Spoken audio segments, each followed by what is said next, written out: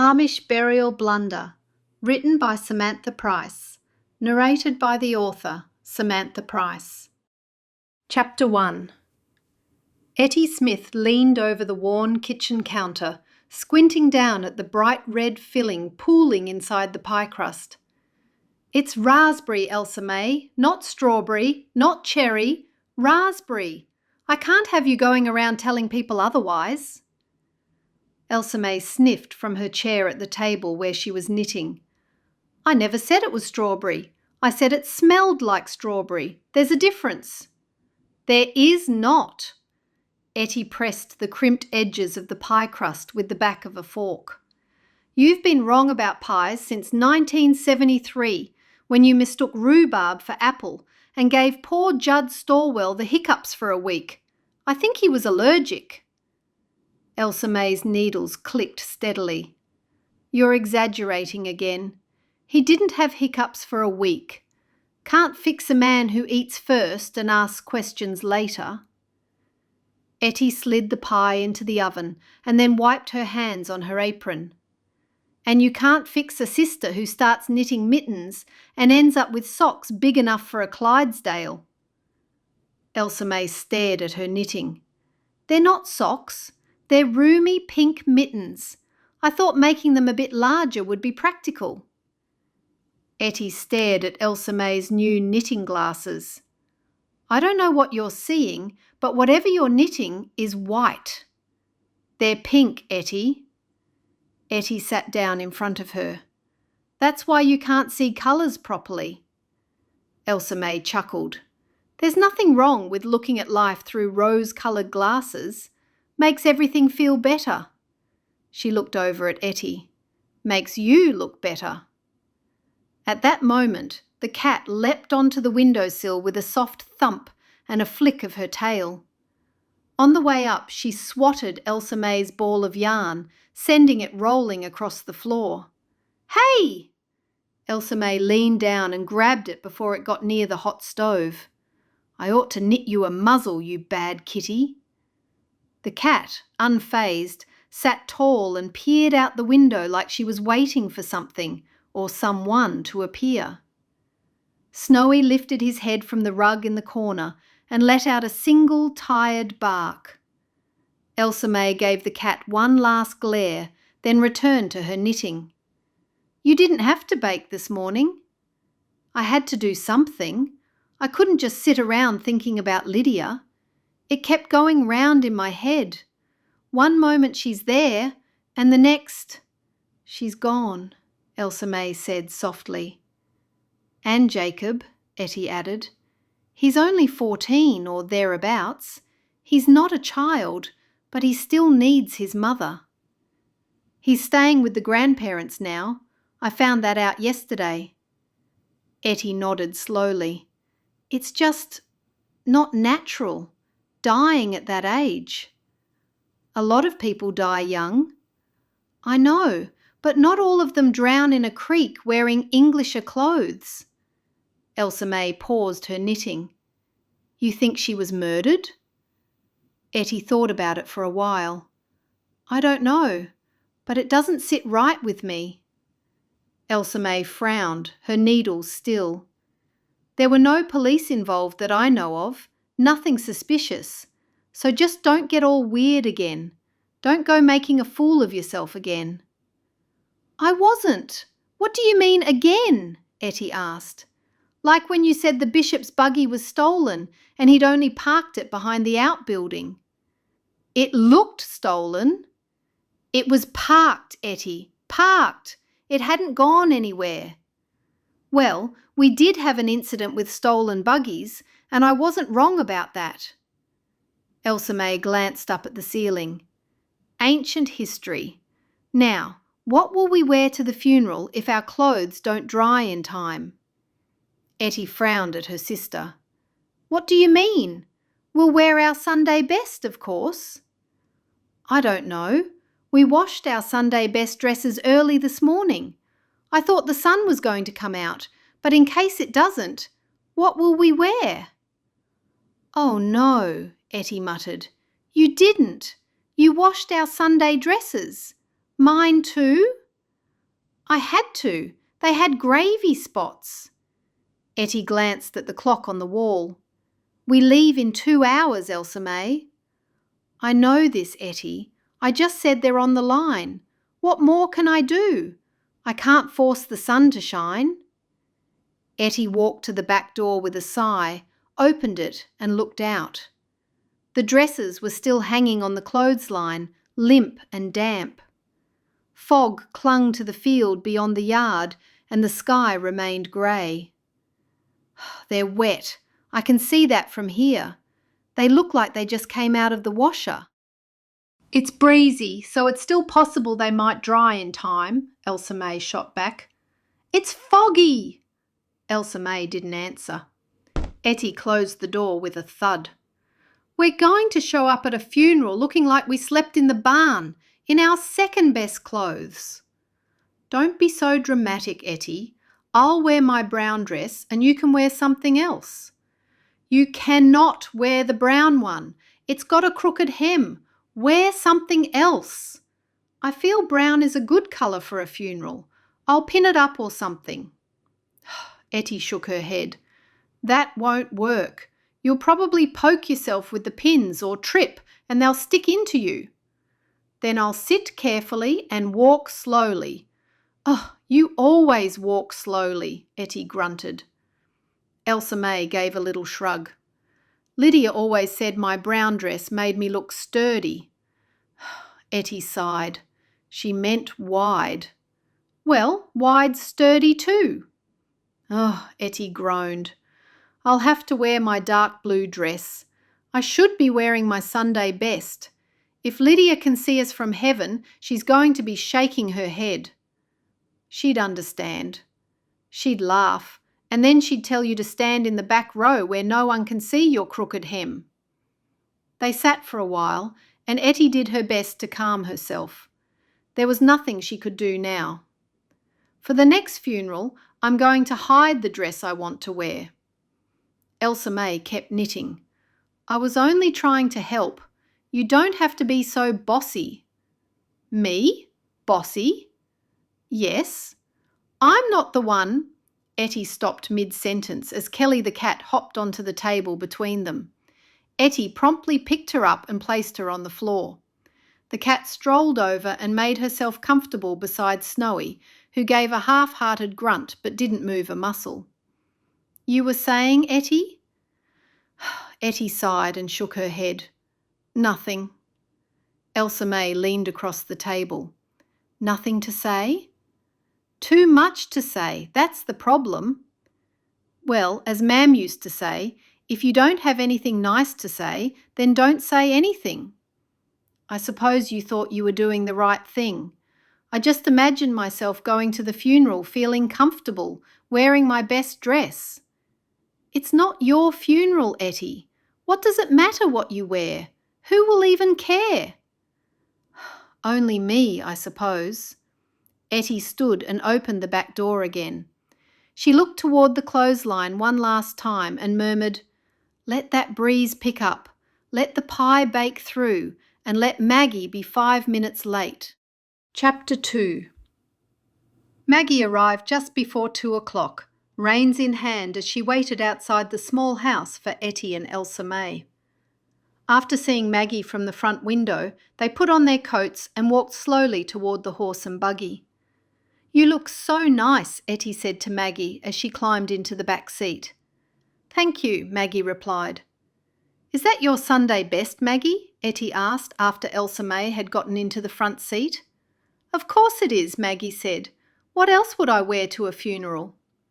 Elsa-May narrowed her eyes and shot Ettie a look over her shoulder. Don't start. I haven't said a word, Ettie said. You don't need to.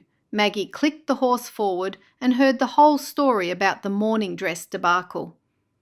You both look perfectly fine, Maggie told them. Denker, Elsa-May said with a nod. I still can't believe it. Lydia was so young, Maggie said. She was too young, Ettie murmured. Too much left undone. She was such a hard worker, and she was raising her boy all on her own. She carried too much alone, Ettie said. As far as I know, she had very little help. She had an Englisher helping with the candle making. I can't remember her name, but she was there just about every day. When they arrived at Lydia's parents' home, the crowd was already gathering. The yard was filled with buggies. The porch had been swept clean. There were no decorations, no flowers, only grief. Inside, the front room had been emptied of furniture to make space for the coffin and mourners. The casket stood near the window, simple and plain, with a blue quilt folded across the lower half. A few oil lamps had been lit. People stood in quiet clusters, heads bowed, murmuring in soft tones. Lydia's mother, Verna, sat stiffly in a rocking chair, wringing a handkerchief in her lap. Her eyes were red, her shoulders hunched. She hadn't touched the tea someone had brought her. Beside her, Lydia's father, Elam, looked older than anyone had remembered him being. His hands trembled slightly when he reached to greet someone, then rested again in his lap. Jacob, Lydia's son, sat on a bench near the back wall. He didn't look at anyone. His jaw was clenched, arms folded across his chest, and he stared down at the floor as if he might fall through it if he moved. Ettie stepped forward to view the body, her steps slowing. She looked down at the still face framed by a white cap. "She doesn't look like herself," she said softly. Elsa-May stood beside her. "Dead people never do look the same. It's just their shell, Ettie. It's not really them anymore, not completely." "I know that, but—" "She's gone," Elsa-May said gently, "and no amount of staring will change that." Ettie nodded. "I suppose you're right." They made their way to the corner where Lydia's mother sat. Ettie reached out and laid a hand on the woman's shoulder. "We're praying for you." Lydia's mother gave a weak smile and nodded. Her voice cracked. "Jacob's been so quiet." "She loved that boy," Elsa-May said. "She did," the older woman whispered. They glanced over at Jacob, who had not moved an inch. His grandfather sat beside him, one hand on the boy's shoulder, but Jacob didn't respond. After the viewing, the mourners and family of the deceased climbed into their buggies and followed the slow-moving wagon to the graveyard. A chill breeze stirred the bare tree branches overhead, their limbs whispering in the wind. At the gravesite, everyone gathered again. The bishop stood beside the open plot, the coffin resting nearby. He looked out over the gathering. "There is a time for every purpose under heaven, a time to be born and a time to die. And though we wish that Lydia's time had not come so soon, we trust in the wisdom of the Lord, even when we do not understand it." He looked toward Jacob.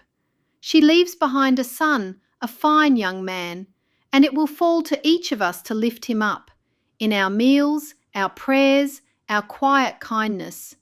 He has lost both mother and father now, but he has not lost his place among us." A few heads bowed. Someone sniffled softly behind Ettie. The bishop's voice turned more sombre. "Lydia bore her burdens quietly, and though her life was not always simple, her faith was plain. We lay her to rest today with full confidence in the promises of God." The pallbearers stepped forward and began to lower the casket, the rope creaking softly as the wood descended into the ground. Then the sharp crunch of tyres on gravel broke the silence. All heads turned. It was a bright blue car, and from the graphics on the side, it was a car that belonged to a funeral home.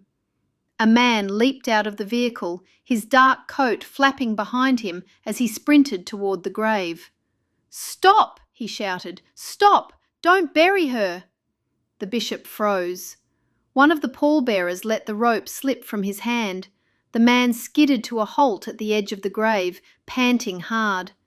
"That's not Lydia!" he shouted. "That's not Lydia Graber!" Chapter 3. Murmurs broke out at once. A few women gasped. One of the elders stepped forward, but no one seemed to know what to say. Elsa-May leaned close, her voice barely a whisper. "Did he say—" Ettie didn't answer at first. Her eyes stayed locked on the man, her mind spinning. Then, finally, Ettie said to Elsa-May, "He said it's not Lydia." The young man who'd created all the commotion took the bishop aside, and a few hasty words were spoken. The man stepped back, and the bishop moved to Lydia's parents and Jacob. Words were whispered, and then Lydia's mother burst into tears. The bishop stepped back and gently raised one hand.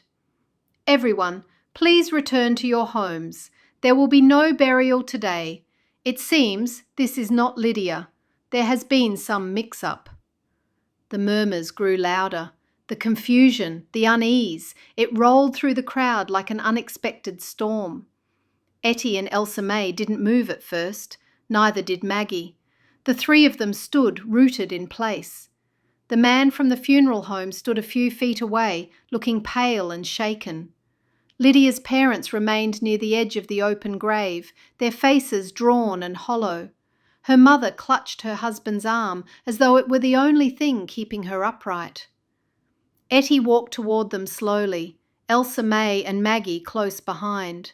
She reached out and placed a hand on Lydia's mother's elbow.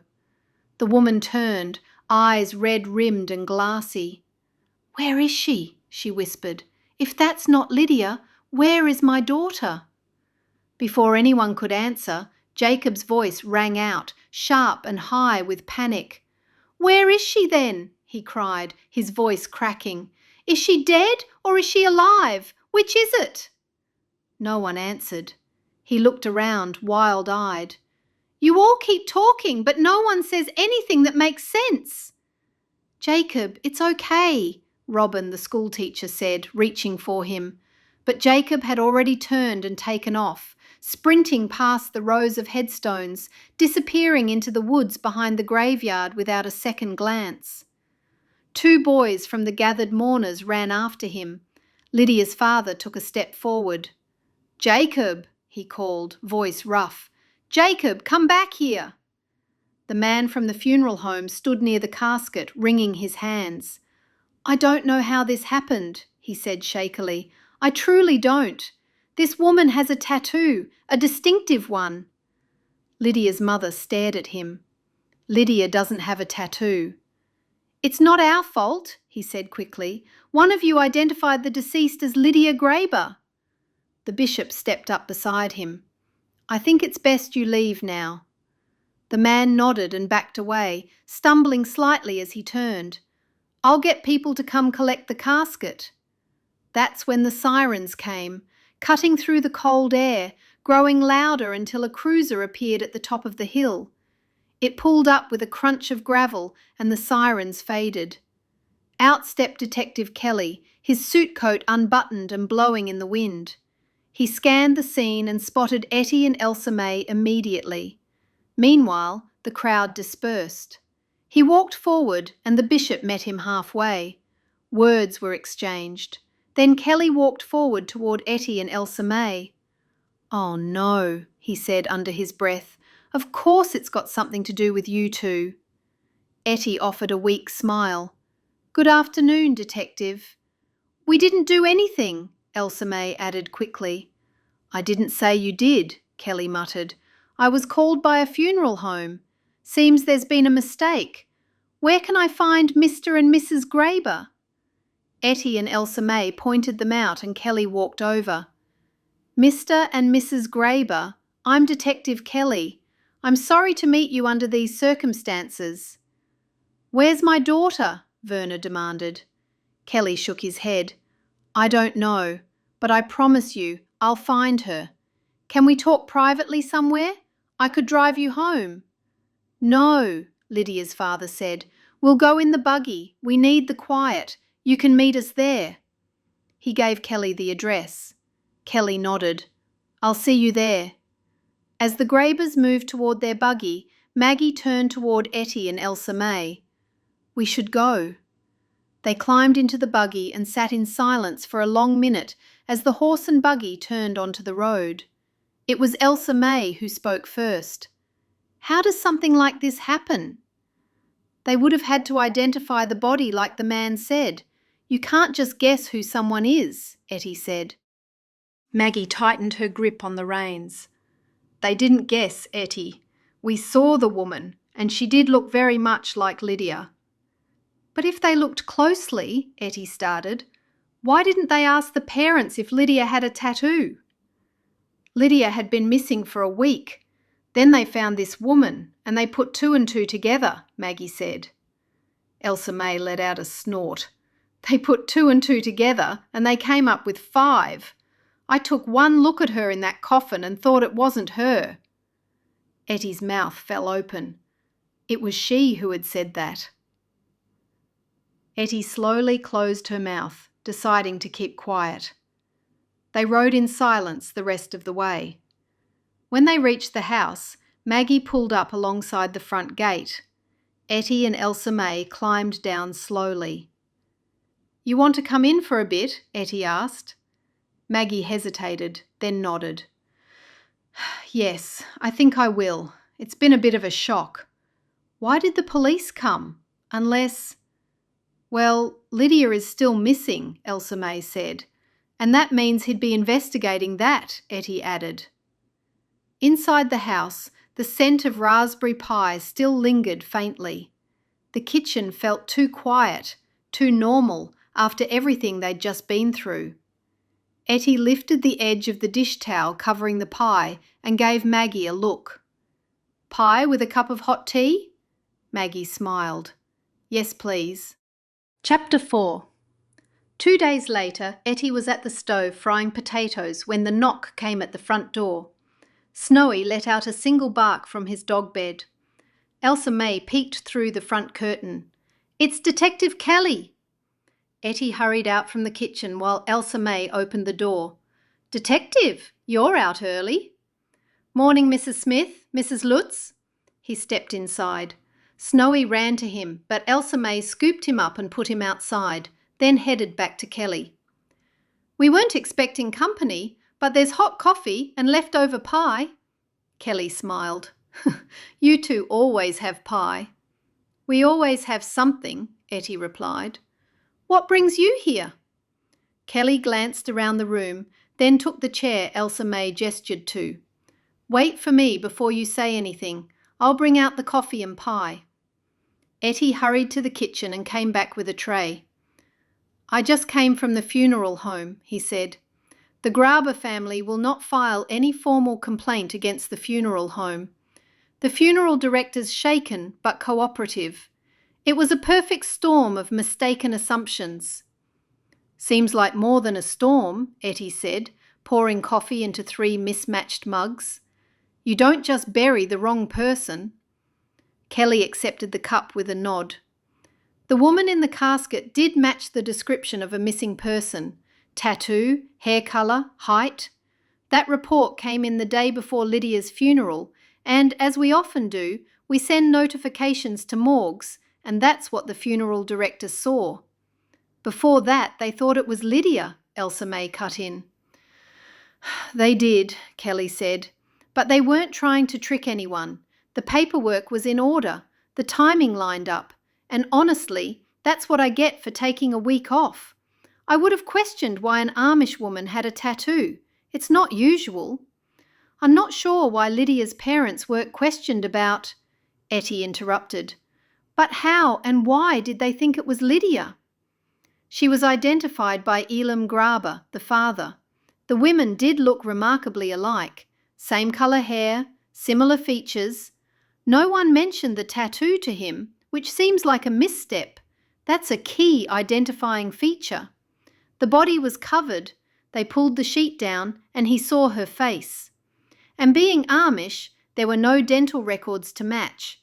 And quite frankly, when we get a positive ID from a relative like that, we don't go too far into it." "And the cause of death?" Ettie inquired. "Bee sting, according to the coroner. That's another way the 2 women were similar. Both were highly allergic." "Odd coincidence," Elsa-May replied. "It's an awful thing to happen. So where is Lydia Graber?" Ettie asked. Kelly leaned forward. "That's why I'm here. I know how your community works. You're kind to outsiders, but when something happens, Mouths shut faster than barn doors in a storm. Elsa-May raised a brow. Are you saying you need us? I'm saying I've hit a wall. Folks are polite but vague, and some aren't speaking to me at all. He looked between the sisters. Have either of you heard anything? Anything unusual? Anyone acting strange? Ettie folded her arms. You think someone knows where Lydia is and just isn't saying? I think someone might, or they might have seen something, but they don't want to get involved. Elsa-May clicked her tongue. That's not how we do things. Kelly gave a tired smile. It's exactly how you do things. Ettie frowned. We haven't heard anything, not yet, but we can keep our ears open. I was hoping you'd say that, Kelly said, because between the misidentified body and a missing woman who may or may not want to be found, I'm running out of places to look. Ettie studied Detective Kelly over the rim of her mug. He looked tired, more tired than usual, and he hadn't touched his pie. That alone told her something was bothering him. You're not telling us everything, she said at last. Kelly's brows lifted. I just told you quite a lot. You're telling us what's convenient to share, Ettie said. Elsa-May turned in her chair to face her sister. I think you're right for once. Ettie looked over at her sister and frowned. What do you mean, for once? Well, you do get some things right, about once a year, Elsa-May chuckled. Kelly gave a quiet sigh and held up his hands. You're both right. Lydia's house was broken into. I wasn't going to give you so many details, but I suppose you should know. What? Elsa-May sat up straighter. When? The night of the funeral, or the almost funeral. The door was forced open, every drawer pulled, every cabinet emptied. Lydia's parents told me it wasn't like that the morning of the funeral. Ettie's eyes narrowed. Are you talking about the house where she lived, or the house where she did her candle making? Her own house where she lived, but I find that interesting that she had two houses. Kelly took a mouthful of coffee. She worked in one and lived in the other, so it wasn't as though she lived in two homes, Elsa-May explained. Kelly gave a nod. I understand that. And what were they looking for, do you think? Ettie asked. Don't know yet, but they didn't take anything obvious. No valuables, no cash, just made a mess. Could have been someone looking for answers, Elsa-May said. Or secrets. Or both, Kelly agreed. I need to know more about Lydia. Ettie didn't say anything for a moment. Then she leaned in a little. And what else should we know? Kelly hesitated, then ran a hand through his thinning hair. While I was looking at her house, 3 people showed up. They said they'd given her money with some proposed investments she had going on. Apparently, she was planning to convert the other property she owns into some kind of Amish experience setup. Farm stays, workshops, candle-making weekends, that sort of thing. For city folks, Ettie said, nodding. We heard whispers of those plans. Well, they claim she took their money and never followed through. Said they haven't seen any profit, no bookings, no finished rooms, nothing. I didn't have time to listen to all their grievances, but I've got them coming into the station tomorrow. They must be upset, Elsa-May said. That's an understatement. They accused her of fraud. They think she's skipped town with their money. Oh, her poor son hearing things like that about his mother. He's bound to hear of it, Elsa-May said, shaking her head. It gets worse, Kelly said. One of the men claims he met with Lydia at the candle-making house the day she disappeared. He confronted her and asked her where his money was. She said she wasn't feeling well. Words were exchanged and he didn't want to lose his temper, so he went back to his car. When he looked back, he saw her heading toward the woods. I believe he was the last person to see her. Elsa-May leaned back. Now Lydia has vanished and someone searched her house. And investors are crying fraud, Ettie finished. Kelly looked at them both. Are you beginning to see why I came knocking? Ettie nodded slowly. Oh, we see it. We'll keep our ears open, Elsa-May added. I'd appreciate it. And be careful. I don't want you to interfere with my investigation. Just reach out to me if you hear anything that might be useful. The detective then looked down at Elsa-May's latest knitting project. What's that? Oh, these? Elsa-May held up a chunky, oversized mitten. Just something I whipped up to keep someone's hands warm. I could make you a pair if you'd like. Or have this pair. I have another one somewhere. It's exactly the same. Kelly blinked. That's generous of you. I just need to fix a small lump in the thumb. It won't bother you once you break them in. Ettie leaned in. Assuming you survived the breaking in period. Ah, here's the other one on the floor. Must have dropped it. See? It's exactly the same.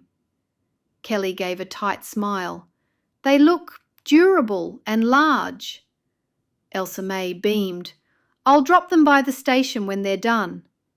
No need, he said a little too quickly, already backing toward the door. Really, my hands, they're climate-controlled these days. He fumbled with the doorknob. Thanks again. Be sure to call if you hear anything about the case. And with that, he slipped outside, empty-handed but visibly relieved. After the detective left, Elsa-May sat there staring into space. What's the matter? Ettie asked. Upset about him not appreciating your mittens. Don't be upset. You wouldn't be able to give those away. Elsa-May sniffed. Watch me. I'll find someone who appreciates them. But no, that's not what I'm thinking about. Something doesn't make sense. A lot of things don't, but what in particular?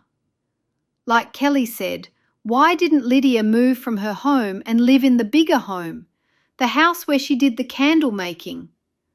Oh, Elsa-May, do you think that's the mystery here? Elsa-May blinked a couple of times. One of them? Well, let's just start by trying to find her. Then you can ask her for yourself. Ettie, if the police can't find her, how do you think we can do it? Ettie tapped her chin. I'm glad you asked. I've got a very good idea. Chapter 5. Elsa-May crossed her arms, staring at her sister. What are you talking about? I've got a very good idea, Ettie repeated. Well, I'm waiting. Are you going to share this brilliant plan, or do I have to guess? Lydia was last seen in the woods near the buildings where she used to do her candle making, Ettie said, standing up. That's what one of the investors said. And? Ettie opened the back door and let Snowy inside. Have you ever heard of sniffer dogs? Elsa-May blinked. Of course I have. They're tracking dogs. The police use them to find missing people and... Oh no. She held up a hand. Oh no, Ettie. Don't even think about it. So we'll go to the building, get something with Lydia's scent on it and get Snowy to smell it. Once he has the scent, then we let him go and we'll follow him. Elsa-May stared at her sister for a long moment, her mouth slightly open. Then she slowly shook her head. Snowy is not that kind of dog, Ettie. They have trained dogs, and I think they have to be a certain breed. What does it matter, Elsa-May? Ettie was already moving toward the front door. He'll be able to do it. Just have a little faith. Elsa-May deeply, watching as Snowy lifted his head as though sensing something was about to happen. Ettie? Come on, Ettie called over her shoulder, already grabbing Snowy's leash from the hook by the door. Let's get started. 20 minutes later, they found themselves standing outside the large house where Lydia had her candle-making workshop. The building sat at the edge of a small clearing, with the forest pressing close on 3 sides. It was painted white with green trim, and a small covered porch ran along the front. This feels wrong, Elsa-May muttered, glancing around. Like we're trespassing. I guess we are. We're helping. Detective Kelly said to keep our ears open. Well, we're using more than our ears. We're using Snowy's nose." They stepped up onto the porch where Ettie spotted a wooden rocking chair. Ettie pointed to it. "That chair should be a good place to get some smells. Lydia used to sit there during her breaks. I've seen her from the road."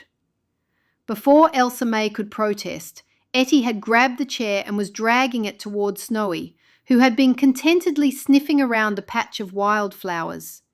"Here, Snowy," Ettie said, pushing the seat of the chair directly into the dog's face. "Get a good smell." Snowy backed away, his ears flattening against his head. "You're scaring him, Ettie." "Nonsense." Ettie saw there was a fabric seat on the chair and lifted it off. "Here, Snowy, he's got to get a good sniff. How else is he supposed to know what or who we're looking for?" Snowy endured another faceful of chair cushion before Ettie seemed satisfied. She set the cushion down and marched toward the edge of the clearing where the forest began. "Now," she announced, "we let him do what comes naturally." "Ettie, I really don't think—" But Ettie had already unclipped the leash.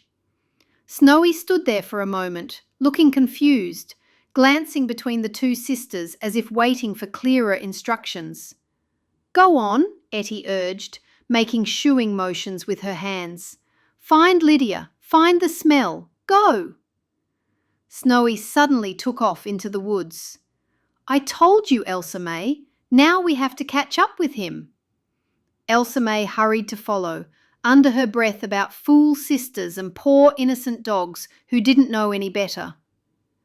The forest was thicker than it looked from the clearing. Branches caught at their clothes and prayer caps, and more than once Elsa-May found herself untangling her apron from a particularly aggressive thorn bush. "Slow down," she called after Ettie, who was charging ahead. "I can't lose him," Ettie called back, though Snowy's enthusiastic barking made it clear exactly where he was. They stumbled through brambles that seemed designed to grab ankles and trip the unwary. Elsa-May's sleeve caught on a branch and tore, and she heard Ettie and yelling about a spider web. "This is ridiculous," Elsa-May panted, stopping to catch her breath against a large oak tree. "We're going to get lost ourselves. No one will know where we are. Oh dear, we should have left a note." "Keep moving!" Ettie's voice came from somewhere ahead, followed by a splash and a yell. Elsa-May found her sister a few moments later, standing knee-deep in a muddy puddle that had been hidden by fallen leaves.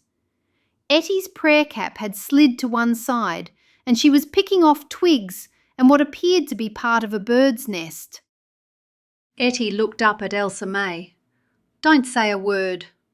"I wasn't going to." Elsa-May couldn't quite hide her smile. They pressed on, following the increasingly distant sound of Snowy's barking.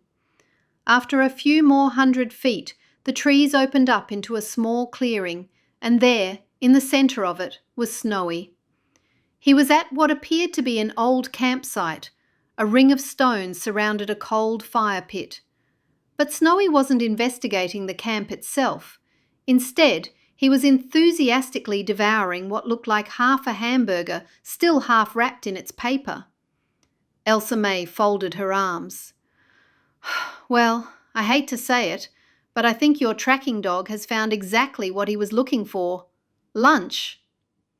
Ettie stood there, hands on her hips, glaring at Snowy, as if she could will him into being a different kind of dog entirely. "That's not what he was supposed to find." "Maybe not, but he might have found something useful anyway." The camp looked recently used.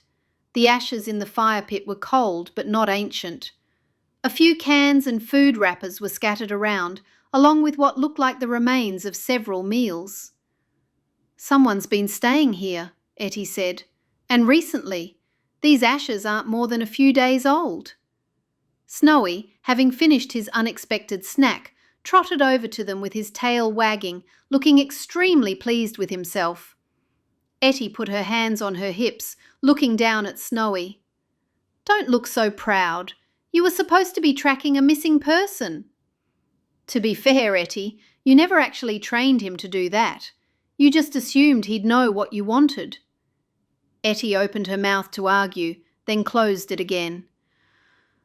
"Well, at least Snowy found something." Elsa-May said, looked around the camp again. "The question is, who's been staying here and why?" "Probably just campers. A lot of people camp in the woods just for fun. I mean, Lydia wouldn't hide out so close to her house. It makes no sense. I'm starting to think she might be off somewhere spending the money if she stole it like the investors said." A stick cracked in the woods behind them, and both sisters spun around. But there was nothing there except trees and shadows. "We should get back," Elsa-May said. "Detective Kelly said to be careful." Ettie nodded, clipping Snowy's leash back on. As they made their way back through the forest, moving more carefully this time and trying to retrace their path, Elsa-May kept glancing over her shoulder, but saw nothing except the dense woods. "Ettie, do you think that campsite has anything to do with Lydia?" "No. There would be many places around like this. A lot of people camp in the woods for fun. I don't think we need to tell Detective Kelly about it." They emerged from the woods, looking like they'd been through a battle, which, considering their opponent had been an entire forest, wasn't far from the truth. Elsa-May's dress was torn in 3 places, and she had scratches on her arms from the brambles. Ettie wasn't in much better shape, and her shoes squelched with every step from her encounter with the hidden puddle. Snowy, meanwhile, looked perfectly content and well-fed. "Next time, we're leaving the detective work to the actual detective." "Next time," Ettie replied, "we're bringing a real tracking dog." "Oh no, Ettie. I won't be letting you talk me into anything like this ever again." Chapter 6. Back home, Elsa-May sat on the edge of her bed, holding up what remained of her dress. The fabric had 3 distinct tears, one along the sleeve where she'd caught it on a branch, another at the hem from the brambles, and a particularly unfortunate rip right across the front where she'd snagged it on a thorn bush. She sighed, examining the damage in the afternoon light from her bedroom window, trying to assess whether it was worth saving. It had been one of her favourites, a deep blue cotton fabric, and she'd made it herself just last spring. "Toss it out! It's as old as the hills," Ettie called from the doorway, toweling her hair dry after her fight with the forest. "It's not that bad. I could probably mend it." "The repairs will be seen, and people will think we don't care how we look. It's bad enough that you haven't fixed your brown dress yet. You don't need 2 dresses that are fit for the trash." Elsa-May raised an eyebrow at her sister. "So you're worried about what people will think of you?"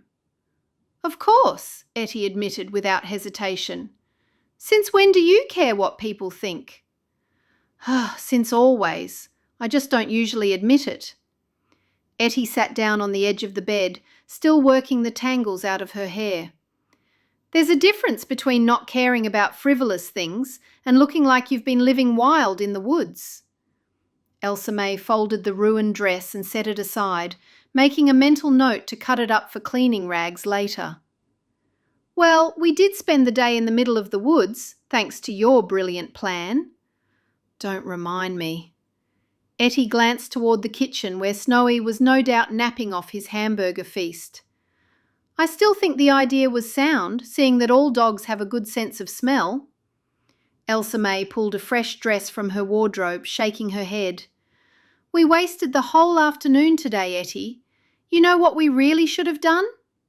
"What?" "We should have taken a look inside Lydia's home for clues as to where she might have gone." Elsa-May pulled the dress over her head. "Detective Kelly said it was ransacked, but whoever did it might have missed something, or left something behind themselves." Ettie stared at her sister, her hands stilling in her hair. "I'm surprised at you, Elsa-May. You never want to do anything like that." "I do when you drag me into it. Besides, I feel so sorry for Lydia's son and her parents. Someone has to find her, and the police are always so busy with other things. We can do that first thing tomorrow. We could—" "I should have kept my mouth shut," Elsa-May said, seeing the look on Ettie's face. No, this is perfect," Ettie continued. "We'll go early, before too many people are about. Have a look around, see what we can see." "And no," Elsa-May said firmly, "we're not taking Snowy with us." "He did find something," Ettie pointed out. "He found lunch," Elsa-May corrected. "That's not the same thing as finding Lydia." Ettie couldn't argue with that logic, much as she might have wanted to. "Fine, we'll leave him here tomorrow. But I still think this is a good plan." "Well, let's hope so," Elsa-May muttered, but she was already thinking about what they might find at Lydia's house. Despite her better judgment, she had to admit she was curious about what the intruders had been looking for and what they might have overlooked in their haste. Chapter 7. The next morning, Ettie was up before the roosters, pacing the kitchen while Elsa-May tried to eat her breakfast in peace. "We should go now," Ettie said for the third time in 10 minutes. "Early morning is the best time. Fewer people about." "Calm down. The day has only just begun and I'm still eating." Elsa-May took another deliberately slow spoon of her oatmeal. "You can eat any time. This is important." Elsa-May set down her spoon. "If we're going to do this, we're going to do it right. That means not rushing in like we did with your hamburger-sniffing dog. Sit down, relax."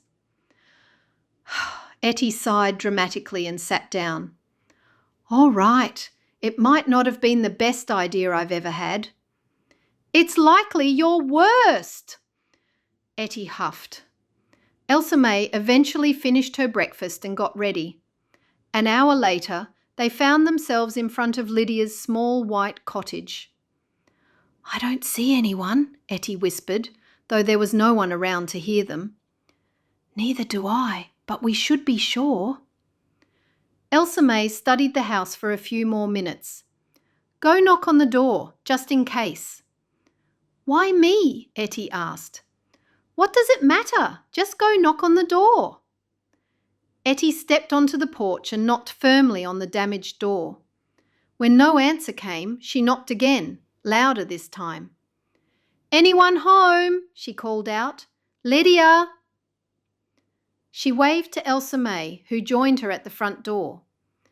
"Well," Elsa-May said, looking at the splintered wood around the lock, "someone certainly wanted to get inside." They pushed the door open and stepped inside, both immediately struck by the chaos that greeted them. Detective Kelly hadn't exaggerated. The place was thoroughly trashed. Drawers hung open, their contents scattered across the floor. Cushions had been pulled from chairs and sliced open, their stuffing spilling out like cotton snow. Even the pictures on the walls hung askew, as if someone had looked behind each frame. "The question is, what were they looking for, and did they find it?" Elsa-May asked.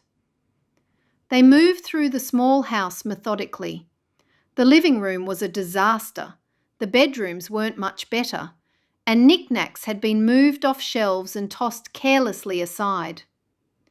It was in the kitchen that Elsa-May stopped short. If Lydia was hiding something, where would she hide it? Ettie came up behind her. Not somewhere obvious. The intruders clearly looked everywhere that was obvious.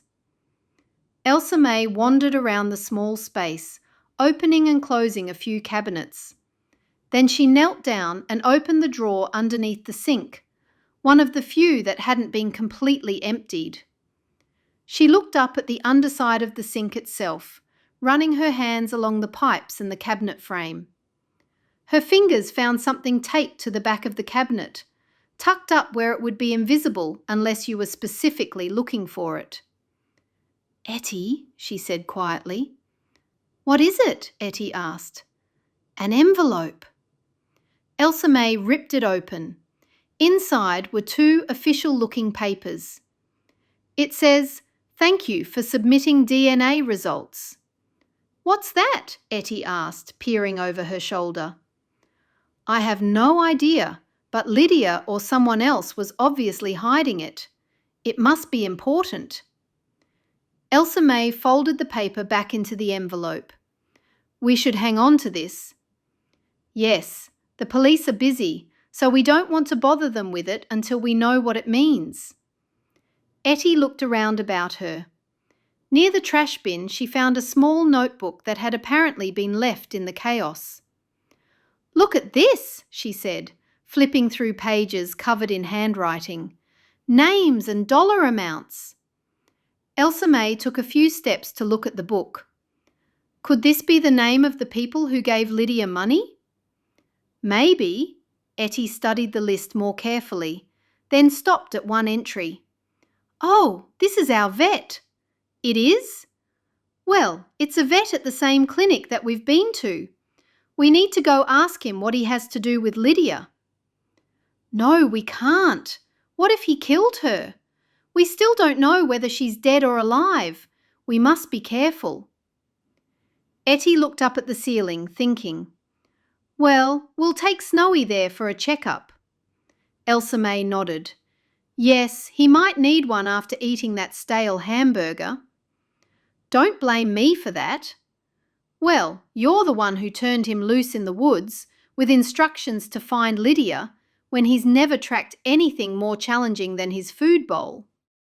"He found lunch. There's a difference," Elsa-May snapped back.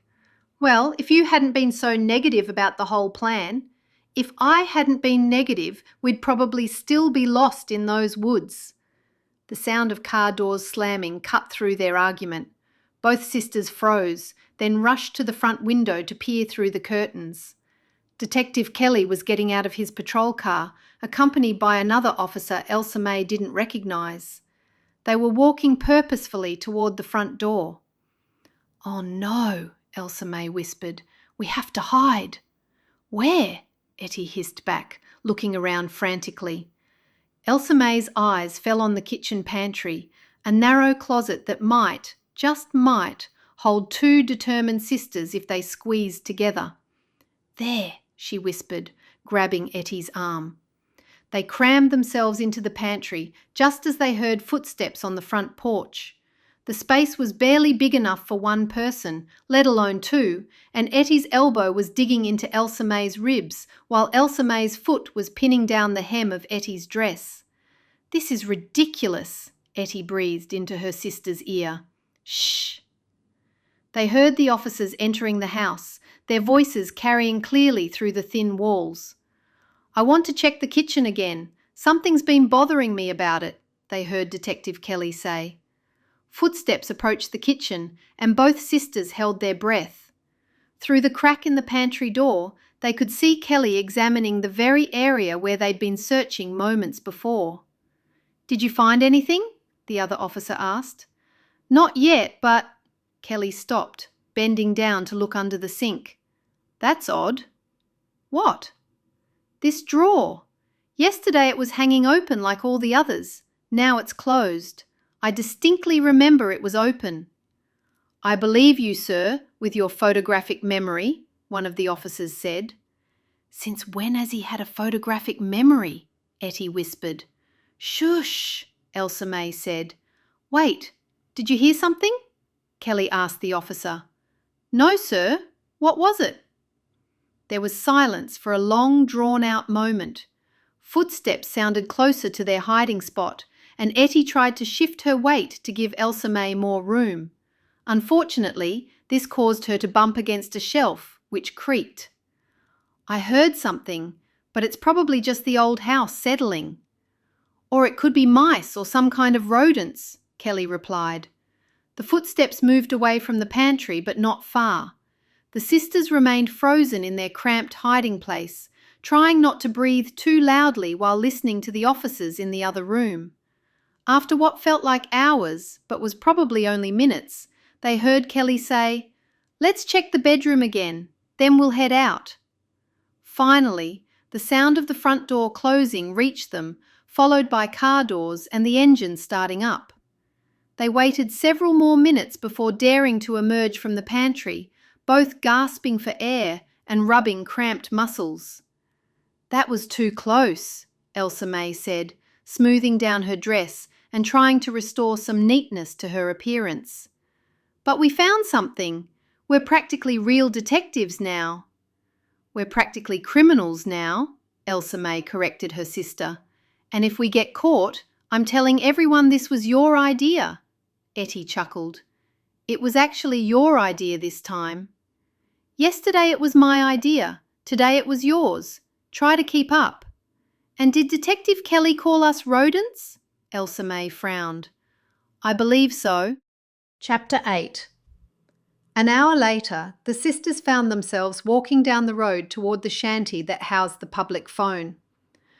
"I still think this is a terrible idea," Elsa-May muttered as Ettie fumbled through the phone book.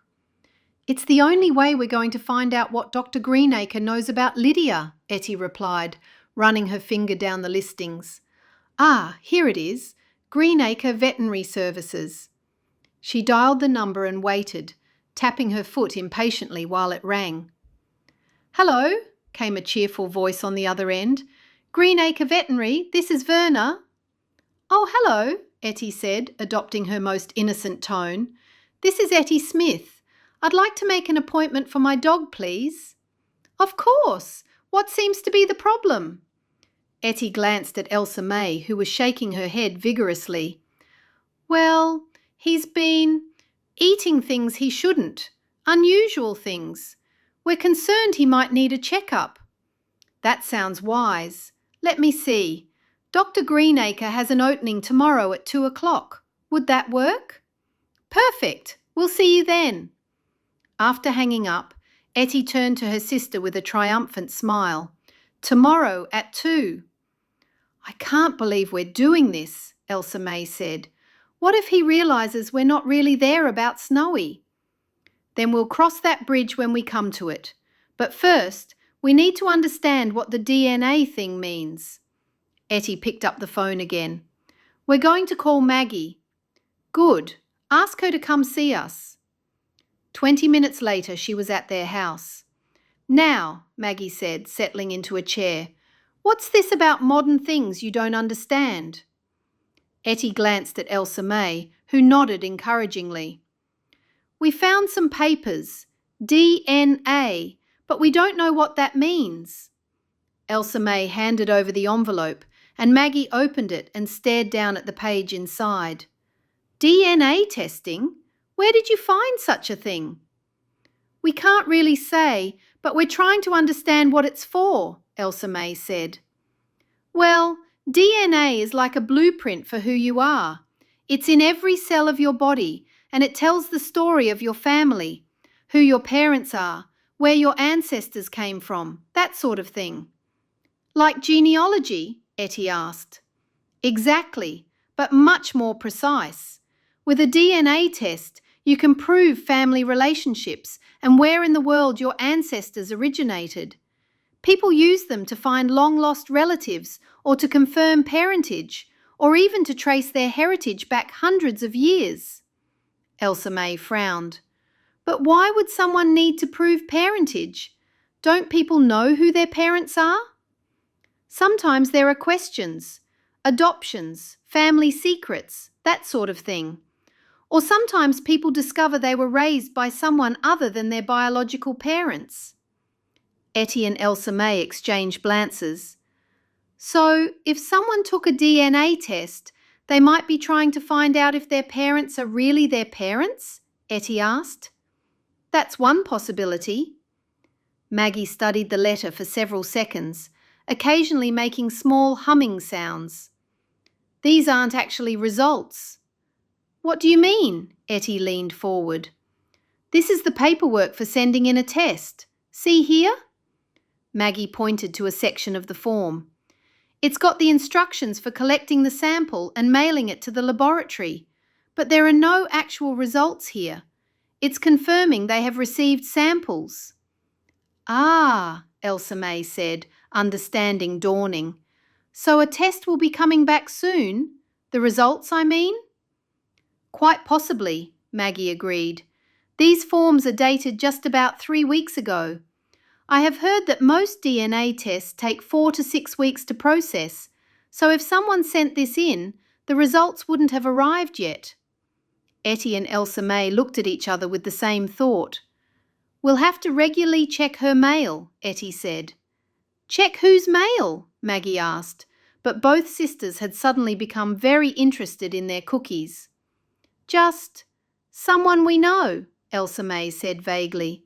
Someone who might be expecting important mail. You're talking about Lydia, aren't you? Maggie asked. Yes, we found this and it's hers. Maggie thought for a while. I wonder what she was doing with that. I think Lydia must think she's adopted, Ettie said. Maggie shook her head. No, she's not. We all know that. Thank you, Maggie, Ettie said, carefully folding the papers and returning them to Elsa-May's safekeeping. You've been very helpful. Elsa-May replied, Families have secrets sometimes, even Amish families. What if she's not sure about who Jacob's father is? Ettie's mouth fell open. Oh, that's a horrible thing to say. Well, it's an option, Maggie said. Thank you, Maggie, Elsa-May said with a nod. It might be horrible, but we have to keep our minds open. Jacob's father died in that terrible buggy accident when he was 2. Everyone knows this, Ettie said. Everyone thinks it was his father, but what if it wasn't? Is this why she disappeared, do you think? Maggie asked. Elsa-May shrugged her shoulders while Ettie just shook her head as though she didn't know either. Let me know if you need my help with anything. I know you're looking into it. I'll see if I can find anything out. Thanks, Maggie, Ettie said. The sisters went on to tell Maggie what they'd learned so far about people investing money with Lydia, adding what Detective Kelly told them, that the last person who saw her on the day she disappeared was one of the investors. Chapter 9. The next day, Ettie and Elsa-May were in the back of a taxi, with Snowy sitting between them, looking perfectly content. Remember, Ettie whispered as they pulled up to the veterinary clinic, we're here because he ate something strange in the woods. That's not even a lie, Elsa-May pointed out. He did eat that hamburger. Exactly. Dr. Greenacre's clinic was a modern building on the outskirts of town, all clean lines and large windows. When they walked in, they saw they were the only ones in the waiting room. They told the receptionist their name and sat down and waited. When their turn came, Dr. Greenacre came out. He was a tall, thin man with greying hair and kind eyes behind wire-rimmed glasses. When they were in the small room, he greeted Snowy with obvious affection for animals and began his examination with professional efficiency.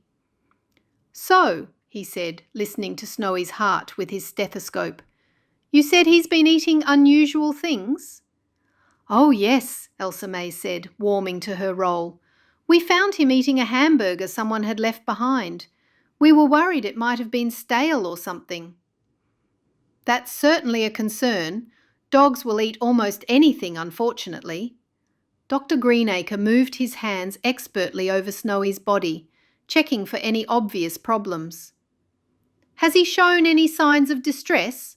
Vomiting, lethargy, loss of appetite? No, nothing like that, Ettie said. If anything, he seems more energetic than usual. Well, that's a good sign. His heart rate is normal. He took his temperature. Temperature is fine. Dr. Greenacre straightened up, apparently satisfied. I think you can stop worrying. Dogs have pretty robust digestive systems. Unless he starts showing symptoms, he should be fine. That's a relief, Elsa-May said. Then, as if the thought had just occurred to her, she added, You know, we were in those woods looking for our friend Lydia Graber. You might know her. She's been missing for several days now. Dr. Greenacre's hands stilled on Snowy's fur. Lydia? Yes, I heard about that. Terrible thing. We heard you knew her and you got upset with her, Is that right? Ettie asked, trying to sound casual while giving Snowy an unnecessary pat. Not particularly well, no. I normally don't talk about things like this, but it sounds like you know her. Why should I hold back? She said she could make me some extra money. Bring business my way, you might say. Business? Elsa-May tilted her head inquiringly. Dr. Greenacre seemed to realise he'd said more than he intended. He busied himself with putting away his stethoscope. Not vet business, just some investment opportunities, she mentioned. Nothing that worked out, unfortunately. Oh, investments, Ettie said, as if she encountered such things every day. She mentioned those to other people, I believe. So I found out. She said I could get in on the ground floor of agritourism, very popular with city folks. Elsa-May's eyebrows rose. And did you? Get in on the ground floor? Ettie asked. Dr. Greenacre was quiet for a long moment, focusing intently on examining Snowy's ears. I did invest some money, yes. Quite a bit, actually. She was very convincing about the potential returns. I'm sure it will work out, Elsa-May said diplomatically. I'm beginning to doubt that, Dr. Greenacre replied grimly, especially since she told me I was her only investor, said she wanted to keep the project small and manageable. Ettie and Elsa-May exchanged a quick glance. Her only investor? Ettie repeated. That's what she said. Made me feel quite special, actually, like I was getting in on something exclusive. Dr. Greenacre's laugh was bitter. Imagine my surprise when I ran into someone else who mentioned investing with her on a different project. Then someone else who'd invested and Lydia had told them an entirely different story. Oh my, Elsa-May murmured. Oh my, indeed. I went to confront her and she ran off. Now she's disappeared. I'm sure there's a perfectly reasonable explanation, Elsa-May said. I'm beginning to doubt that, Dr. Greenacre replied grimly. Did you come here to ask about Lydia? Your dog is perfectly fine. Ettie gulped. I'm sorry, but we didn't know any other way to approach you. We're terribly worried about Lydia and we're trying to find her. And that's the truth, Elsa-May said with a nod. Dr. Greenacre, would you mind telling us the name of the other two investors that were involved with Lydia? Yes, of course, if that'll help get my money back.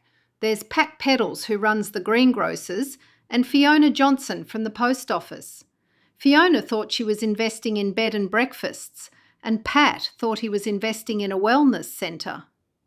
Different things entirely, Ettie murmured. Dr. Greenacre cleared his throat. I only found out about the other investors when we all went looking for her at the same. At that moment, Snowy jumped down from the examination table and promptly knocked over a metal tray of instruments which hit the floor with a tremendous crash. Oh, Snowy, Elsa-May exclaimed, diving to help gather up the scattered tools. I'm so sorry my sister's dog did that. Well, Snowy is your dog, technically, Ettie pointed out. Dr. Greenacre bent down to help, clearly grateful for the distraction from his confession. His hands were shaking slightly as he collected the scattered instruments. It's fine, ladies. I do hope you'll find your friend. Also, no need to pay for this visit. If you need anything else from me, just call. I have an interest in finding her too. Oh, thank you, Ettie said. As they waited outside for their taxi, Elsa-May turned to her sister with wide eyes. Well, he was a very nice man. I don't think he's a killer at all. Very nice. No, maybe not. Who knows? Their taxi pulled up, and as they climbed in with Snowy, both sisters found themselves looking back at the veterinary clinic. I think, Elsa-May said slowly, we need to find out more about these investors, and we need to check Lydia's mail for those results. Tomorrow, Ettie said. Tomorrow, Elsa-May agreed, before someone else gets there first. Chapter 10. The morning sun had barely cleared the horizon when a brisk knock came at the front door of Ettie and Elsa-May's small house. Ettie looked up from her breakfast. Who could that be at this time of day? Elsa-May wondered aloud.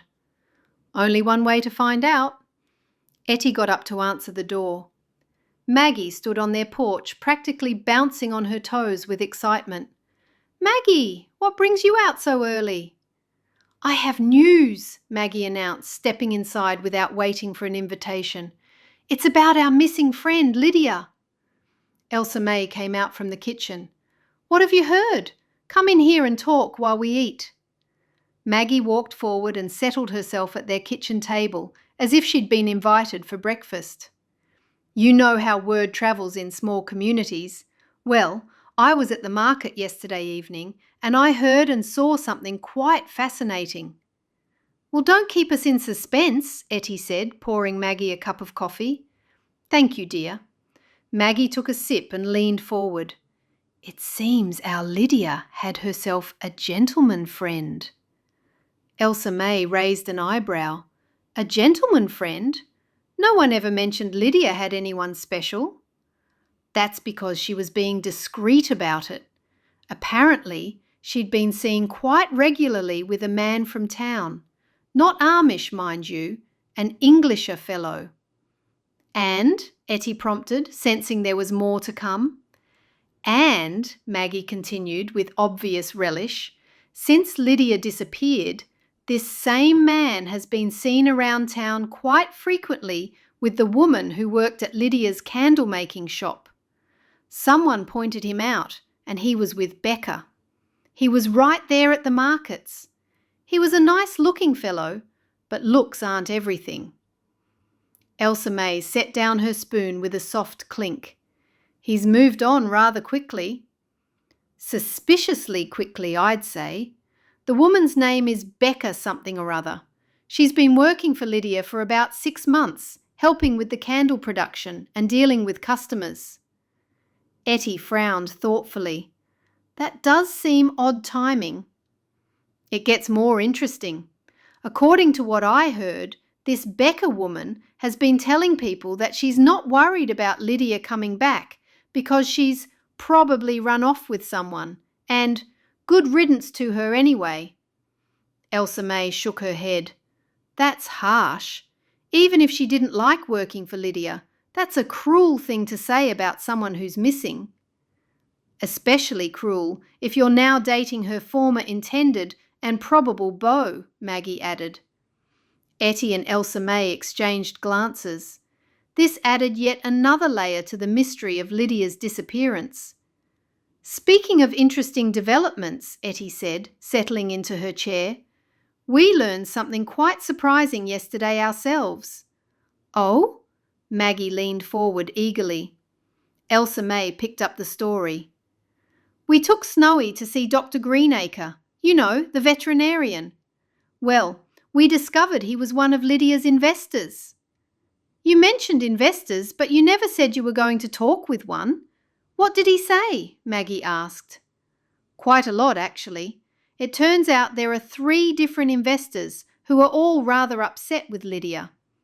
Besides Dr. Greenacre, there's Pat Peddles, who runs the greengrocers, and Fiona Johnson from the post office." "All angry investors," Elsa-May continued. "But here's the strange part.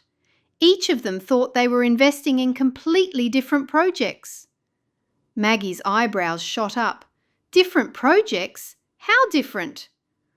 "Dr. Greenacre thought he was investing in a tourist attraction," Ettie explained. "Fiona Johnson thought she was putting money into bed and breakfast facilities, and Pat Peddles believed he was investing in some kind of wellness centre." "My goodness," Maggie breathed. "So Lydia was telling each of them different stories?" "And now they've all discovered they were essentially lied to," Elsa-May added. "That gives 3 people very good reasons to be angry with Lydia." Maggie sat back in her chair, processing this information. "So we have a missing woman who may have been running some sort of investment fraud, a gentleman friend who's moved on suspiciously quickly with one of her employees, and DNA test results that haven't arrived yet. When you put it like that, it sounds quite complicated, Ettie said. Maggie straightened in her chair. I think we need to talk to these people directly. We? Elsa-May questioned. Well, you can't very well walk into the post office and start asking Fiona Johnson pointed questions about her investments without raising suspicion. But if I'm with you, it might seem more like casual conversation. Ettie considered this. That's actually not a bad idea. Not a good one either, Elsa-May mumbled. And I could drive you, Maggie said.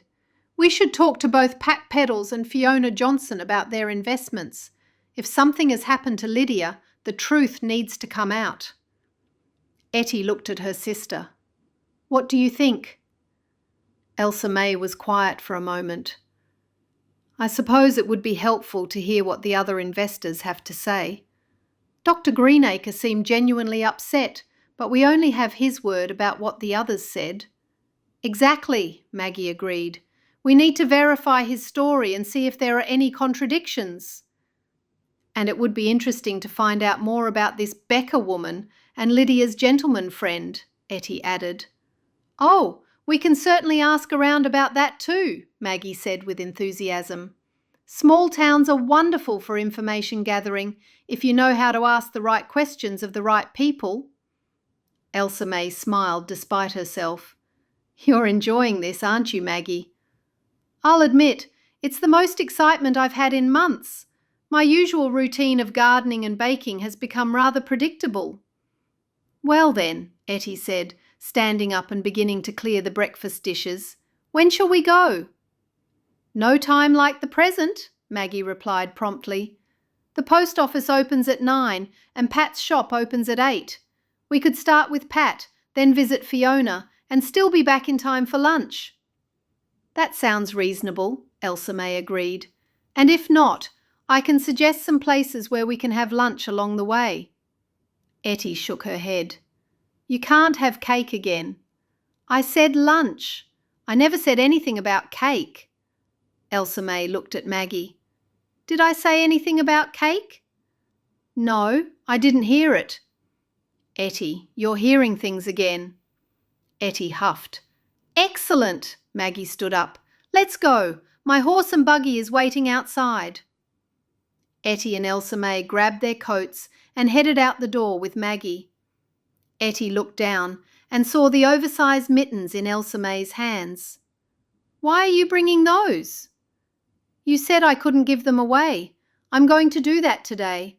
I'm telling you that someone will appreciate them. That's something I'd like to see. Are we sure this is wise? Elsa-May asked quietly as they got into the buggy. Maggie gathered the reins. Yes, let's see what he has to say about wellness centres and bad investments. The horse picked up its pace, as if sensing the importance of their mission, and the buggy rolled smoothly down the country road toward town. Chapter 11. Remember, we're just curious neighbours concerned about Lydia, Ettie said. And we happened to hear he knew her, Elsa-May added, guiding the horse around a particularly deep pothole. Nothing suspicious about that. Pat Peddle's shop was filled with fresh produce. They didn't see him right away, so they asked the salesgirl if Pat was in.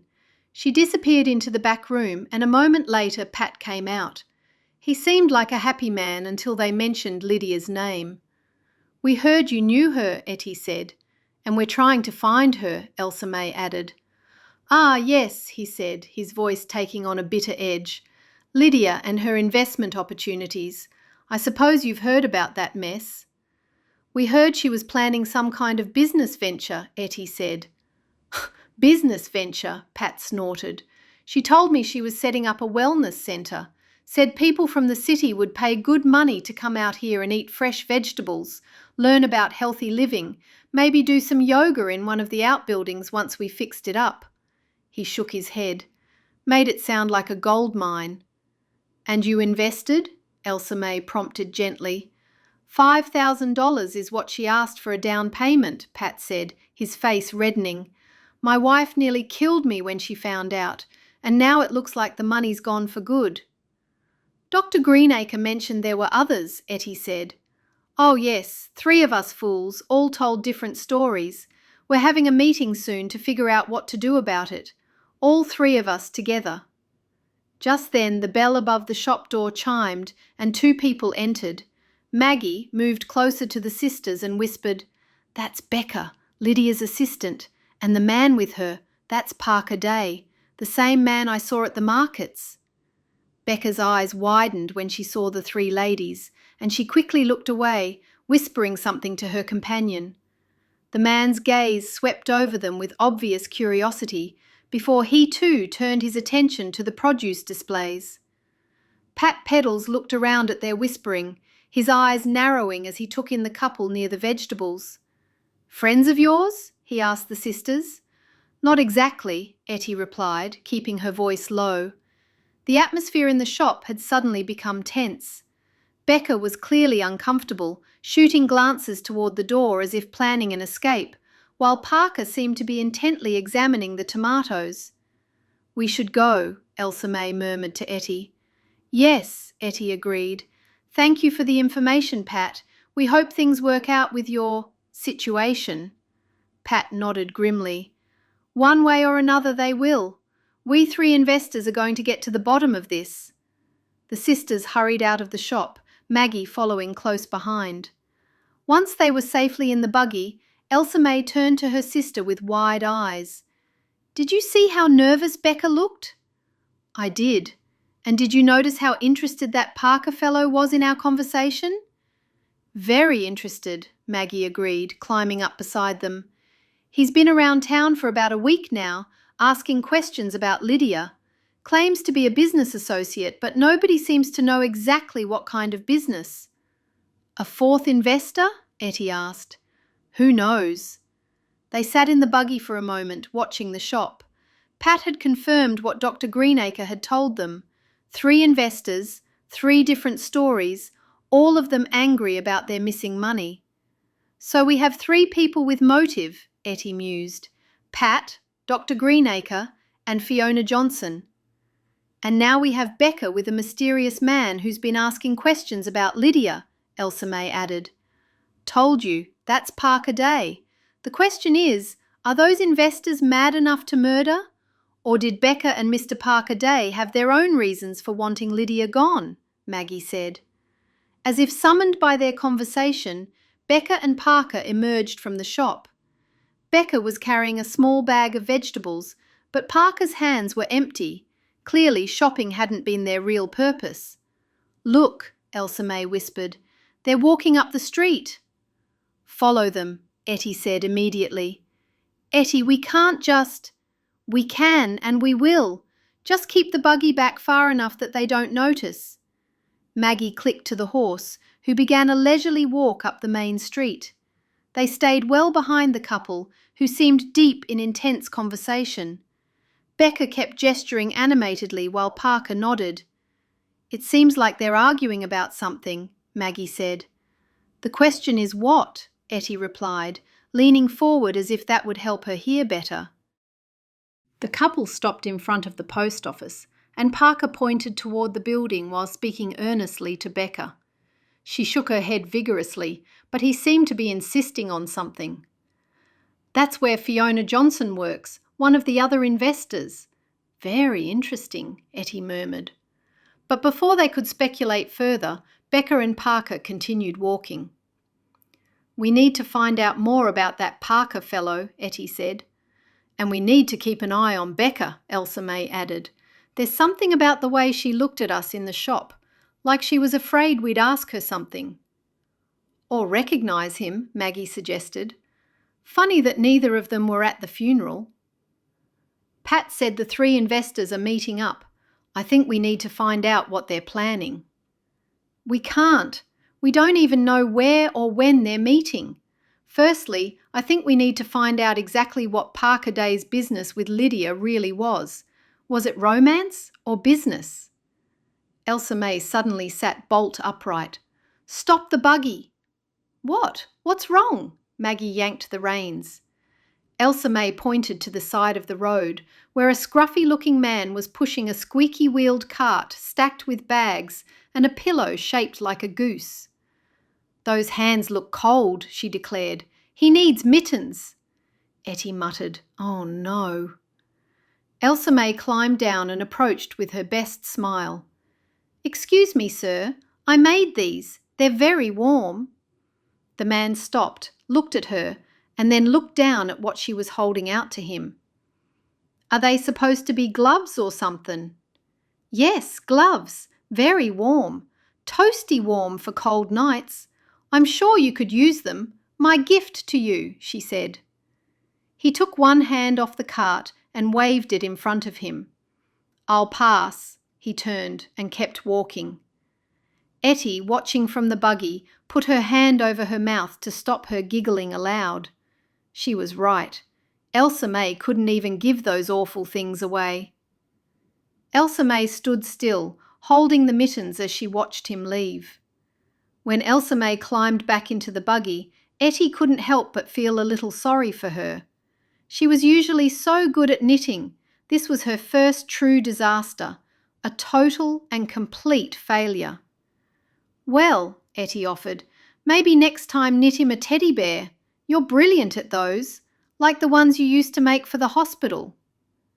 "Maybe just tell him they were something else entirely," Maggie said as the buggy began to roll forward. Elsa-May stared down at the mittens in her lap. "Some people just don't recognise a blessing when they see one." Ettie leaned over from the back seat. "At least you tried." She settled back, glanced out the window, and spotted the man Elsa-May had been trying to gift the mittens to. "I've never seen anyone reject charity and sprint away that fast. Look at him go. He's trying to get away from you. No, he's running from the mittens." Elsa-May grunted. "Ugh, don't start, Ettie. Just don't." Chapter 12. As they made their way back through town, Maggie suddenly straightened in her seat. "Ah, I just remembered. I have a casserole to take over to Lydia's parents. I made it yesterday and completely forgot about it in all the excitement. Would you two come with me? I'm sure they could use the company, and it might help them to have familiar faces around." Ettie looked at Elsa-May, who was already nodding. "We should have thought of that ourselves. Of course we'll come." Elsa-May's face lit up. "I know. Let's buy a cake and take it to them too. Something sweet might lift their spirits a little." Ettie frowned at her sister. "It's all about the cake with you, isn't it?" "Not for myself. It's for Lydia's parents and for Lydia's son. They're going through such a terrible time. A little sweetness might help." Ettie couldn't argue with that reasoning, and truth be told, she was curious to speak with Lydia's family. They might know something about her plans, her state of mind, or the people she'd been dealing with before her disappearance. 20 minutes and one bakery-bought cake later, they were pulling up in front of the modest farmhouse surrounded by well-tended gardens. The Graber home had the same neat, simple appearance as most Amish houses, but there was an air of sadness about it that seemed to hang over the property like a grey cloud. As they climbed down from the buggy, the front door opened and Robin, Jacob's former teacher, stepped out carrying an empty pie dish. "Oh, Robin," Elsa-May called gently, "we didn't expect to see you here." Robin gave a warm but weary smile. "I just stopped in to drop something off and check on the family. They're not doing very well." Ettie stepped closer. "And Jacob? How's he holding up?" Robin's expression softened. "Honestly, better than I expected. He's always been a thoughtful boy, but he's working hard. Quiet, but steady. I think the work is helping." "Thank you for checking on them," Ettie said sincerely. Robin gave a small nod. "He was one of my brightest students. He deserves support now more than ever." She patted Ettie's arm and stepped past them toward her buggy. The three women walked up to the front door, and a moment later Lydia's mother, Verna, opened it. "Ettie, Elsa-May, how good of you to come. And Maggie, it's nice to see you." "We brought you a casserole," Maggie said gently, "and a cake." Verna's eyes filled with tears again. "You're all so kind. Please, come in, come in." They were ushered into a simple but comfortable living room with handmade furniture and quilts draped over the backs of chairs. The house smelled much like Lydia's candle-making workshop. "Elam and I don't know what to do with ourselves," Verna said, accepting the casserole dish and cake box with trembling hands. "We keep expecting her to walk through that door. Every time we hear a car or footsteps on the porch." "We understand," Elsa-May said softly. "Is there anything we can do? Any way we can help?" Elam shook his head slowly. "The police have been here several times. That Detective Kelly seems like a good man, but they don't have any answers. No one has seen her. No one knows where she is." His voice cracked. "It's like she just vanished completely." "Where is your grandson?" Ettie asked gently. "Lydia's boy." "Jacob is working on the Yoda's farm. They needed help, and we thought it would be good for him to keep busy. He's taking this very hard. Lydia was all he had after his father died," Verna told them. "That poor child," Elsa-May murmured. "He must be so frightened." "He's retreated into his shell," Elam said, stroking his beard. "We don't know what to tell him. We're trying to stay hopeful, but—" "She's out there somewhere," Verna said firmly, though her voice shook. "I would know if something bad had happened to her. A mother knows these things. But why hasn't she come home?"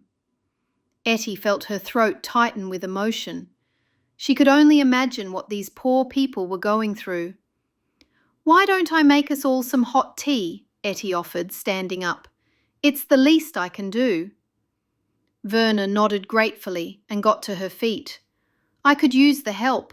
I'll come with you. The kitchen is just through here."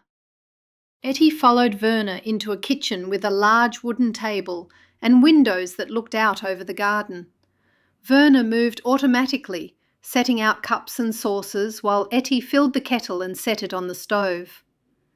"Another thing that is bothering me is that she'd keep asking the strangest questions. She kept wanting to know if Elam and I had ever had any other children before her, if we'd ever given a child away or lost one somehow. We kept telling her, no, of course not, but she wouldn't let it go. It was like she was worried about something, but she wouldn't tell us what." "So she thought she had a sibling?" "I suppose so." "Verna," Ettie said gently as they worked, "I hope you don't mind me asking, but did Lydia have any specific plans for her candle-making business? Any changes she was thinking about making?" Verna's hands stilled on the teacups. "Oh, she had so many plans. Sometimes I worried she was taking on too much, but she was so excited about everything." A small smile crossed her face. "She was always full of ideas, that girl. Even as a child, she was planning and scheming and dreaming up grand adventures." "What kind of plans?" Ettie asked. "Well, she wanted to expand the business, of course. Maybe offer classes to people from town, or even from the city. She thought people would pay to learn how to make their own candles. And she was talking about fixing up that old barn on the property, turning it into some kind of workshop space." "That sounds ambitious," Ettie said as she watched the tea kettle. It was. Verna took the cake out of the box and picked up a knife. "Did she ever talk about a friend she had called Parker Day?" Verna paused and looked over at her. "No, I don't remember if she did." "What about Becca?" "Oh, yes. Becca worked for her a couple of days a week. Nice girl, even though she's an Englisher. She's very polite." They carried the tea tray back to the living room, where Elam was telling Maggie and Elsa-May about the last time he'd seen his daughter. "She seemed happy," he was saying. "Maybe a little stressed about the business, but happy. She said she and Jacob would be here for supper. She never showed. She was probably just running late, Elsa-May said gently. You know how time can get away from you when you're busy.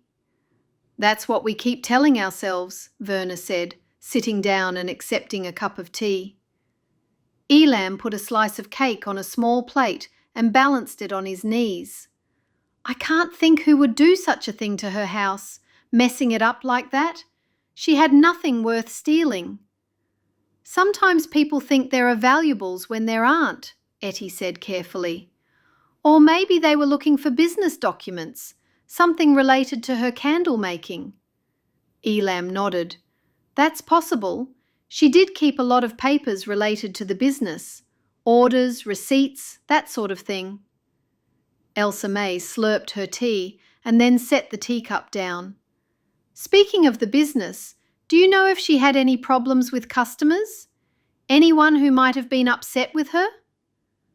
Verna and Elam looked at each other, and Ettie caught a flicker of something. Uncertainty, perhaps, or worry.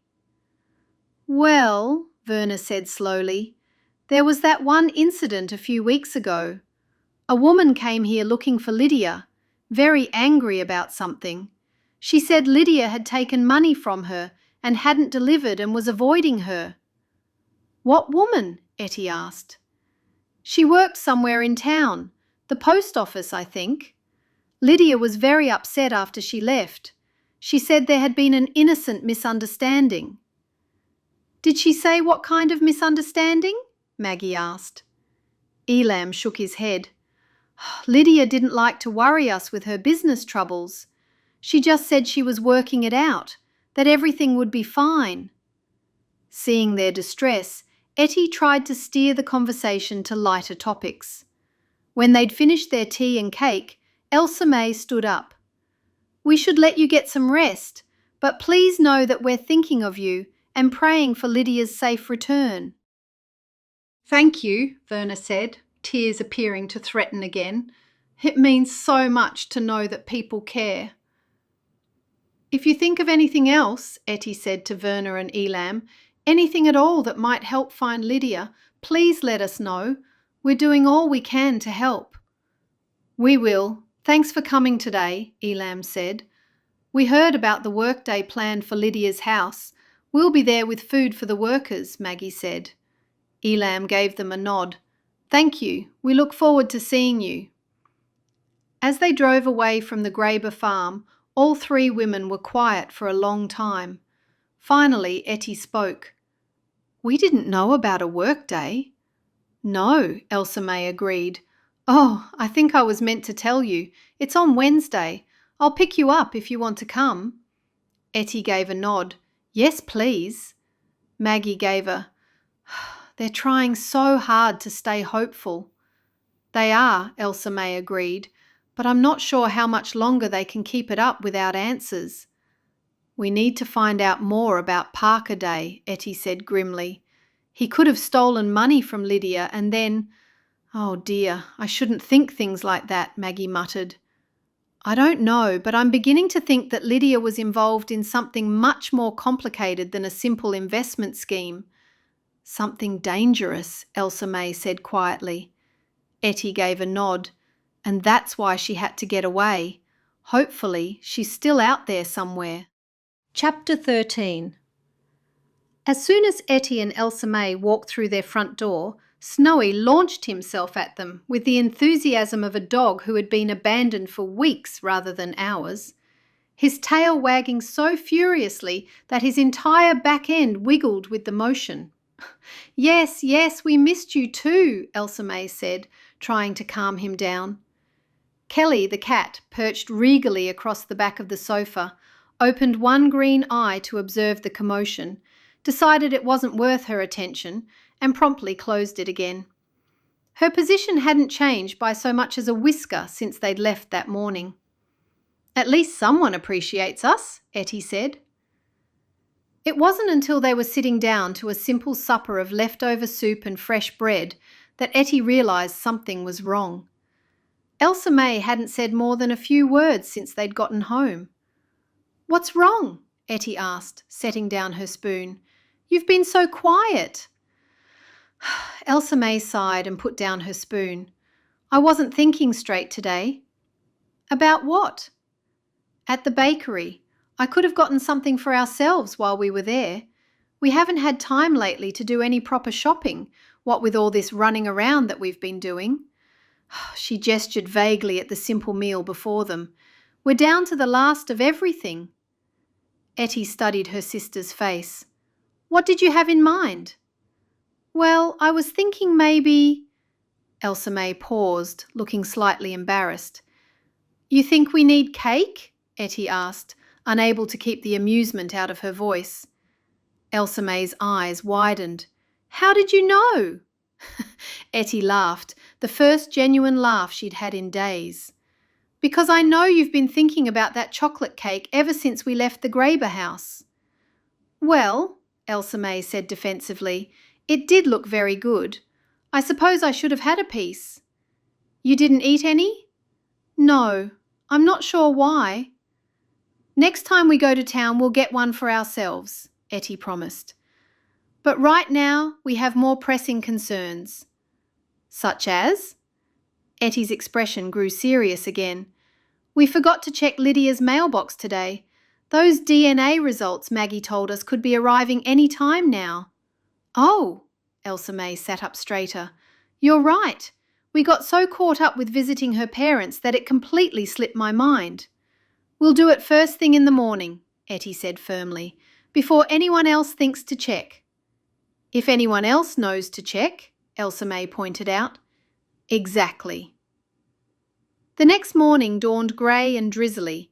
They called for a taxi early, asking to be dropped off a few blocks from Lydia's house. The driver dropped them off as requested. They waited until his taxi disappeared around the corner before setting back toward Lydia's house, their heads down against a light sprinkling of rain. This is ridiculous, Elsa-May muttered, pulling her shawl tighter around her shoulders. We're going to catch our death of cold sneaking around in this weather. It'll be worth it if we find something, Ettie replied. Lydia's house looked even more forlorn in the grey morning light. The mailbox stood at the end of the short driveway, a simple black metal box that looked perfectly ordinary. Keep watch, Ettie whispered, though there was no one around to see them. She opened the mailbox and peered inside. There were several pieces of mail, mostly bills and advertisements by the look of them. She pulled everything out and quickly shuffled through the envelopes. Anything? Elsa-May asked, glancing nervously up and down the empty street. Nothing at all. Maybe they haven't come yet. Or maybe someone else already collected them. Just then, the sound of a car engine made them both freeze. A police cruiser was turning onto the street, heading directly toward them. Oh no, Elsa-May breathed. Just stay calm, Ettie whispered, shoving the mail back into the box. We're not doing anything wrong. But her heart was pounding as Detective Kelly's car pulled up beside them. He rolled down his window and looked at them with obvious curiosity. Ladies, he said, you're far from home. What are you doing here? Walking, Elsa-May blurted out. He frowned. Without your dog? Elsa-May then pointed to Ettie. She thinks she left something when she was here the other week. In the mailbox? Detective Kelly asked, his eyebrows rising. No, Elsa-May said quickly, realising how that sounded. But we thought maybe someone might have found it and put it in the mailbox. You know how people are. They try to be helpful. Detective Kelly's frown deepened. What was it that you left, Mrs. Smith? Ettie's mouth fell open. She hadn't expected to be put on the spot like this. Nothing much, she managed. Nothing much to worry about. Must be something if you came all the way out here in this weather to look for it, Kelly said. An awkward silence stretched between them. Finally, the detective seemed to take pity on them. Would you ladies like a ride back home? It's not fit weather for walking. That would be very kind, Elsa-May said gratefully, eager to escape the uncomfortable situation. They climbed into the back of the police car, both acutely aware of how strange it felt to be sitting where criminals usually sat. Detective Kelly adjusted his rearview mirror to get a better look at them. "Actually, we do need to do some shopping. Would it be out of your way to take us into town?" Elsa-May asked. "No, I was heading back to the station. Since I have you here," he said as he pulled away from Lydia's house, "I might as well update you on the case. And I'd like to know if you've heard anything that might be helpful." "We haven't heard much," Ettie said carefully. "Actually," Elsa-May said, "we have learned a few things." They filled him in on what they'd learned from Dr. Greenacre and Pat Peddles, the three angry investors who had each been told different stories about what their money was funding. They also mentioned Parker Day and the information they'd gotten from Lydia's parents. "This is the first I'm hearing about some of this," Detective Kelly said. "I already know about the investors, but not about Becca and Parker Day. Did you say Lydia and Parker Day were romantically involved?" "We don't know for sure, but it's possible, and there are rumours that now Becca and Mr. Day have been seen together a lot," Ettie said. "This could change everything." Detective Kelly was quiet for a moment, processing this new information. As they got closer to town, he asked, "Where would you like me to take you?" "Just at the police station would be fine," Ettie told him. "We can walk from there." "Are you sure?" he asked. "Yes, we have some errands to run in town." Detective Kelly pulled up in front of the police station and turned to face them before they got out. "We've been working under the assumption that Lydia simply disappeared for personal reasons, but now," he shook his head, "now I think she's fled with the money from these investors. If she's involved with this Parker Day fellow, then he might be joining her soon." "You really think so?" Elsa-May asked. "But she's got her son to think about." Kelly shook his head. "He's old enough to look after himself, and for all we know, he could know exactly where she is." "But where would she go?" Ettie asked. "That's what we need to find out. I didn't know why she'd disappeared so suddenly, but now with this investor information it makes more sense. I'll be checking with airports, bus stations, train stations. If she used her real name to travel, we'll find a record of it." "And if she didn't use her real name?" Elsa-May asked. Detective Kelly's expression was grim. "Then it's going to be much harder to find her." They got out of the car and watched as Detective Kelly hurried up the steps of the police station. "Do you really think she ran away with the money?" Elsa-May asked. "I don't know," Ettie replied. "It would explain a lot, the timing of her disappearance, the break-in at her house, the angry investors. But what about her son, her parents? Would she really abandon them like that?" "People do desperate things when they're cornered," Ettie said sadly. "Maybe she thought she could make the money back somehow and make amends." "Or maybe," Elsa-May said quietly, "someone else might have taken the money and then they killed her." "Don't even say that." Chapter 14. "Well," Ettie said as they stood on the sidewalk outside the police station, "we're in town now. Might as well make the most of it." "What did you have in mind?" Elsa-May asked, though her eyes were already drifting toward the main street, where a few shops beckoned through the drizzle. "The coffee shop," Ettie said decisively. "We deserve a proper treat after all this running around." Elsa-May's face brightened considerably. "It's my favourite place in town." "Mine as well." They made their way up the street to the cosy establishment that had been serving the community for over 20 years. The familiar bell chimed cheerfully as they pushed open the glass door. Elsa-May hurried over to the glass display cabinet, filled with an array of cakes, pies and pastries. "Oh my, look at that chocolate layer cake! And is that lemon meringue pie?" "Yes, and apple turnovers, and what appears to be some kind of berry tart." They stood there for several minutes studying their options. Finally, Elsa-May pointed to a particularly decadent-looking slice of German chocolate cake. "That one, please," she said firmly. "The coffee cake for me, and coffee with cream for two," Ettie said. They found a table by the window with a clear view of the street and enough privacy for quiet conversation. The red checkered tablecloth and mismatched chairs gave the place a homey feeling that reminded them both of their own kitchen. "This is lovely," Elsa-May said, settling into her chair with obvious satisfaction. "We should do this more often." "When we're not chasing after missing persons and dodging police detectives," Ettie agreed. Their coffee and cake arrived promptly. Elsa-May's eyes lit up as she looked down at her slice.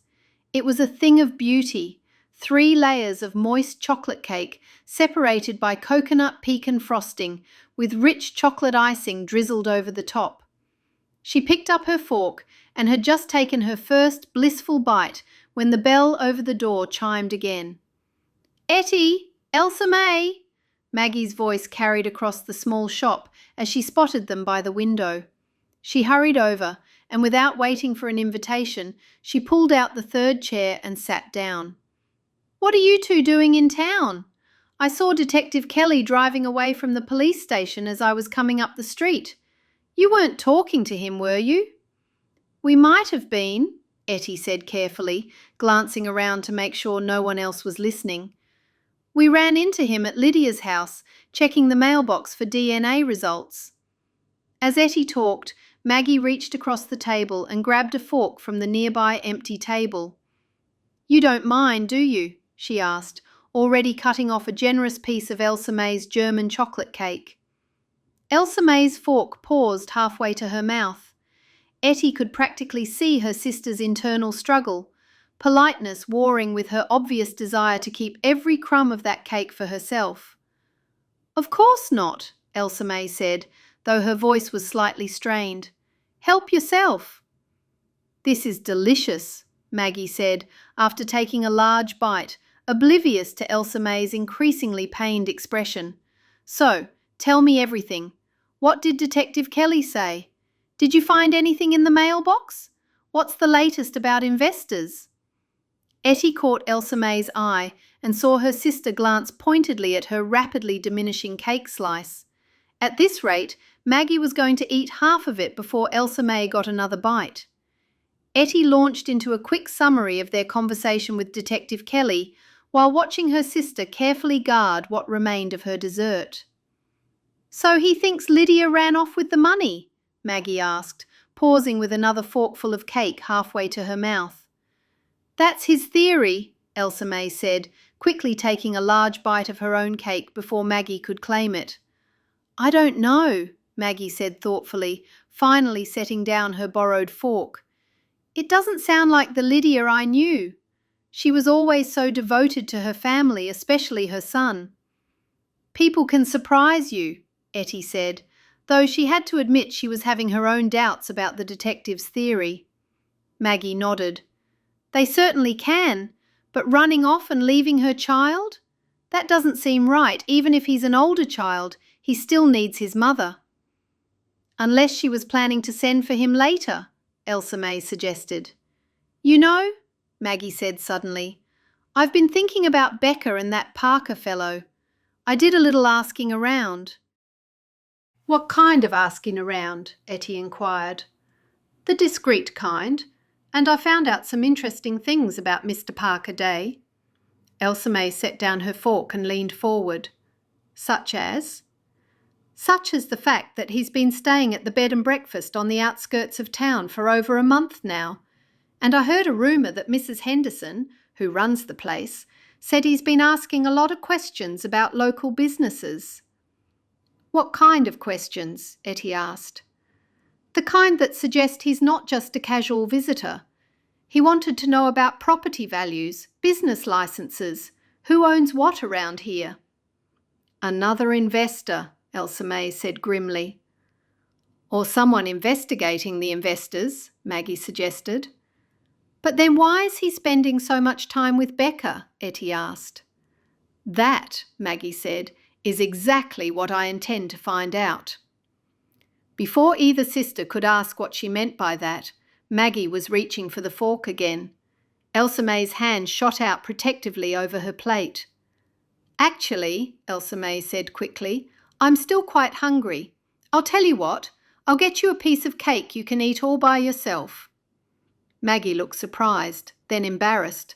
"Oh, I didn't realise you were that hungry. I'm sorry." "It's fine," Elsa-May said, "but this cake really is exceptional. "I'll get my own slice," Maggie said. "No, allow me." Elsa-May got up before Maggie had a chance and headed to the counter. She ordered the cake and then hurried back to the table. "So," Ettie said once Maggie's own cake had arrived, "what exactly did you have in mind for finding out more about Becca and Parker?" Maggie's eyes glinted with mischief. "I thought we might pay a visit to the bed and breakfast. Mrs. Henderson loves to chat, and I suspect she'll know something about Mr. Day." "Another investigation," Elsa-May said, though there was a note of excitement in her voice despite her earlier frustration. "Hopefully this one won't involve hiding in pantries or chasing dogs through the woods." "Oh," Maggie said with a grin, "where's the fun in that?" "It might sound like fun, but being trapped in a small cupboard with your sister is no fun at all." "For me either," Elsa-May said. "I just thought of something," Ettie said, tapping her chin. "We never found out about the woman who was getting buried." "Yes, Ettie. Can you find out that from your detective friend?" Maggie asked. "I think he might tell us. Why don't we all go there now and find out?" Maggie stood up. "I'll let you two do that. I've got things to do. Let me know what you find out." Maggie wrapped what was left of her cake in a paper napkin, stood up and hurried out the door. What if Lydia knew the dead woman? They looked alike. Lydia was asking her mother if she had a secret sibling somewhere. Elsa-May's eyebrows shot up. "What? You never told me that." "I forgot. I thought I did. Anyway, what if the DNA test wasn't for Lydia to see if she was related to her folks? What if Lydia knew the woman who was nearly buried in her place and they thought they might be siblings? The test was for the woman with the tattoo." "Oh my, Ettie, they looked alike, and that's how the burial blunder occurred in the first place." "Exactly. Let's go." Chapter 15. Ettie and Elsa-May made their way up the steps of the police station, their earlier errands completed but their minds still churning with questions. The officer that was behind the desk directed them down a narrow hallway to Detective Kelly's office. Through the open door, Ettie could see him hunched over paperwork, his shoulders tense with concentration. When he looked up at their approach, surprise flickered across his tired features. "Mrs. Smith and Mrs. Lutz," he said, setting down his pen. "I wasn't expecting to see you again so soon. Didn't I just speak with you this morning when you mentioned you had errands to run?" Ettie stepped into the small office, Elsa-May close behind her. "Yes, that's correct. We did have errands, but we also had some questions that have been troubling us." Kelly gestured to the two chairs across from his desk. "Please sit. What's on your minds?" Ettie settled into the chair, choosing her words carefully. "We wanted to ask about the woman who was found dead, the one who was about to be buried in place of Lydia." Kelly leaned back in his chair, his expression becoming more guarded. "What specifically do you want to know?" "Has she been identified properly now?" Ettie pressed. "Yes, she has been identified as a missing person from a nearby county. We've been in touch with her family. They are arranging the funeral now with a different funeral company." Elsa-May nodded. "I'm sure all of it was hard for them to hear. Being found dead is one thing, but then nearly buried as someone else." "This is true. I know some of your people were wondering, given where she was found and the initial confusion, if there was any connection between the victim and Lydia." Ettie and Elsa-May leaned forward, waiting. "I can tell you definitively, we have found zero connection between the deceased woman and Lydia Graber. The misidentification was based on matching physical descriptors to that other missing persons report, similar hair colour, height and scarring on the ankle. The crucial identifier was the tattoo. The deceased woman had a very specific tattoo. Lydia Graber does not have a tattoo. That alone tells us they are not the same person, and our investigation into the deceased woman hasn't yielded anything connecting her identity or her movements to Lydia." Ettie frowned. No one thought they were the same person. No, I suppose not. Which brings us back to Lydia. My focus remains on finding her. As I mentioned, the information about the break-in at her house and what you told me about Parker Day being a possible love interest has given us a new direction. Is there anything else I should know? Ettie and Elsa-May exchanged a quick glance. They had found that Lydia had sent off a DNA test. Ettie spoke first, choosing her words carefully. We're still asking around, Detective, just keeping our ears open, like you asked. We haven't heard anything concrete. Elsa-May nodded. Folks are talking about the break-in, and the funeral, of course, she added vaguely. But nothing about where Lydia might be, just speculation. He picked up his pen again, then set it down.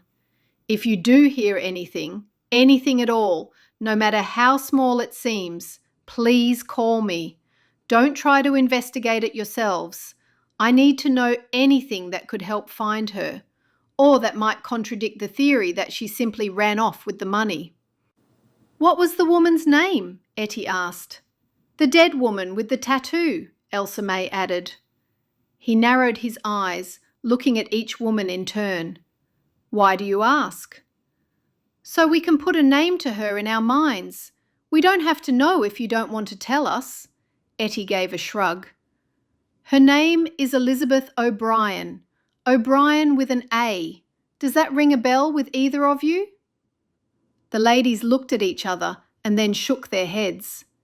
Kelly shuffled some papers on his desk, signalling the conversation was coming to an end. Thank you for coming in, ladies, and for keeping your ears open. I should tell you that tomorrow we have a search party organised. We're combing the woods near Lydia's house. Ettie gasped. For what? He shrugged his shoulders. For clues, and best we don't wait too long to do that, hence tomorrow's the day. We also have a group of volunteers, and we're using every available officer, he added, standing to escort them out. After they left the police station, Ettie walked beside Elsa-May in silence for several steps before speaking. He doesn't know about the DNA papers. Elsa-May, does Detective Kelly think that Lydia's dead? He just said to us that he thinks she ran away with the money, but if he thinks that, Ettie grimaced, then why is he searching the area if he's not looking for a body?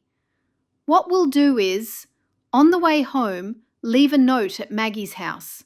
She can pick us up in the morning and take us to watch the search party. Elsa-May sighed. I don't think we should. Then we'll drive past it. Keep an eye on it. If you say so.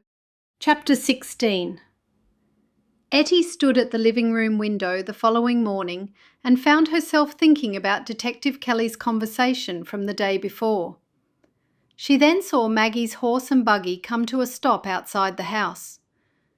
They might not be able to participate in the official search, but there was nothing stopping them from observing from a distance. She's here, Elsa-May. Ettie moved forward and opened the door, and Elsa-May was close behind her.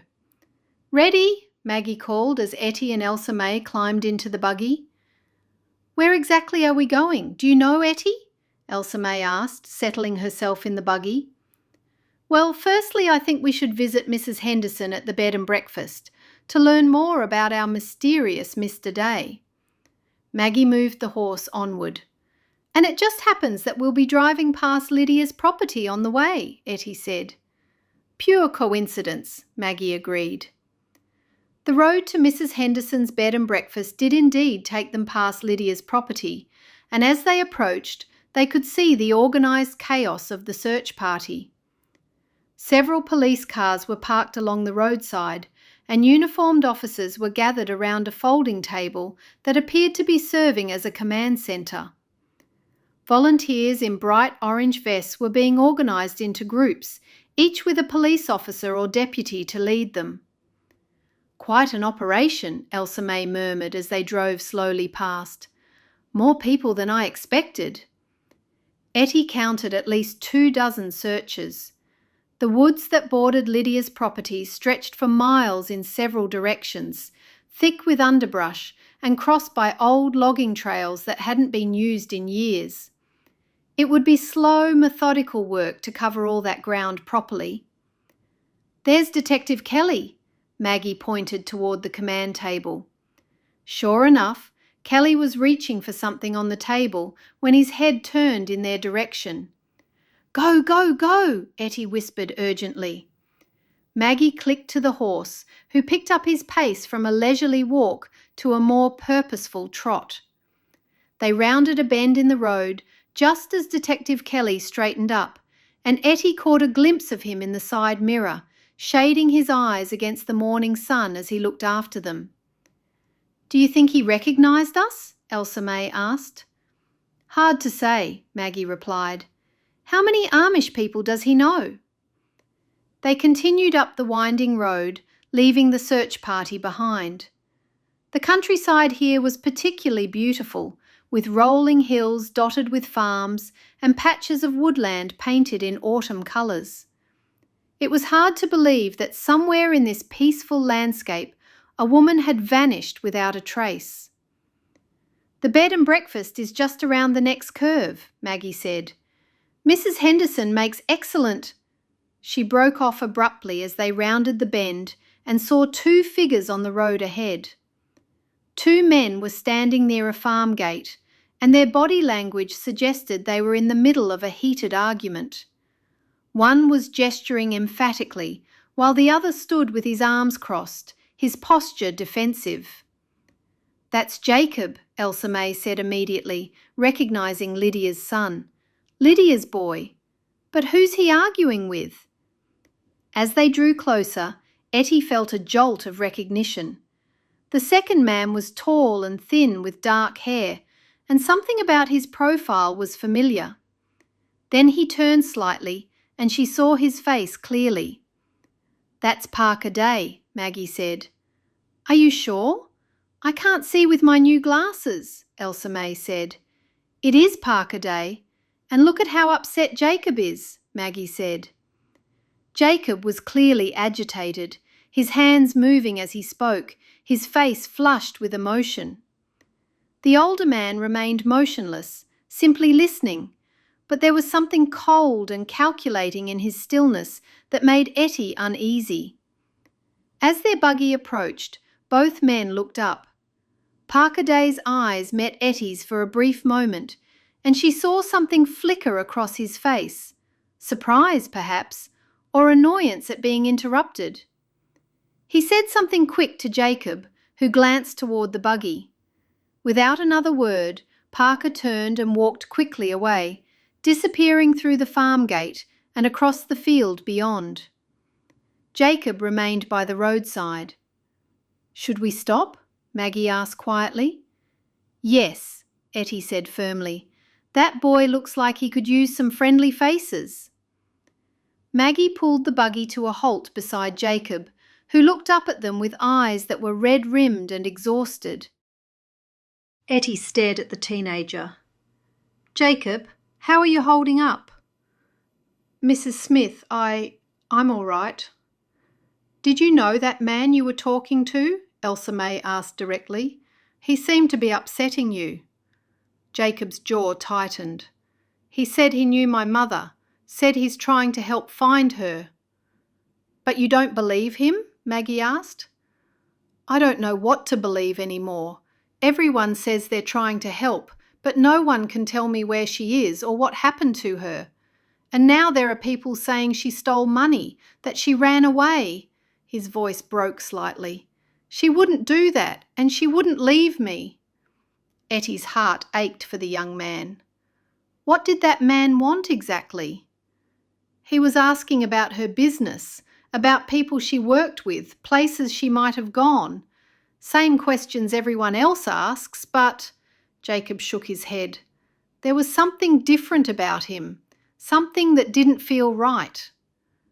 "Different how?" Ettie pressed gently.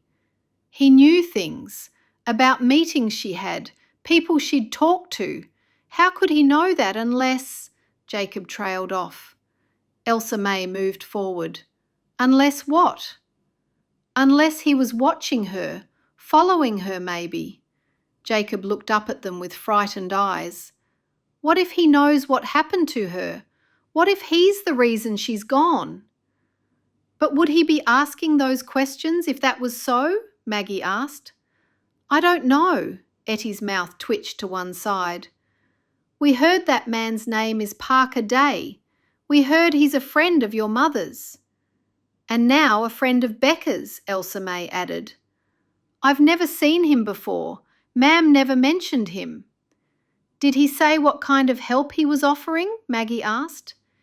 He said he might be able to help me find her. Said he had resources the police don't have.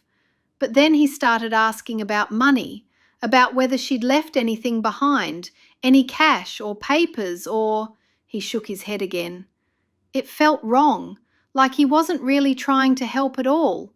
Maybe he's trying to cover his tracks. Jacob, I think you should tell Detective Kelly about this conversation, about the questions this man was asking.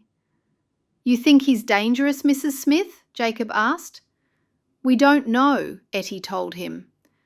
After they'd persuaded Jacob to promise he'd speak to Detective Kelly, and after they'd watched him walk safely back toward his grandparents' farm, the three women sat in the buggy in thoughtful silence.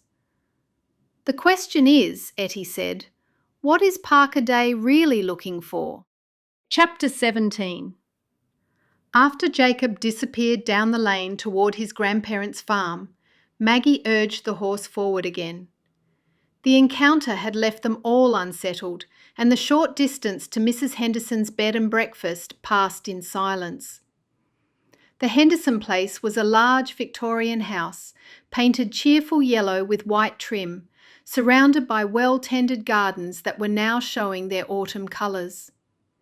A wooden sign by the gate read, Henderson House, Bed and Breakfast, established 1973, in elegant script lettering. Looks quiet, Elsa-May observed as they pulled up to the front gate.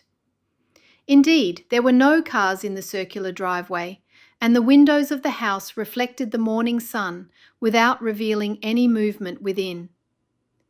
Maggie tied the horse to the hitching post that Mrs. Henderson had thoughtfully installed for her Amish guests.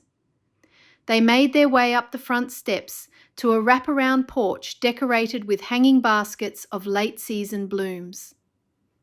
Ettie knocked on the heavy oak door, its glass panels etched with morning glories. After several moments with no response, she knocked again, more firmly this time. Maybe she's in the back garden, Elsa-May suggested. Or she might be out running errands, Maggie added. It is still early. Ettie stepped back from the door, disappointed. Should we walk around back? Elsa-May asked. They were just descending the front steps when Ettie caught a glimpse of movement near the side of the house. A tall figure was walking quickly between the trees that bordered the property, heading away from the main building. There, she said, pointing. Is that... The figure was partially obscured by the autumn foliage, but the height and build looked familiar. As he moved between the trees, a shaft of sunlight illuminated his profile for just a moment. Parker Day, Ettie called out before she could stop herself. The figure froze for an instant, then immediately changed direction, moving more quickly now as he disappeared deeper into the wooded area behind the house. Did you see that? Ettie asked, her heart racing. He was right there. He was watching us, Maggie said with certainty, waiting to see what we were doing here. And when you called his name, he stopped. It must have been him, Elsa-May added grimly. He got here fast. When they heard a car zoom away, they stood there for a moment, staring at each other. What do you suppose he was doing? Ettie wondered aloud. Staying out of sight, which makes me wonder why he doesn't want to be seen, Maggie said. Especially by us, Elsa-May added. After that conversation with Jacob, seeing us again must have made him nervous. Maggie glanced back at the house. We should go.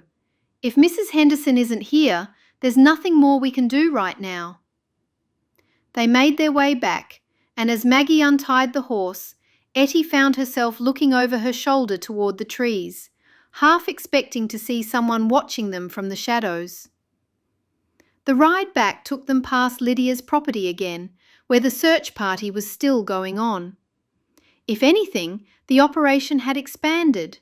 More volunteers had arrived, and Ettie could see several groups moving methodically through different sections of the woods.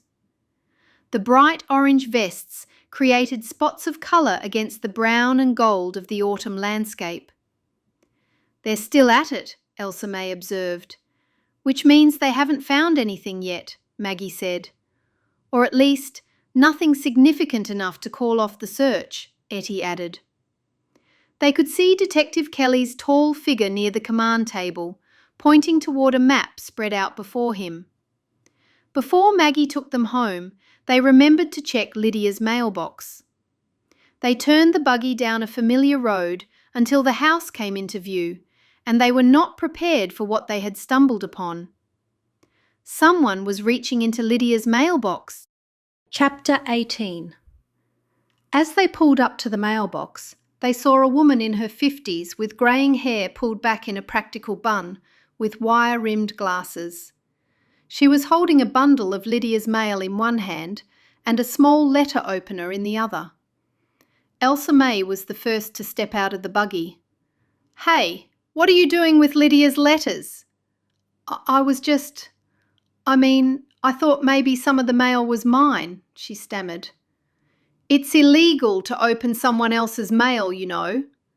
She shoved the letters back into the box, her face flushed. Ettie stepped up next to Elsa-May. "You've opened her mail?" "I've seen you working at the post office. Are you Fiona Johnson?" Maggie asked. "Yes, I shouldn't be here," Fiona muttered, then turned and hurried to her car.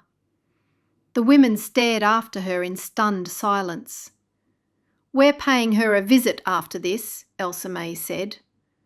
"Well, she didn't take anything." "See what's there, Ettie," Maggie urged. Ettie's hands trembled as she opened an already opened envelope. Inside was a single page. When she unfolded it, she saw the words, "DNA test results. Confidential." "It's here." "Well," Elsa-May demanded, leaning so close that her shoulder pressed against Ettie's. "What does it say?" Maggie asked. "Oh my," Ettie said. "What?" both women said in unison. "Lydia," Ettie's voice caught. "We have completed analysis of the DNA samples submitted under case reference number 4728. Based on the results, there is a 0.00% probability that the individuals listed as the alleged biological parents share a parent-child relationship with you." That doesn't sound good. "What else does it say?" Elsa-May asked. Ettie read out, "In simple terms, the DNA profile of neither individual matches yours in a way consistent with biological parentage. Therefore, we conclude that neither person is your biological mother or father. If you would like to discuss these findings or request further testing, please contact our office." The silence that followed was broken only by the horse's gentle snorting and the rustle of leaves above them. "But Lydia is their child," Maggie said firmly. "My cousin Bessie was the midwife when she was born." "What if the deceased woman and Lydia knew each other and they thought they might be sisters?" Elsa-May said. Maggie shook her head. "No, Verna couldn't have children, or so everyone thought. Then after years she had Lydia. Bessie would have known if there were other children ever born. Bessie was not the kind of woman who could keep a secret. Lydia was Verna's first and last child." Ettie nodded. "We all watched Lydia grow up. Her appearance never changed, so we know Lydia is Lydia." "Then these results are incorrect," Elsa-May said with a nod. We need to understand what this means before we tell Detective Kelly, Ettie said decisively. If this is connected to Lydia's disappearance, we need more information. Where do we start? Elsa-May asked. Let's change direction for a minute while we file all this information in the backs of our minds. The post office, Ettie replied. Fiona Johnson might know something about Lydia that we don't know. As they drove toward town, Elsa-May commented, What's that? Ettie asked. That poor boy, Jacob. He might know about this. Can you imagine being young and learning that everything you thought you knew about your mother's identity was a lie? Do you think Jacob knows where his mother is? Maggie asked, pulling the buggy up in front of the post office. I think, Ettie said slowly, we have to consider that everything is possible. The post office was a small brick building that served the surrounding rural community. A bell chimed as they pushed through the glass door, and they were greeted by an unfamiliar face behind the counter. Good morning, the young woman said brightly. How can I help you? We were hoping to speak with Fiona Johnson, Ettie said. Is she working today? A woman stepped out of the back room. I'm Fiona.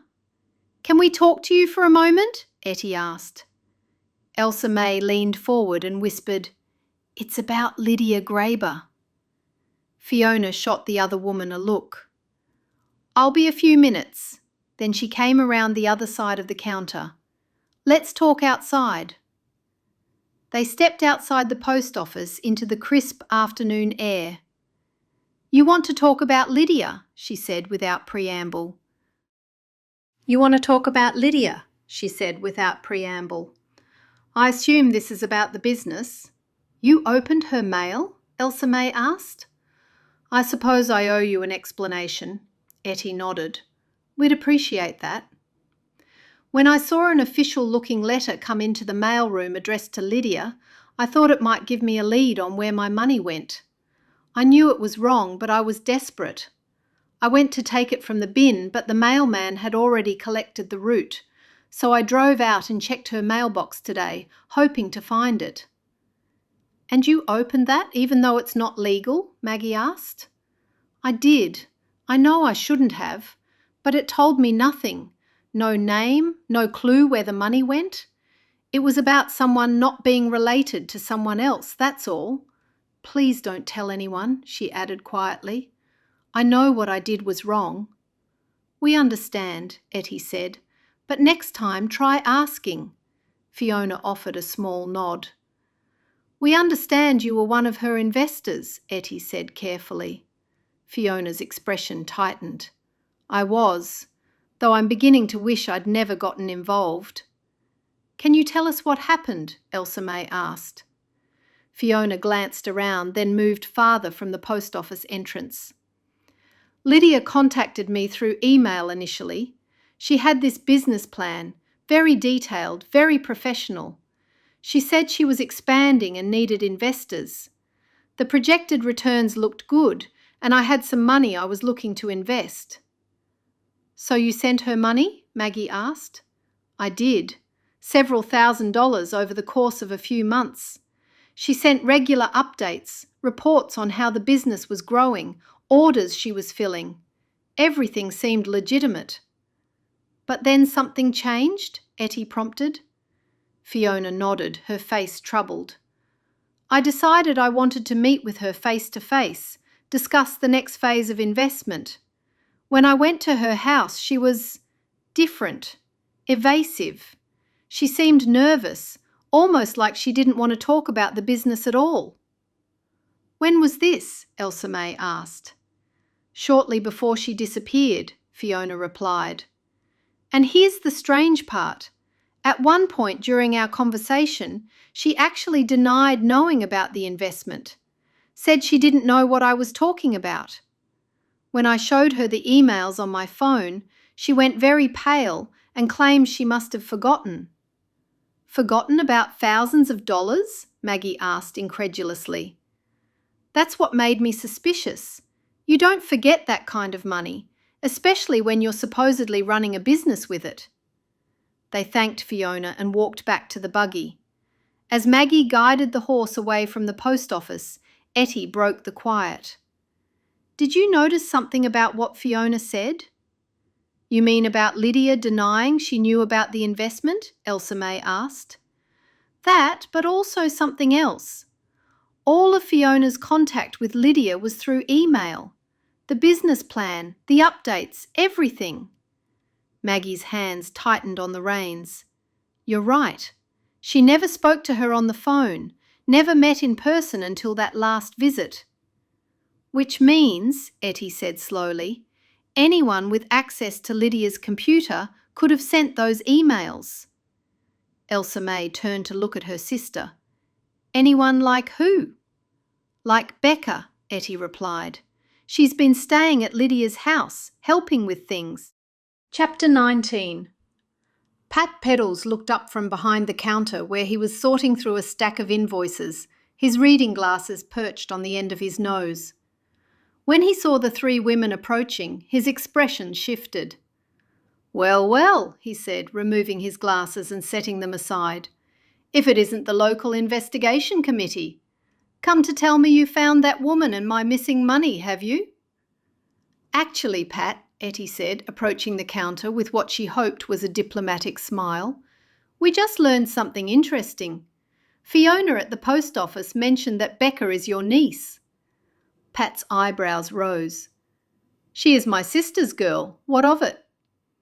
"We understand Becca worked for Lydia," Elsa-May said carefully. "Is there a connection there? Did Becca mention to Lydia that you might have been looking for an investment opportunity?" Pat's face darkened. "Now that's an interesting question." He leaned against the counter, his expression thoughtful. "Becca did know I had some money set aside. She knew I'd been complaining about the poor returns on my savings account, but she'd never be involved in anything like that. She's been raised right." "So she might have mentioned that to Lydia?" Maggie pressed. "Could be. They were thick as thieves, those two, always chattering about this and that." Pat's voice grew bitter. "If Becca told Lydia I was looking to invest, it would explain how she knew to approach me." Ettie felt her pulse quicken. "Pat, when Lydia first contacted you about the investment, was that face-to-face or by email?" Pat paused, considering. "Email. All of it was by email. She sent me this detailed business plan, drawings of her workshop expansion, profit projections. Very professional-looking stuff." "Did you ever talk to her on the phone? Meet with her in person before you invested?" Elsa-May asked. "No, never. She said she was too busy with the current orders to meet, but that once the expansion was complete, we'd sit down and go over everything." Pat's expression grew suspicious.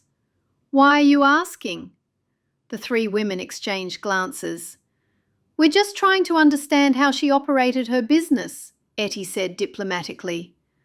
"Pat," Maggie said, "you mentioned you were angry about your investment. How much did you lose?" "I told you this the other day," he said bitterly. "My wife's been giving me the silent treatment ever since she found out. Said I was a fool to trust someone with such a harebrained scheme." He shook his head. "Why did you give her the money?" Elsa-May asked gently. Pat's face reddened. "She was convincing in her emails, had it all planned out, sent me drawings, talked about the profits we'd share, made it sound like a sure thing." His voice grew bitter. "Should have known better. If something sounds too good to be true, it usually is." "Has anyone else been asking questions about Lydia?" Ettie asked, thinking about the mysterious Parker day. "Funny you should ask." Pat reached under the counter and pulled out a small notebook. "I keep track of my regular customers, you know. Help me remember who owes what and when they usually come in." He flipped through several pages. "That boy of hers, Jacob, has been in here regularly for the past couple of weeks, buying the strangest things." "What kind of things?" Maggie asked. "Camping supplies," Pat said, consulting his notes. "Let's see. Sleeping bag, blankets, canned food, camp stove fuel, matches, even one of those battery-powered lanterns. He looked up at them over his reading glasses. Strange thing for a boy whose mother is missing, don't you think? Ettie and Elsa-May exchanged a meaningful glance. The camping supplies could mean only one thing. Jacob was planning to spend time outdoors, away from his grandparents' house. But why when he was already working for the Yodas and staying over there? "Did you ask him about it?" Elsa-May inquired. "Of course I did. Asked him what he needed all that gear for." Pat closed the notebook with a snap. "He said he was going to help with the search parties, wanted to be prepared in case they needed to camp overnight in the woods." "And you believed him?" Ettie asked. Pat laughed, but there was no humour in it. "Not for a second. They go out during the day and come home at night. Nobody's camping in the woods looking for Lydia." "So, why do you think Jacob really needed the supplies?" Maggie asked. "That's the million-dollar question, isn't it?" Pat leaned against the counter. "Either that boy's planning some kind of outdoor adventure at the worst possible time, or—" He paused, letting the implication hang in the air. "Or he knows something he's not telling anyone," Ettie finished. "Pat," Ettie said carefully, "when Jacob comes in to buy these supplies, does he seem worried, upset?" "That's the strange part. You'd expect a boy whose mother is missing to be falling apart, right? But Jacob's been calm as can be, almost too calm if you ask me, like he knows something the rest of us don't." Ettie felt pieces of the puzzle clicking into place in her mind. Jacob buying camping supplies, Lydia stocking up on food and gear before she disappeared, both of them apparently preparing for something that required staying outdoors for an extended period. "Pat," she said slowly, "is there anywhere around here where someone could camp long-term without being discovered? Somewhere off the beaten path?" Pat was silent for a moment. "Too many places. There are plenty of old hunting cabins scattered through the woods. Most of them haven't been used in years. And there are some remote areas along the creek where a person could set up camp and not be bothered." "Would Jacob know about these places?" Maggie asked. "Sure. That boy's been hunting and fishing in these woods since he was knee-high to a grasshopper. A kid like him would know every trail, every clearing, every abandoned structure for miles around." Pat's eyebrows shot up. "You think Lydia's still around here somewhere?" "It would explain a lot," Maggie said thoughtfully. "The camping supplies, Jacob's strange behaviour, even why the search parties haven't found any trace of her." "But why would she hide?" Pat asked.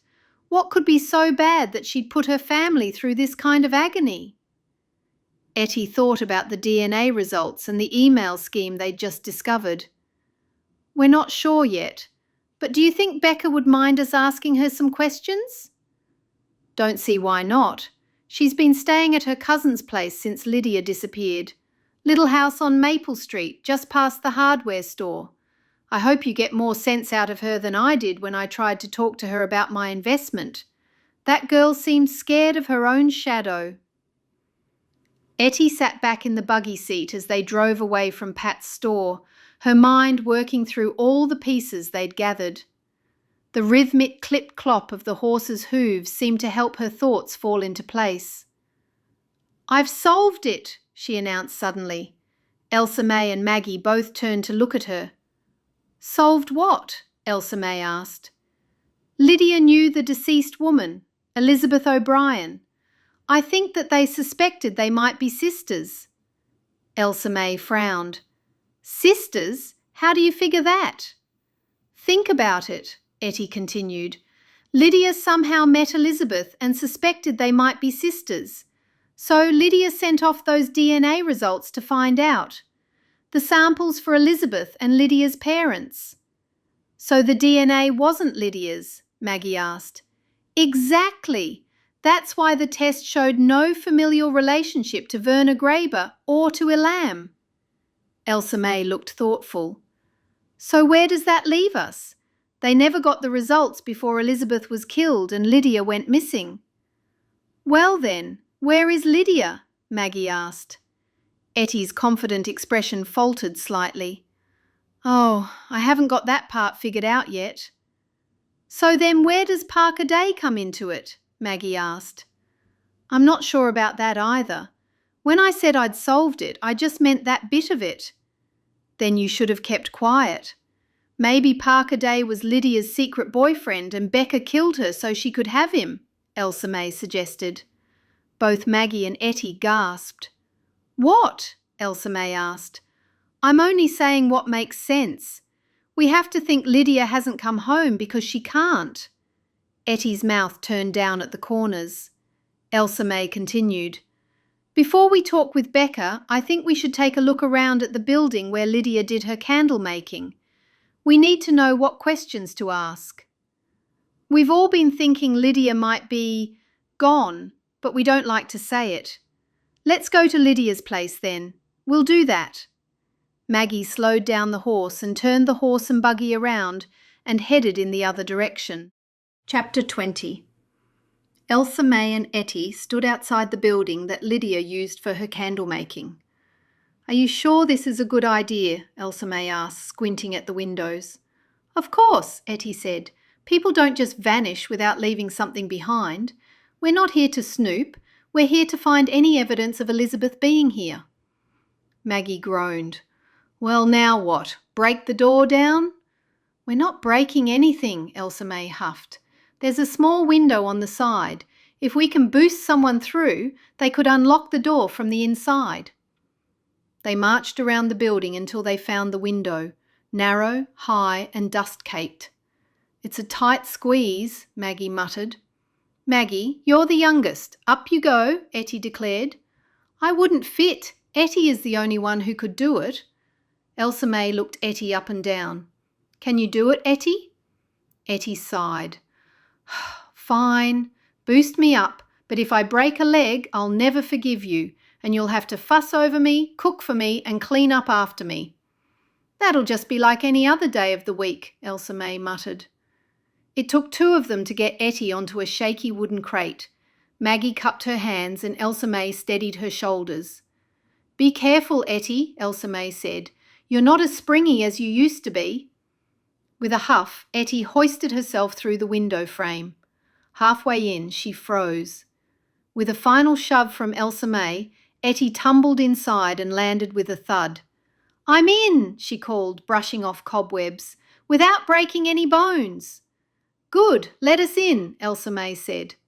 Ettie unlatched the door, allowing them in. Looks like no one's been here since she disappeared, Maggie said as she touched a dusty table. Elsa-May wandered toward the work area. Look at the floor here, scuff marks. This table's been moved recently. Ettie joined her, squinting. Okay, but what's this? She saw a piece of paper under a laptop computer. It was folded in two. It's from Becca. It says, he's not your brother. Be careful. Elsa-May blinked. Your brother? That note had to be to Lydia. You don't think Parker Day is the he? Maggie's eyes widened. What do you think, Ettie? Ettie pressed her lips together while she thought. Everyone thought she tested Elizabeth's DNA, but maybe she wasn't trying to identify the dead woman at all. Maybe she tested Parker's. If he claimed to be her brother, or if she, for any other reason, believed he was. And Becca found out something wasn't right, Elsa-May finished. She left the note for Lydia. We say nothing yet, Ettie said at last. Not until we know more. Elsa-May nodded. Agreed. Why didn't the police take all these things with them for evidence or something? Ettie rubbed the side of her face. Maybe because she's only missing at this point. It's not a murder investigation, and if they saw the note, it wouldn't have meant anything to them. They looked around one final time before heading out, leaving the candle-making house locked behind them. But now they had more questions than answers. Chapter 21. Lydia's small cottage shimmered from an early morning burst of rain. its weather-worn boards now surrounded by a flurry of activity. The Amish community had turned out for a working bee to help repair the storm damage to the barn, and the eerie, unexplained destruction someone had caused inside the house on the day of her funeral. The funeral that wasn't a funeral. Windows had been boarded where glass lay shattered days earlier. Bits of candle wax clung to the porch railing as though they'd been thrown. The front door still bore deep gouges around the lock. Ettie and Elsa-May arrived with Maggie, arms full of dishes wrapped in gingham towels and covered with foil. "Rhubarb pie and elderberry jelly sandwiches," Ettie announced as she climbed down. "Both made by me, mostly." "Mostly by the bakery down the road," Elsa-May corrected, trying to balance a casserole dish and a jug of lemonade. Tables were set up under the big elm tree beside the barn, groaning under the weight of home-cooked offerings. Pickled eggs, warm buttered noodles, corn fritters, shoe-fly pies, apple butter, meatloaf, potato salad, and at least 4 different kinds of cookies. Children darted between benches, weaving past men hoisting beams to replace a splintered section of the barn wall. Others unloaded firewood and tools from a flatbed wagon. A few had stepped cautiously inside Lydia's home earlier in the morning, emerging pale and whispering about upturned drawers, slashed cushions, and soot on the walls where something had been burned in the sink. A friend waved them over from beneath the shade of an old apple tree, where several women were husking corn, shelling peas, and peeling potatoes. Elsa-May joined the potato peeling team, while Ettie slid in beside the shellers and immediately offered unsolicited conversation. "You heard anything about Lydia?" someone whispered. Rachel Lapp leaned in. "Jacob's not saying much, but a few folks claim he's talking about a memorial. The bishop said it's too soon." "Without a body there's always hope," added Sylvia Zook, slicing carrots with precision. "Someone said she ran off, that maybe the pressure got to her," Rachel continued. "But why would she leave everything behind?" Maggie asked. "Maybe she was scared," Sylvia said. "I heard people were after her, something about money." The women nodded, solemn now, peeling and slicing in quiet rhythm. Nearby, Robin, the schoolteacher, was helping set up cups and plates beside the drinks table. Ettie gave her a small wave. "Robin Stutzman. I didn't expect to see you here." "There's no school today. All the children are here helping." Ettie tilted her head. "How's Jacob doing, really?" Robin hesitated, glancing toward the field where Jacob stood beside the bishop. "He's quiet, withdrawn. He won't talk to me much." "He's 14 now, isn't he?" Elsa-May asked, approaching with a towel tucked into her apron. "Just finished school," Robin said. "Too young to carry this much grief." They all watched Jacob for a long moment before Robin quietly excused herself and returned to what she'd been doing. Meanwhile, at the construction site, Jacob hammered beside 2 young men. A group of teenagers were passing around a pitcher of lemonade. Ettie, pretending to check the biscuit tray, angled closer and tuned her ears. "Lydia was definitely meeting someone," one girl whispered. "I saw her out just at dark once, heading to the woods." "Could have been going to meet that man," another offered. "My cousin said she saw a man in a dark jacket pacing outside her house last night. He was the outsider that's been hanging around." Ettie shuffled back to Elsa-May, hands on her hips. "Children hear everything. I heard talk about an outsider, so it could be that Parker's been hanging around, even after she disappeared." "Which means he's either worried or covering his tracks," Elsa-May said. They were interrupted by the arrival of a steaming tray of fresh bread rolls. The scent wafted through the gathering and made the entire table pause. "Hot from the oven," Martha Troyer said. More food arrived: cabbage rolls, dill pickles, beetroot relish, and applesauce cake with lemon glaze. The table looked like a feast for a wedding, not a work day. As Ettie handed out napkins, her ears pricked again at a hushed conversation nearby. "I still can't believe Pat Peddles put in 50,000, a man murmured to Robin, the schoolteacher. "Well, he remortgaged his house to do it. My cousin works at the bank, said it went through right before Lydia disappeared." Ettie straightened slowly, a folded napkin still in her hand. She turned to the man who'd spoken and gave a polite smile. "Excuse me, Robin, did Pat Peddles invest 50,000 with Lydia?" Robin blinked, startled. Yes, that's what I heard. My cousin works at the bank in town. Said Pat signed papers to remortgage his house just before everything went sideways." "That's a mighty big difference from 5,000, Ettie said, her tone even but her brow knit with interest. "And a mighty big reason to be upset." Robin gave a nervous chuckle. "Exactly. I'd be upset too if that kind of money vanished." Ettie thanked her and walked back toward Elsa-May. "Pat Peddles invested 50,000. Robin said so. It must be true. Why would he tell us it was only 5? That means he had 50,000 reasons to be upset with Lydia, not just 5,000. Ettie gave a nod. "That's one way to put it. He's just moved up on my suspect list." Elsa-May's eyebrows rose. "Where is the list? I'd like to see who's on it." "It's all in my head," Ettie said, tapping on the side of her forehead. Later that afternoon, when most of the construction work had been done, Elsa-May helped serve while Ettie took a moment to rest on a bench beside Lydia's aunt. "She was a sweet girl," the woman murmured, "never caused trouble, always brought her mother flowers from her garden." "Not a girl anymore. She's a grown woman with a nearly grown child. You don't think she left by choice?" Ettie asked gently. The aunt shook her head. "No, she loved her home, her candles. She was just quiet, thoughtful, but she had a good heart." "I believe you," Ettie said, scanning the field where boys tossed beanbags and young girls braided clover chains. She spotted Jacob, who was now talking quietly with the bishop.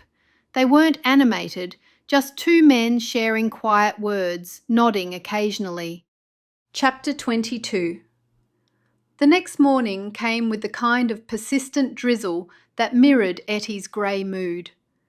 She stood at the kitchen window, watching droplets trace lazy paths down the glass, while Elsa-May bustled around behind her, muttering about the weather and wet clothes, and how difficult it was to get anything dry in such conditions. "We need to go back to the beginning," Ettie said suddenly, turning away from the window. "What beginning? We still haven't talked with Becca." "That can wait. I mean, back where all of this started." Elsa-May paused in her coffee preparation. "What do you mean?" "The funeral home, the mix-up. We've been so focused on Lydia's disappearance that we haven't really thought about how that young man could make such a mistake in the first place." "You think there's more to the mix-up?" Ettie nodded slowly. "What if someone wanted him to make that mistake?" I think you're onto something, Ettie." An hour later, they found themselves once again in Maggie's buggy, making their way through the drizzle toward the funeral home on the outskirts of town. The building looked even more sombre in the grey morning light, its brick facade darkened by moisture and its windows reflecting nothing but the overcast sky. "I still think this is a long shot," Maggie said as they pulled up to the entrance. "That poor young man was embarrassed enough about the whole thing. He's not going to want to relive it." "That's exactly why we need to talk to him. People say things when they're embarrassed that they might not say otherwise," Ettie said. The funeral home's interior was hushed and dimly lit, with thick carpeting that muffled their footsteps and the scent of lilies hanging heavy in the air. A young woman approached them as they entered. "Good morning. How may I help you?" "We'd like to speak with the funeral director," Ettie said, "about the situation with the Lydia Graber funeral." The woman's face immediately grew uncomfortable. "Oh, you mean about the identification issue? I'm not sure Mr. Patterson wants to discuss that anymore. It's been very upsetting for him." "We understand," Maggie said gently, "but we're friends of the Graber family, and we're just trying to understand how something like this could happen. We're not here to blame anyone." After a few minutes of hushed conversation through an office door, the young funeral director emerged. He looked even younger than Ettie remembered, with tired eyes behind wire-rimmed glasses. His suit was impeccable, but there was something defeated about his posture. Ettie stepped forward and made the introductions. I'm not sure what more I can tell you about what happened." "Mr. Patterson, we're not here to cause you more trouble. We just want to understand the process. How did the original, or I should say, the wrong identification, happen in the first place?" Patterson's shoulders sagged slightly. "Please, come back to my office where we can talk in private." His office was small and cramped, with certificates on the walls and a desk covered in paperwork. He gestured for them to sit in the chairs across from his. "The deceased woman was found by the creek, approximately 5 miles downstream from where the search parties were eventually looking for Mrs. Graber." "What was her condition?" Elsa-May asked gently. Patterson's face grew paler.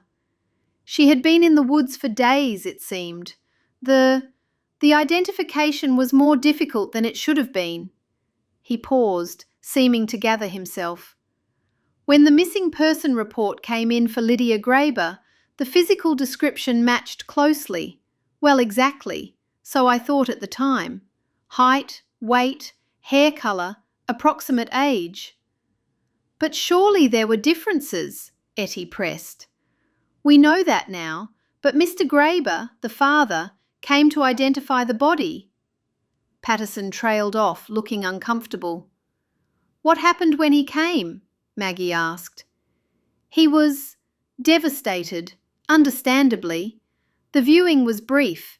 He took one look at her face and said, 'That's my daughter.'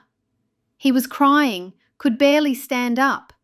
In situations like that, we don't usually press for additional confirmation if the family member is certain." "But what about the tattoo?" Ettie asked. "Didn't that seem unusual for an Amish woman?" Patterson's face flushed red.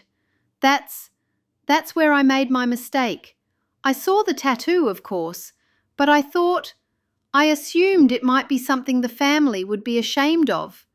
Sometimes people have parts of their past they don't discuss, even in close families. I thought it would be kinder not to mention it unless they asked specifically." "So you never told Mr. Graber about the tattoo?" Elsa-May asked. "No, I know Amish don't typically have tattoos, but there is nothing stopping them if they want to get one and keep it hidden. I thought the deceased might have gotten the tattoo in secret, and by the time I realised my error, when that other missing person report came in with the tattoo specifically mentioned," he shook his head miserably, "I knew immediately that a mistake had been made." Ettie leaned forward in her chair.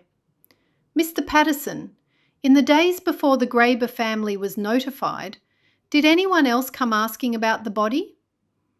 Patterson looked up sharply. "What do you mean?" "Anyone who seemed interested in whether it might be Lydia Graber, or who asked specific questions about the deceased." The funeral director was quiet for a long moment, his fingers drumming nervously on his desk. "Well, there was one man." "Tell us about him," Ettie encouraged. "It was the day before Mr. Graber came in. A man called and said he was a business associate of Lydia Graber's. He'd heard there was an unidentified woman found in the creek and wanted to know if it might be her. Said he was worried because she'd missed some important meetings." Elsa-May and Ettie exchanged glances. "What did he look like?" Maggie asked. "Tall, well-dressed, not local. You could tell by his clothes and the way he spoke. He had dark hair and was probably in his 40s. "That sounds like Parker Day," Elsa-May murmured. "Did he ask to see the body?" Ettie pressed. Patterson shook his head. "No, I told him I couldn't give him any information. I thought it odd because no one had asked him to come and he wasn't a family member." Ettie felt a chill run down her spine. "Did this man give you his name?" "From memory, it was Paul or something like that. I didn't write it down. I thought he was just a concerned business associate." Patterson looked miserable. "Should I have gotten more information? Was that another mistake?" Ettie shook her head. "No, you weren't to know." Patterson nodded slowly. "The whole thing has been playing on my mind." "Mr. Patterson," Ettie said carefully, "when this man visited, did he seem nervous, anxious?" "Not nervous exactly, more like focused. He asked his questions very methodically, like he had a list in his head. And when I answered, he listened very carefully, like every detail mattered." "Did he ask anything about the investigation? About whether the police were treating it as suspicious?" Elsa-May asked. "He did, actually. He wanted to know if there was any indication of foul play. I told him the coroner hadn't found any evidence of violence, that it appeared to be an accident following the allergic reaction." Maggie shifted in her chair. "So he would have left knowing that the death wasn't being investigated as a murder?" "That's right." Patterson looked between them with growing concern. "Do you think this man had something to do with Lydia Graber's disappearance?" "We're beginning to think he might," Ettie admitted. "We're just hoping she's still alive. Mr. Patterson, if this man were to contact you again, would you call the police immediately?" "Of course. But do you really think he'd come back?" "Probably not," Elsa-May said, "but it's good to be prepared." When they were leaving, Mr. Patterson called after them. "I hope you find Lydia safe. I feel terrible about the confusion with the identification. It must have made everything so much worse for her family." Elsa-May called back to him. "Thank you. You've been a big help." "Well," Maggie said as she guided the horse back onto the main road, "that was illuminating." "Parker Day was checking to see if the dead woman was Lydia," Ettie said grimly. "He was hoping she was dead." "Or he was afraid she was dead," Elsa-May suggested. "Maybe he was worried something had happened to her." "No," Ettie shook her head firmly. "Think about his questions. He asked about identifying marks and cause of death. If he was worried about her welfare, he would have asked different questions. He was relieved when he found out it wasn't her." "Which means he had reason to think she might be dead," Maggie said. "Or he had reason to hope she was dead," Ettie replied. The rain drummed steadily on the buggy's top, and the horse's hooves splashed through growing puddles on the road. "We need to confront Parker Day directly," Ettie said finally. "We need to ask him about that visit to the funeral home." "And about the DNA test," Elsa-May added. "If he really told Lydia he was her brother, there should be evidence of that." "I don't see why you think there would be evidence of a conversation. But first," Maggie said practically, "we need to find him. I heard that he's no longer at the bed and breakfast, but he's still in town. Where would he be staying now?" "Becca would know," Ettie said with certainty. "And I think it's time we had a serious conversation with her about exactly what's been going on." "Now do we go see Becca?" Elsa-May asked. "Yes, I think so. Pat said she was staying at a little house on Maple Street, just past the hardware store." Chapter 23. 20 minutes later, they stood on the front porch of a small white house with peeling paint and a sagging front step. Ettie knocked firmly, and after a moment the door opened to reveal Becca, but she looked nothing like the confident young woman they'd seen in Pat's shop just days before. Her face was pale and drawn, with dark circles under her eyes, and her hair was pulled back in a messy ponytail. When she saw the three women on her doorstep, her eyes widened with what looked like fear. "Hello?" Ettie stepped forward and introduced themselves. "We're friends of Lydia's, and we need to talk to you, Becca." "About Lydia, and about Parker Day," Elsa-May added. At the mention of Parker's name, Becca's face went completely white. She glanced nervously over her shoulder, then stepped outside and closed the door behind her. I can't. I shouldn't," she stammered. "Becca, are you afraid of him?" Maggie asked. The young woman's composure crumbled entirely. Tears spilled down her cheeks as she nodded. "I didn't know," she whispered. "I swear I didn't know what he was really doing." Elsa-May moved closer. "What didn't you know, dear?" "About the emails, about the money. He told me Lydia had asked him to help with expanding the business, that she was too busy to handle all the correspondence herself." Becca wiped her eyes with the back of her hand. "He said it was temporary, just until she got caught up with her orders." "So you helped him use Lydia's computer?" Ettie asked. Becca nodded miserably. "He knew her passwords somehow, said she'd given them to him. I thought it was strange, but he was so convincing. He showed me business plans, profit projections, all these official-looking documents." "What exactly did he have you do?" Maggie pressed gently. "Send emails mostly, to potential investors. He'd write them out by hand and I'd type them up and send them from Lydia's account. He said Lydia was dyslexic and had trouble with writing, that she was embarrassed about it." "But you suspected something was wrong?" Elsa-May asked. "Not at first, but then Lydia started asking me strange questions about whether I'd been using her computer, whether anyone else had been in the workshop. She seemed confused about emails that had been sent from her account. That's when I started to worry." "Is that when you left her the note?" Ettie asked. "The one that said, 'He's not your brother'?" Becca gasped. "You found that? How did you—" She stopped herself, looking around nervously. "I shouldn't be talking about this. If Parker finds out—" "Becca," Ettie said firmly, "Parker Day is not your friend. He's been using you, just like he used Lydia. We need to know, did he tell Lydia he was her brother?" She nodded. "I overheard it, and I helped Lydia with that test, but please, I can't say any more. He said if I told anyone anything, he'd make sure I went to jail for the fraud. Said it was my fingerprints on the computer, and he'd tell the authorities it was all my idea." "He's lying," Maggie said with conviction. "You were manipulated, Becca. The police will understand that when they hear the whole story." Becca was quiet for a long moment, clearly wrestling with her fear. Finally, she spoke in a voice so low they had to strain to hear her. "He's staying at a cabin about 2 miles out of town. Old hunting cabin that belongs to the Henderson family.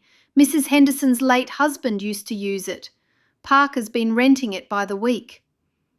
"How long has he been there?" Elsa-May asked. "Since he left the bed and breakfast.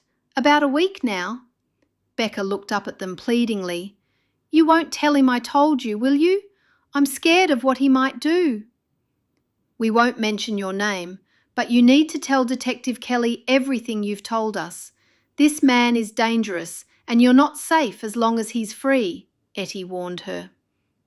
After getting directions to the cabin and extracting a promise from Becca that she would contact Detective Kelly, the three women made their way back to Maggie's buggy.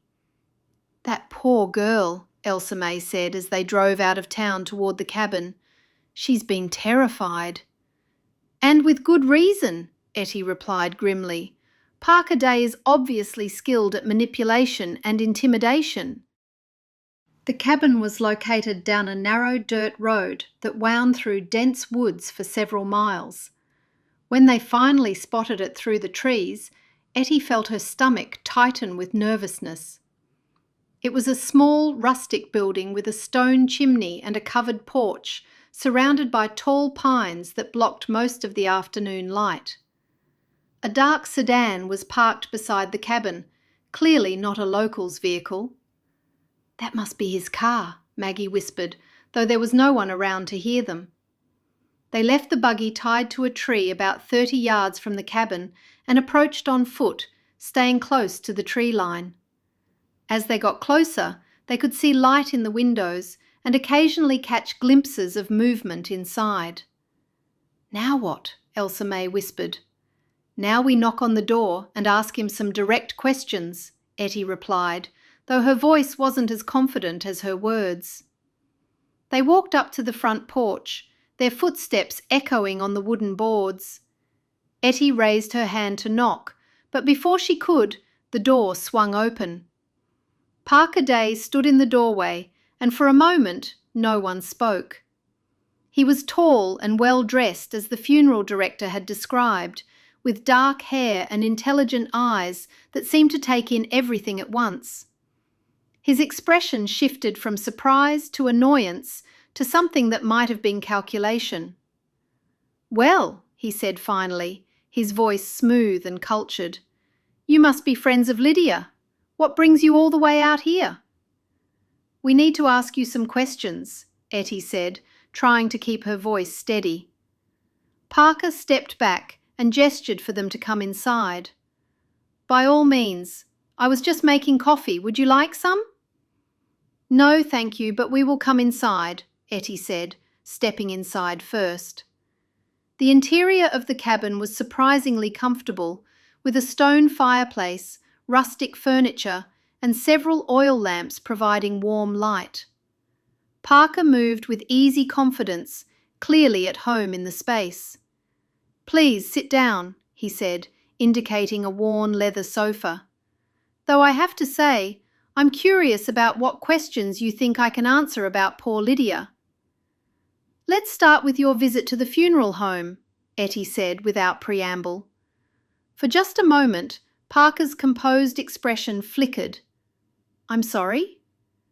"Before Lydia's family was notified about the body in the creek, you visited the funeral home. You asked very specific questions about the deceased woman." Parker was quiet for a moment, then sat down across from them in a wooden chair. "I see someone's been talking. Yes, I did visit the funeral home. I was concerned about Lydia. She'd missed several important business meetings, which was very unlike her." "What kind of business meetings?" Maggie asked. "I was helping her develop some investment opportunities, expansion plans for her candle-making operation. Very exciting prospects, actually." Parker's voice took on an enthusiastic tone. "Lydia was a talented businesswoman, but she needed guidance on how to scale up her operations." "Is that why you told her you were her brother?" Ettie asked bluntly. The change in Parker's expression was immediate and dramatic. The smooth confidence vanished, replaced by something cold and calculating. "I'm sorry, what did you say?" "You heard me. You told Lydia you were her long-lost brother. Used that lie to gain her trust and access to her business." Parker stood up abruptly, his friendly demeanour completely gone. "I think you ladies are confused. I never claimed to be related to Lydia Graber in any way. We had a strictly professional relationship." "Then why did she secretly collect your DNA for testing?" Elsa-May asked. The question hit Parker like a physical blow. His face went white, and for a moment he seemed unable to speak. When he finally found his voice, it was strained and defensive. "DNA testing? That's ridiculous. Why would she do something like that?" "To verify your claim that you were her brother. She's no fool, even though you were able to fool her initially," Ettie said. "You're making this up," Parker said, but his voice lacked conviction. "Lydia knew you were defrauding her along with everyone else." Parker's mask of civility was completely gone now. He began pacing the small room like a caged animal, his movements sharp and agitated. "You have no proof of any of this," he said. It's all speculation and gossip from small-town busybodies who don't understand business." "Then explain why Lydia ran away," Ettie challenged. "Explain why she left her son, her family, her entire life behind." "Because she was unstable," Parker snapped. "Lydia Graber was paranoid and mentally unwell. She became convinced that everyone was trying to cheat her, that every business proposal was some kind of scam. She couldn't handle the pressure of expanding her operation." "That's not true," Elsa-May said firmly. "Isn't it? Ask anyone who dealt with her in those last few weeks. She was erratic, suspicious, constantly changing her mind about business decisions. The woman was having some kind of breakdown." "You're describing someone who had just discovered she was being defrauded by someone she trusted," Ettie said. Parker stopped pacing and turned to face them, his expression now openly hostile. "I think this conversation is over.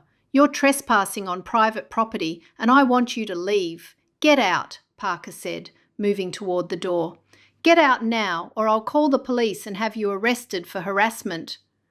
"Please do call the police," Ettie said, standing up. "I'm sure Detective Kelly would be very interested in hearing your version of events." For a moment, Parker looked like he might actually reach for his phone. Then his expression changed again, becoming calculating. "You know what I think?" he said, his voice returning to its earlier smooth tone.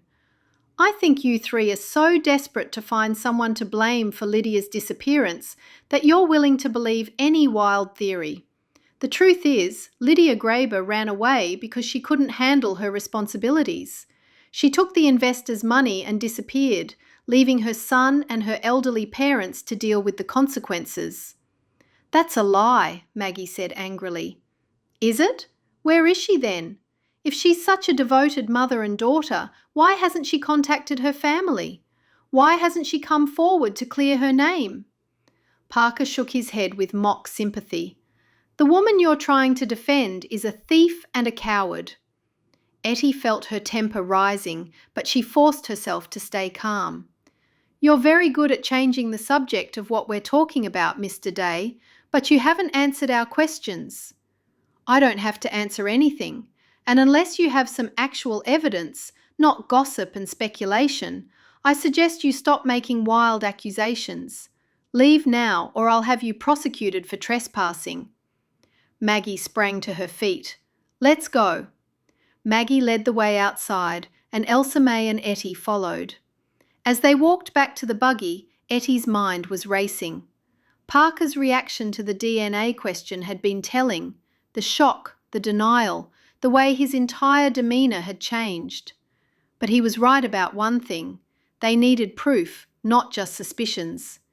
"He's guilty," Elsa-May said as soon as they were out of earshot. "Did you see how he reacted when you mentioned the DNA test?"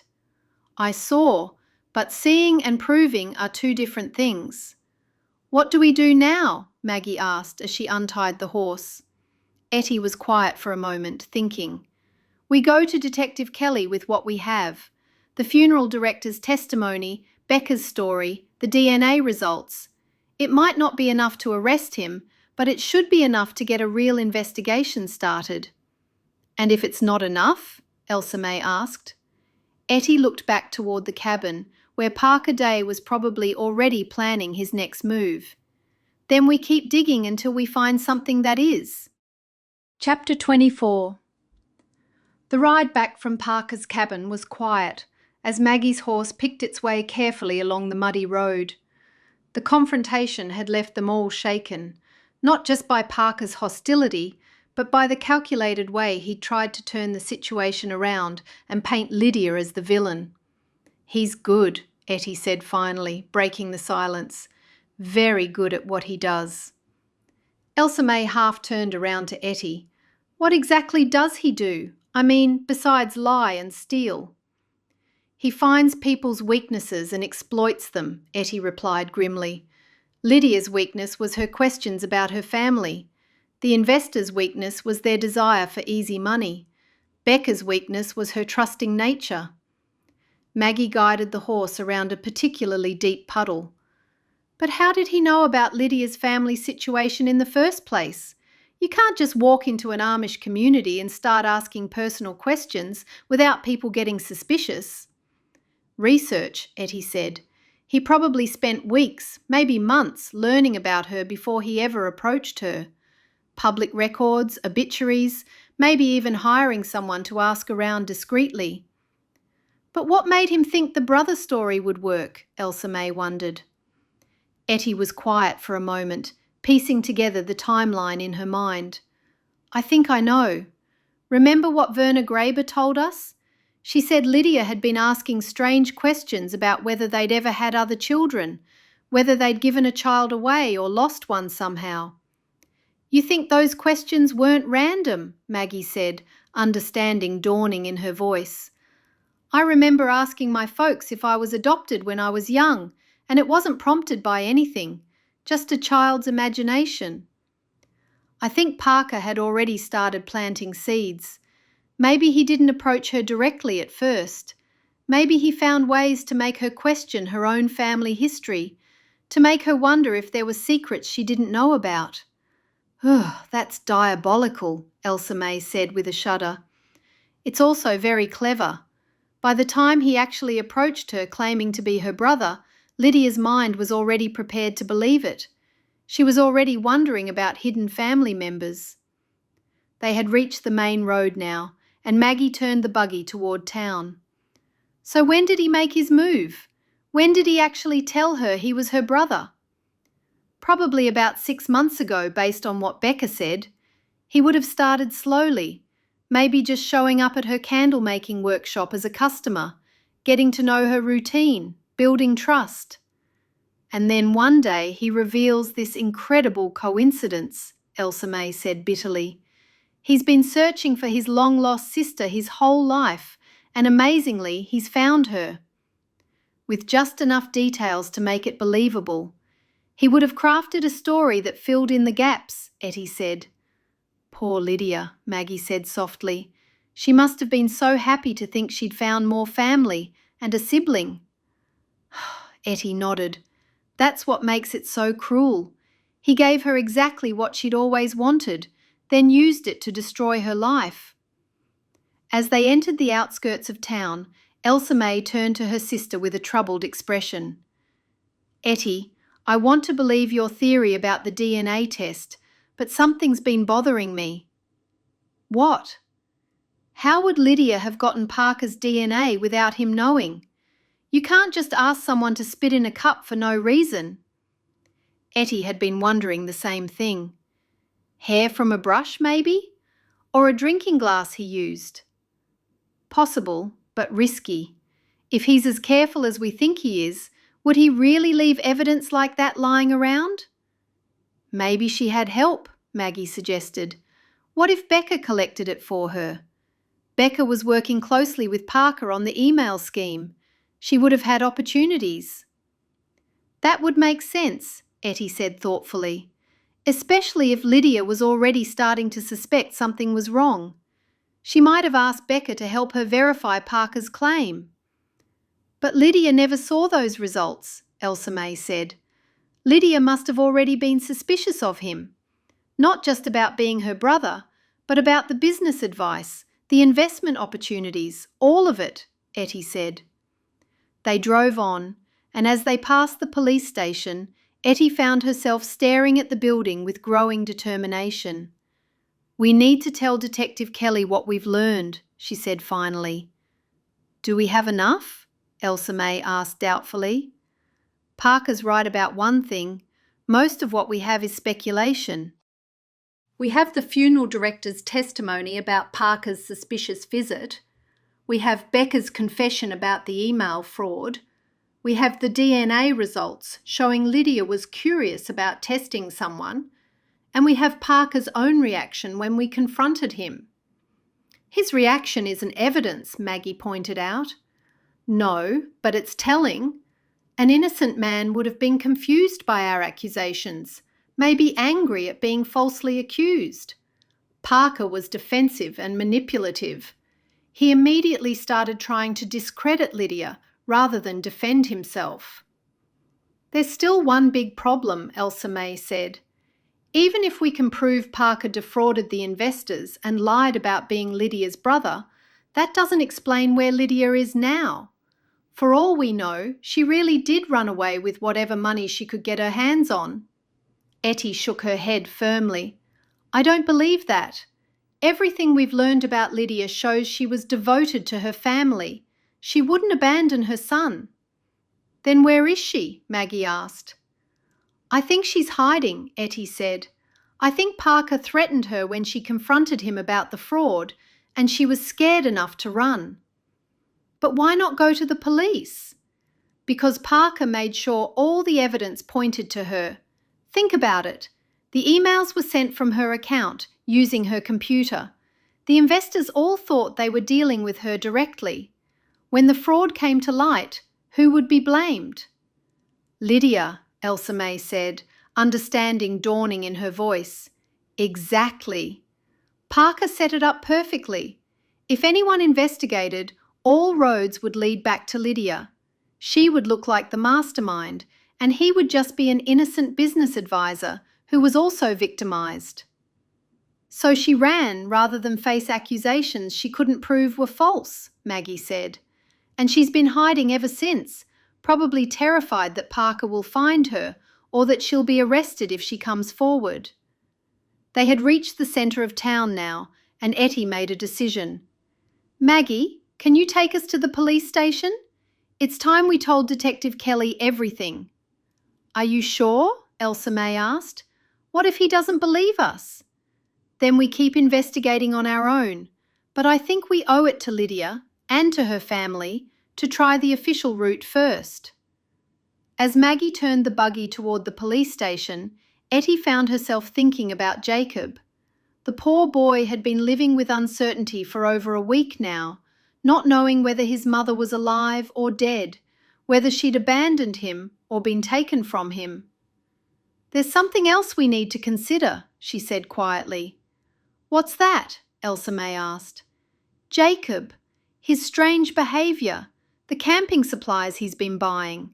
What if he knows more than he's been letting on?" "You think he knows where his mother is?"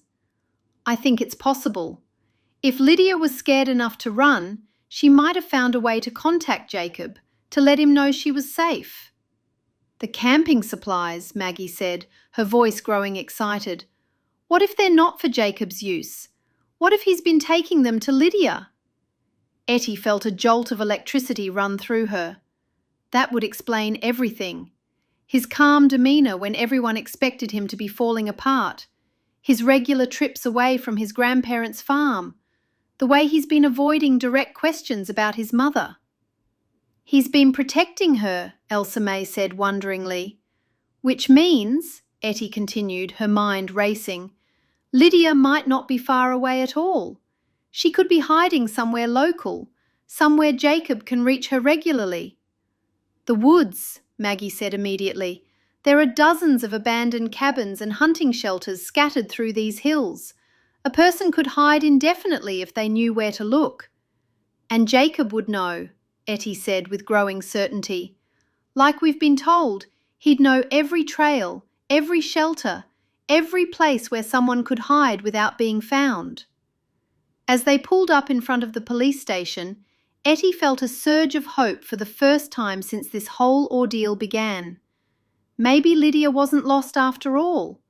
Maybe she was just scared and hiding, waiting for someone to uncover the truth about Parker Day and prove her innocence. "All right," she said, climbing down from the buggy with determination.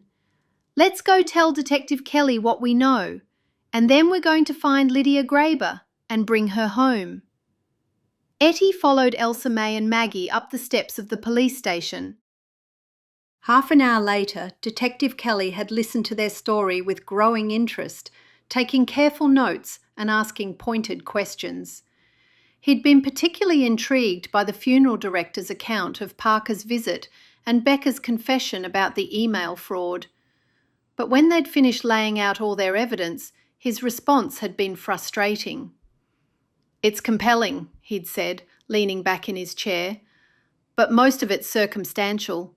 I can bring Parker in for questioning, but without concrete proof of criminal activity, I can't hold him long. Becca is willing to go on the record about him? She hasn't contacted me. What about the investment fraud? Ettie had pressed. That's civil, not criminal, unless we can prove intent to defraud from the beginning. And with Lydia missing, it's hard to prove she wasn't complicit. Chapter 25. The next morning at sunup, they waited in Maggie's buggy at the edge of the Graber property, hidden behind a stand of maple trees. I still think this is a terrible idea, Elsa-May muttered. What if Jacob really is just going to work for the Yoders? Then we'll feel foolish, but I don't think we're wrong, Ettie said, shifting on the hard seat. There, Maggie pointed. Jacob stepped out of the farmhouse with a heavy backpack and headed across the fields, away from the road to the Yoder farm. That's not the way to the Yoders, Elsa-May said. No, it's not, Ettie replied, her pulse quickening. Maggie, can you follow without being seen? I'll do my best, but we'll have to stay well back. Jacob disappeared into a line of trees. After a few minutes, Maggie urged the horse forward, but the ground was too rough for the buggy. They often had to dismount and lead the horse around obstacles. This is harder than it looks in books, Elsa-May grumbled, and I'm not dressed for hiking. They caught glimpses of Jacob ahead, always just out of reach, as he followed a trail through the woods. An hour later, Maggie stopped by a creek. The horse needs water, and so do I. As the horse drank, Ettie scanned the trail. He's got a 15-minute head start. What if we lose him? We won't, Elsa-May said, though she sounded unsure. The trail's still clear. But soon the path split in several directions. Which way? Maggie asked. Ettie knelt and pointed to a faint footprint in soft earth. That way. The trail wound uphill through dense pine. Just as Elsa-May started complaining again, they rounded a bend and saw a clearing, and an old log cabin with a partly collapsed roof. Smoke curled from the chimney. Someone's there, Maggie whispered, stopping behind a pine. They tied the horse and crept forward. Inside, they heard voices, Jacob's and someone else's, too low to identify. Can you see? Elsa-May whispered. Ettie peeked around a tree. The cabin door was ajar and there was movement inside. Carefully, they circled to get a better view. Inside, sitting at a wooden table, was Lydia Graber. She was thinner than Ettie remembered, and her clothes were well worn, but she was unmistakably alive. She was holding a tin cup in both hands, and Jacob was unpacking items from his backpack, canned goods, a loaf of bread, what looked like medical supplies. Oh, I can't believe it, Elsa-May breathed, seeing her for the first time. There she is. Lydia looked tired and stressed, but she was smiling as she watched her son unpack the supplies. The affection between them was obvious, and it was clear this wasn't their first meeting since her disappearance. How long do you think she's been here? Maggie whispered. Since she disappeared, Ettie replied with certainty. Jacob's been taking care of her this whole time. They watched as Jacob pulled a newspaper from his backpack and spread it on the table. Lydia leaned forward eagerly, scanning the headlines. Even from their hiding spot, the sisters could see her shoulders sag with what looked like disappointment. She's waiting for something, Elsa-May observed, looking for news about something. About Parker Day being arrested, probably, Ettie said. She's waiting for it to be safe to come home. Jacob said something to his mother that made her nod sadly. Then he began repacking his backpack, clearly preparing to leave. He's not staying, Maggie whispered. He's just making a supply run. We need to approach them. They need to know that people are trying to help them, Ettie said. But before they could put this plan into action, Jacob emerged from the cabin and began walking directly toward their hiding spot. "He knows we're here," Maggie said in alarm. Jacob stopped about 20 feet away, his posture wary but not hostile. "Hey there, I can see you. I saw your buggy down the hill." "Hello, Jacob," Ettie said, stepping out from behind the tree with her hands clearly visible. "We've been looking for your mother." "Who sent you?" "Nobody sent us," Elsa-May said gently, also stepping into view. "We've been worried about her, about both of you." "We know about Parker Day. We know what he did to your mother, and we're trying to help," Ettie said. Jacob's expression shifted from suspicion to hope. "You know about Parker? You know it wasn't her fault?" Maggie nodded. "We know, and we're going to help prove it." Jacob looked back toward the cabin, then made a decision. "Come on, she needs to hear this."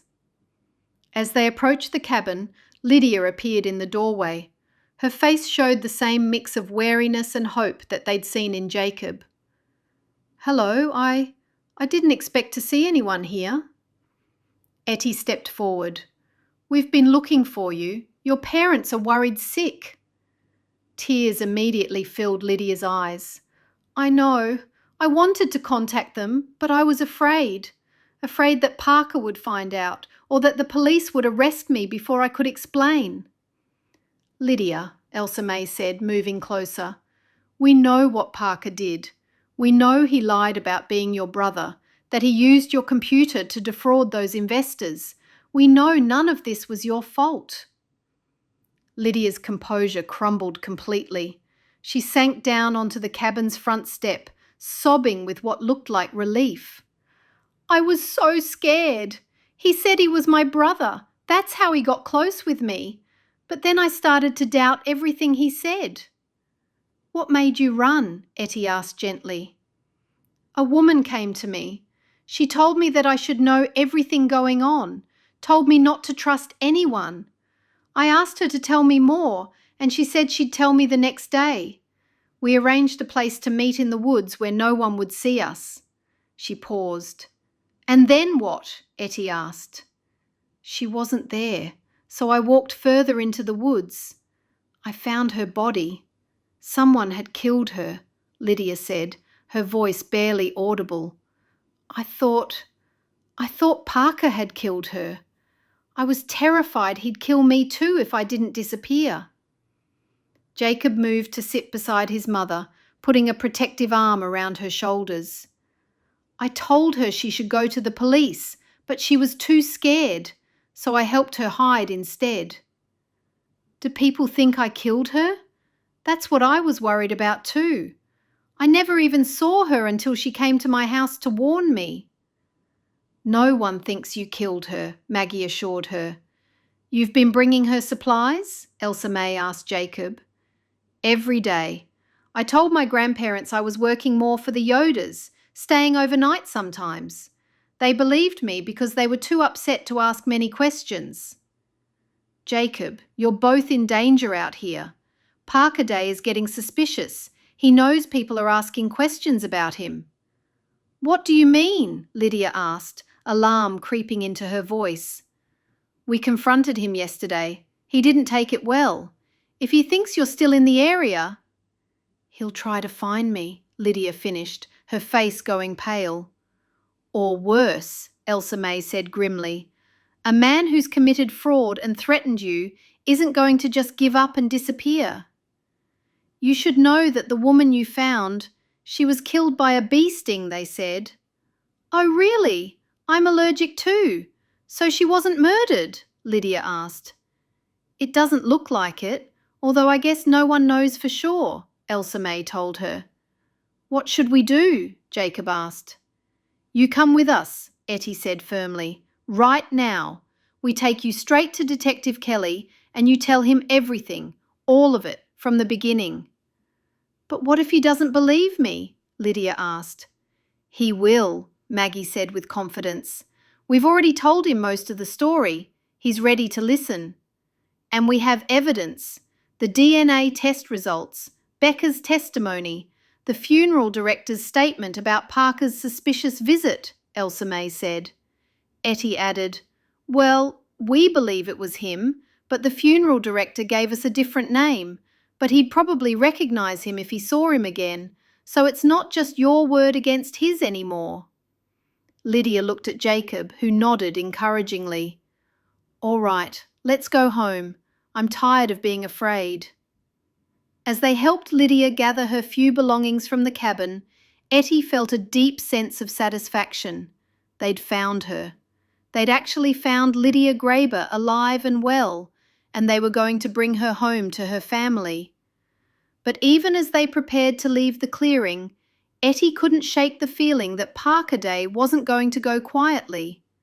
A man who had gone to such elaborate lengths to set up his con wasn't going to simply accept defeat. The real confrontation, she suspected, was still to come. Chapter 26. The ride back through the forest was tense.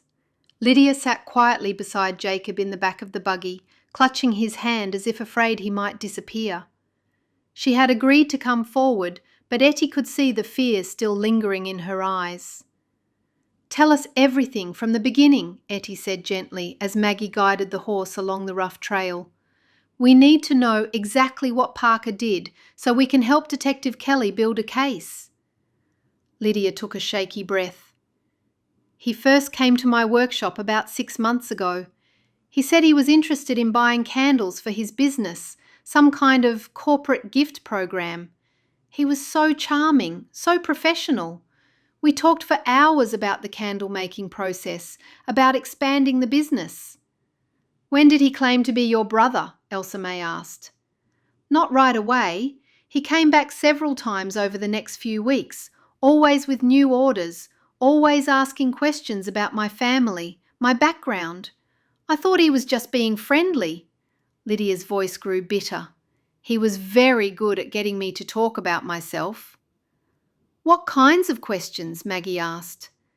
"About my family, and I told him I was the only child, but I'd always longed for a sibling. I'd been so lonely at times. He seemed so understanding, so sympathetic. He said he'd been adopted and that he'd traced his birth parents and they were mine. We had the same parents and I was delighted to hear it." "That's what Parker was counting on," Ettie said grimly. "He found your vulnerability and exploited it." "The brother story was told to me immediately, and that's how I got to trust him. He was family, even if he didn't want to meet our folks just yet," Lydia said. "He had documents, birth certificates, even photos of people he claimed were his adoptive parents." "All fake, I'm sure," Elsa-May said. "I know that now, but at the time I was so excited. I'd always dreamed of having even just one sibling. Parker said he'd been searching for me for years, that he'd hired private investigators, spent thousands of dollars trying to track down his sister." "And once you believed he was your brother, you trusted him completely," Ettie said. "I did at first.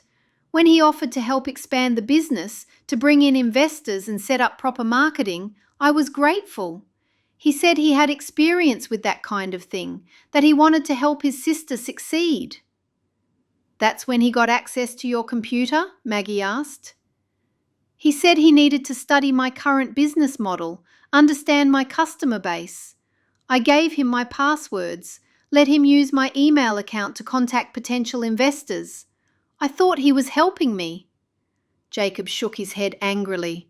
"She worked so hard on that business. She was proud of what she'd built." "When did you start to suspect something was wrong?" Ettie asked. "About 6 weeks ago. Customers started asking me about emails I hadn't sent. People I'd never heard of were calling about investments I knew nothing about. When I asked Parker about it, he said there must be some confusion, that he'd straighten it out." "But he didn't," Elsa-May said. "No, it got worse. People started showing up at my house, angry about money they'd given me for projects I'd never agreed to. That's when I started to get really scared." "So you decided to test whether Parker was really your brother?" Ettie said. Lydia nodded. "I asked Becca to help me. She managed to collect some hair samples with root bulbs. It was hard. She said she was helping him fix his collar and then pretended to get some of his hair caught in her bracelet. I sent the samples in for DNA testing, along with samples from my parents, hoping to prove once and for all that we were not siblings. We hope you don't mind, but we intercepted that mail. There was no relationship. Lydia nodded. In my heart, I already knew it. Everything Parker had told me was lies. Did you ever confront Parker? Ettie asked. I was figuring out what to do.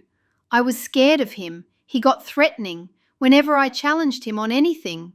He had all the emails, all the documentation that made it look like I was running everything. He said no one would believe my word against his, especially since I was just an Amish woman with no education. That's when you decided to run, Ettie said. No, I ran when I found the body of the woman who'd asked me to meet her. She was going to tell me everything. I thought Parker had killed her. The timing seemed too coincidental. So you decided to disappear completely, Maggie said. I did. I found the old cabin and decided to hide here until I could figure out what to do. I was too scared to go home, too scared to contact anyone. I thought if Parker believed I was dead, maybe he'd leave me and my family alone. But you contacted Jacob, Ettie said. Not right away. I hid for 3 days before I finally decided I had to let him know I was alive. Then he told me they found a dead woman and thought it was me. Tears filled Lydia's eyes again. I made Jacob promise not to tell anyone, not even his grandparents. I was so afraid Parker would hurt him if he found out Jacob knew where I was. Jacob's voice was fierce with protectiveness. I would never let anything happen to her. When she told me what Parker had done, how he'd threatened her, I knew I had to help her hide. Maggie turned to him. You were very convincing at the funeral. He smiled. I had to put on an act. That's why you bought all those camping supplies, Elsa-May said. Food, blankets, medical supplies, everything she needed to survive in the cabin. I told everyone I was working extra shifts for the Yodas, staying overnight sometimes. It gave me an excuse to be away from home for long periods. You've been taking care of your mother. That took real courage, Elsa-May told him. I wasn't going to let that man destroy her life.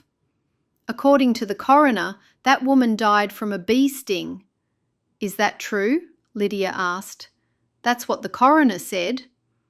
I'm allergic to bees as well, Ettie gave a nod.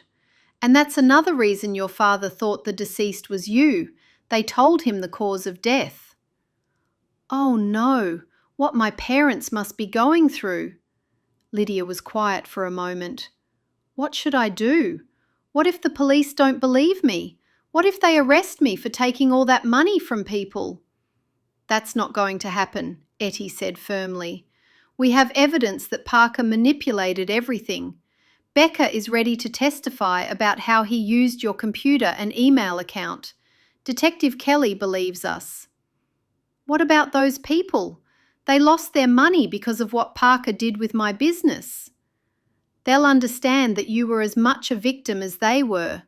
I think they'll be more interested in getting their money back from Parker than in blaming you.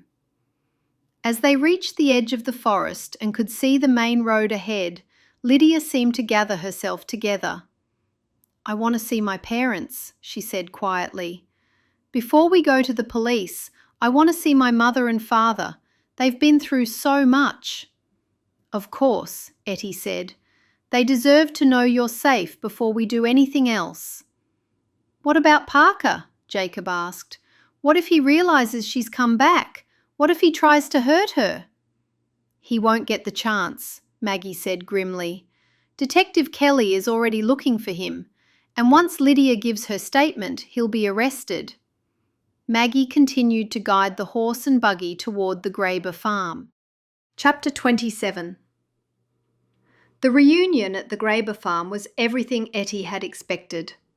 Verna Graber collapsed into her daughter's arms the moment Lydia stepped through the front door, both women sobbing with relief and joy. Elam stood behind them, tears streaming down his weathered face as he wrapped his arms around both his wife and daughter. "We thought you were dead," Verna whispered over and over. "We thought we'd lost you forever." "I'm sorry, ma'am," Lydia cried.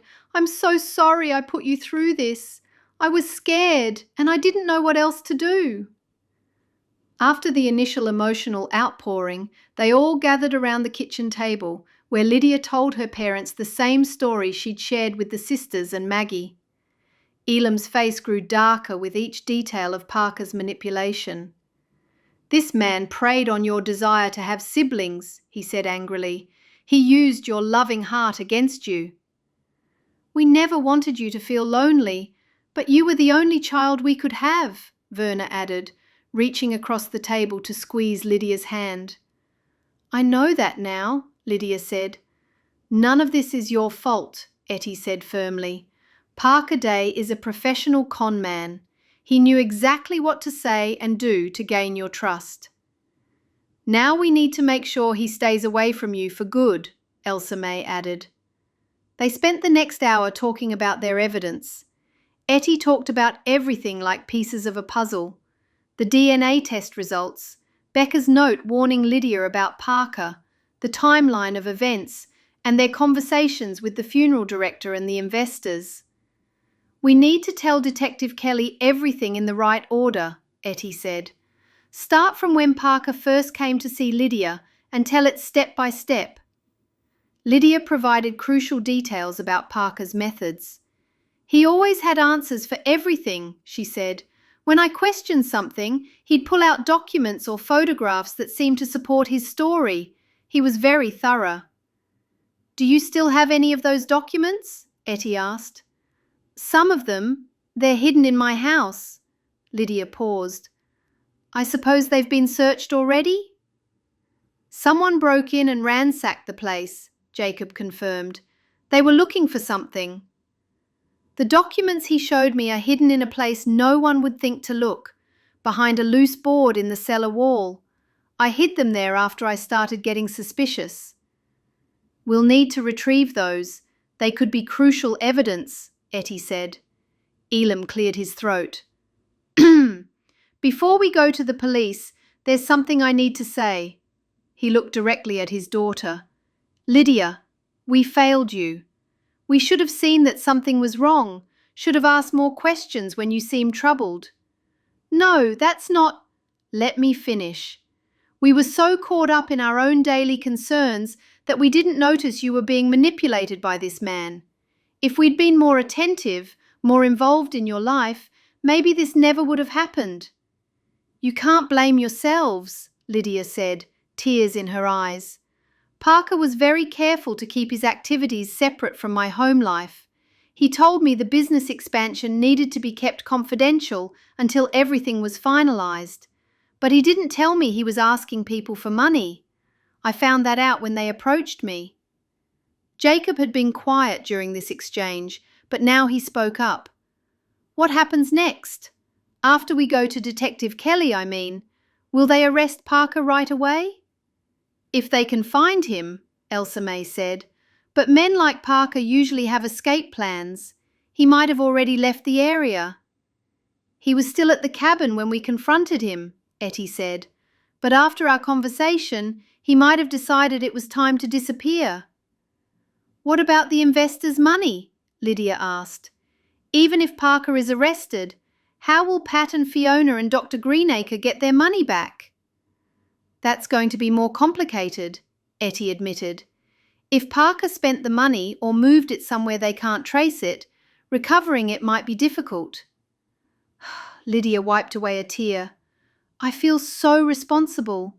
These people trusted me and I let them down." "You didn't let anyone down," Verna said firmly. "You were victimized just like they were. Parker Day is the only one responsible for this situation."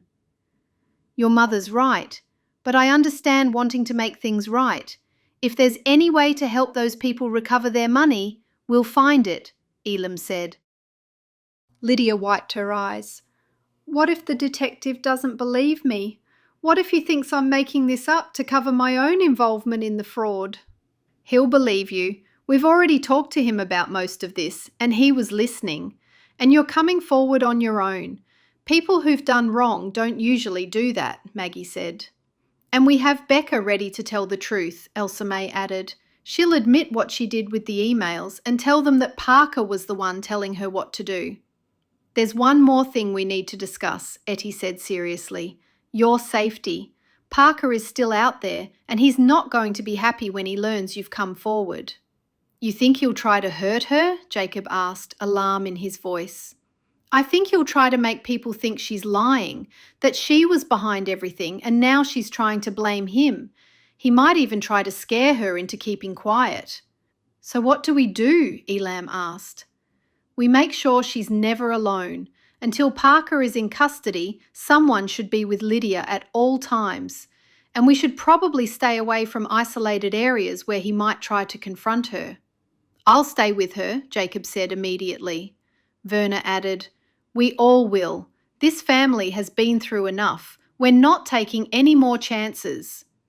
Are you ready? Ettie asked as they prepared to leave for the police station. Lydia got to her feet. As ready as I'll ever be. I just want this to be over. I want to get back to my normal life. It will be over soon, Elsa-May assured her. And when it is, Parker Day will be the one hiding, not you. Ettie, Elsa-May said quietly as they climbed into the buggy, you look worried. I am worried, Ettie whispered back. Parker has had over a day to plan his next move. What if he's not just planning to run? What if he's planning something worse? Like what? Like eliminating the only witness who can connect him to the fraud. Elsa-May's face went pale. You think he'd try to hurt Lydia? I think a man who's facing prison for fraud and extortion might be desperate enough to try anything. Chapter 28. Detective Kelly looked up when they walked into the police station, his eyes moving from face to face until they settled on the woman he didn't recognise. Detective Kelly, Ettie said, this is Lydia Graber. Kelly's face went through several expressions. First surprise, then relief, then something that looked like irritation. Lydia Graber, he said, standing up from his desk. Where on earth have you been? Do you have any idea how many people have been looking for you? I'm sorry, I was scared. I didn't know what else to do. Scared of what? Kelly asked, but his tone had softened when he saw how thin and tired she looked. Of Parker Day, Ettie said before Lydia could answer. And we can prove everything we told you about him. Detective Kelly gestured for them all to sit down in his office. It was crowded with 5 adults plus Jacob, but nobody complained. Kelly pulled out a notepad and pen, then looked directly at Lydia. Start from the beginning.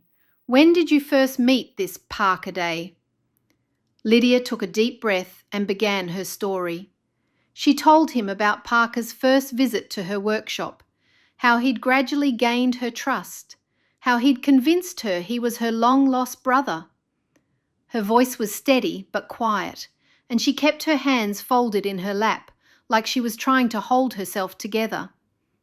He showed me papers, she said, birth certificates, family pictures of him growing up with his adoptive family. Everything looked real. He said before I was born, he was born to my parents, and they gave him away to be adopted. Do you still have these documents? Kelly asked. Hidden behind a loose board in the wall. Kelly made a note. We'll need to retrieve those. What happened after he convinced you he was your brother? He said he wanted to help me expand my business, bring in people who might want to invest money.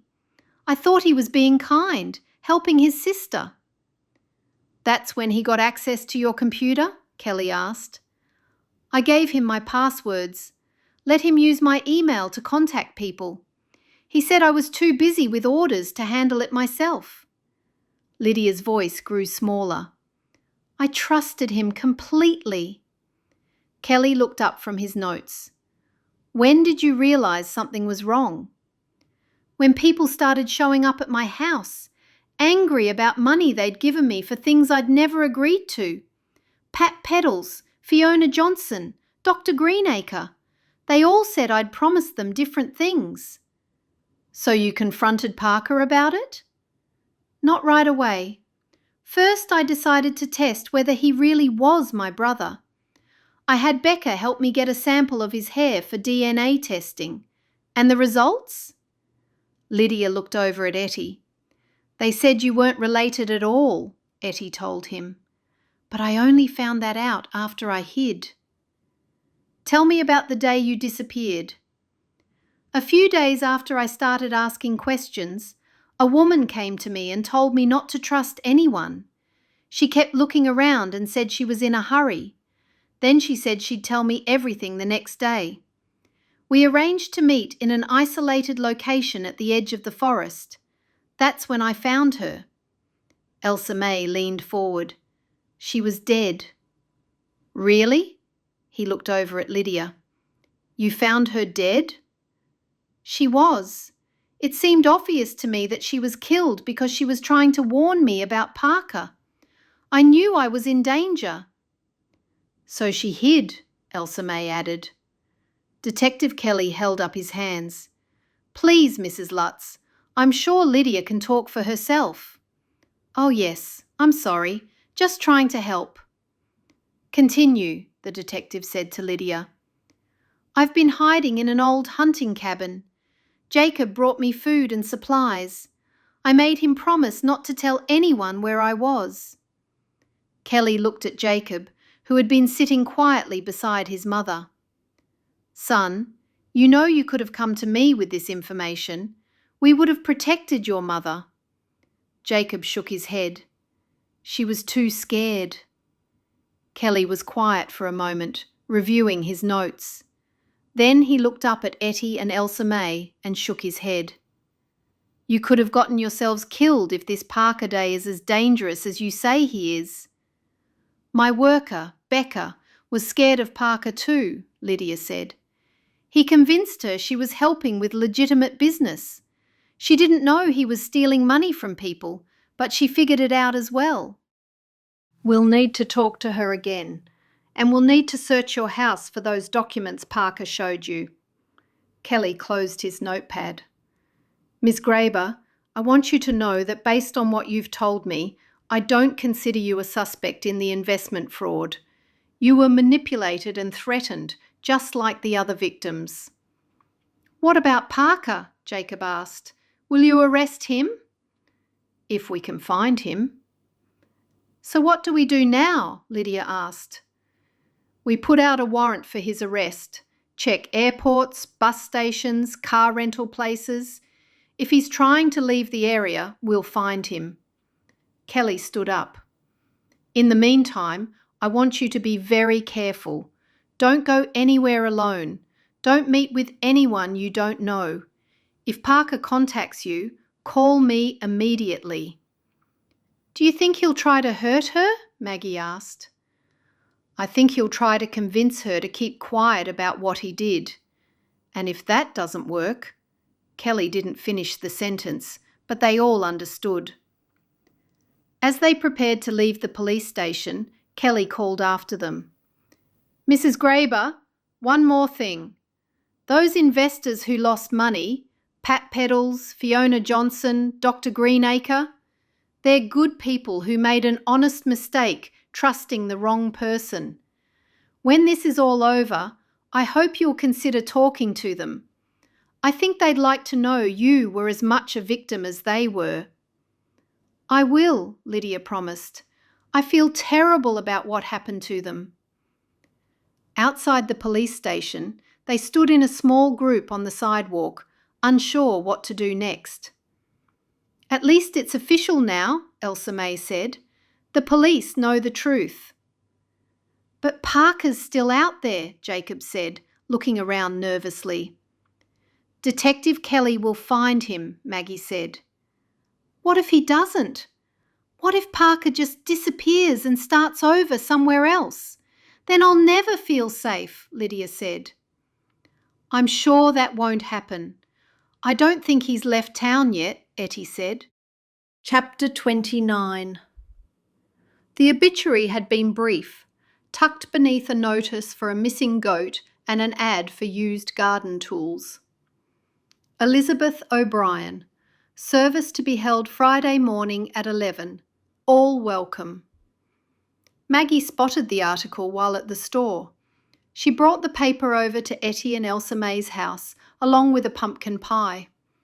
Now they sat at the kitchen table, eating and reading.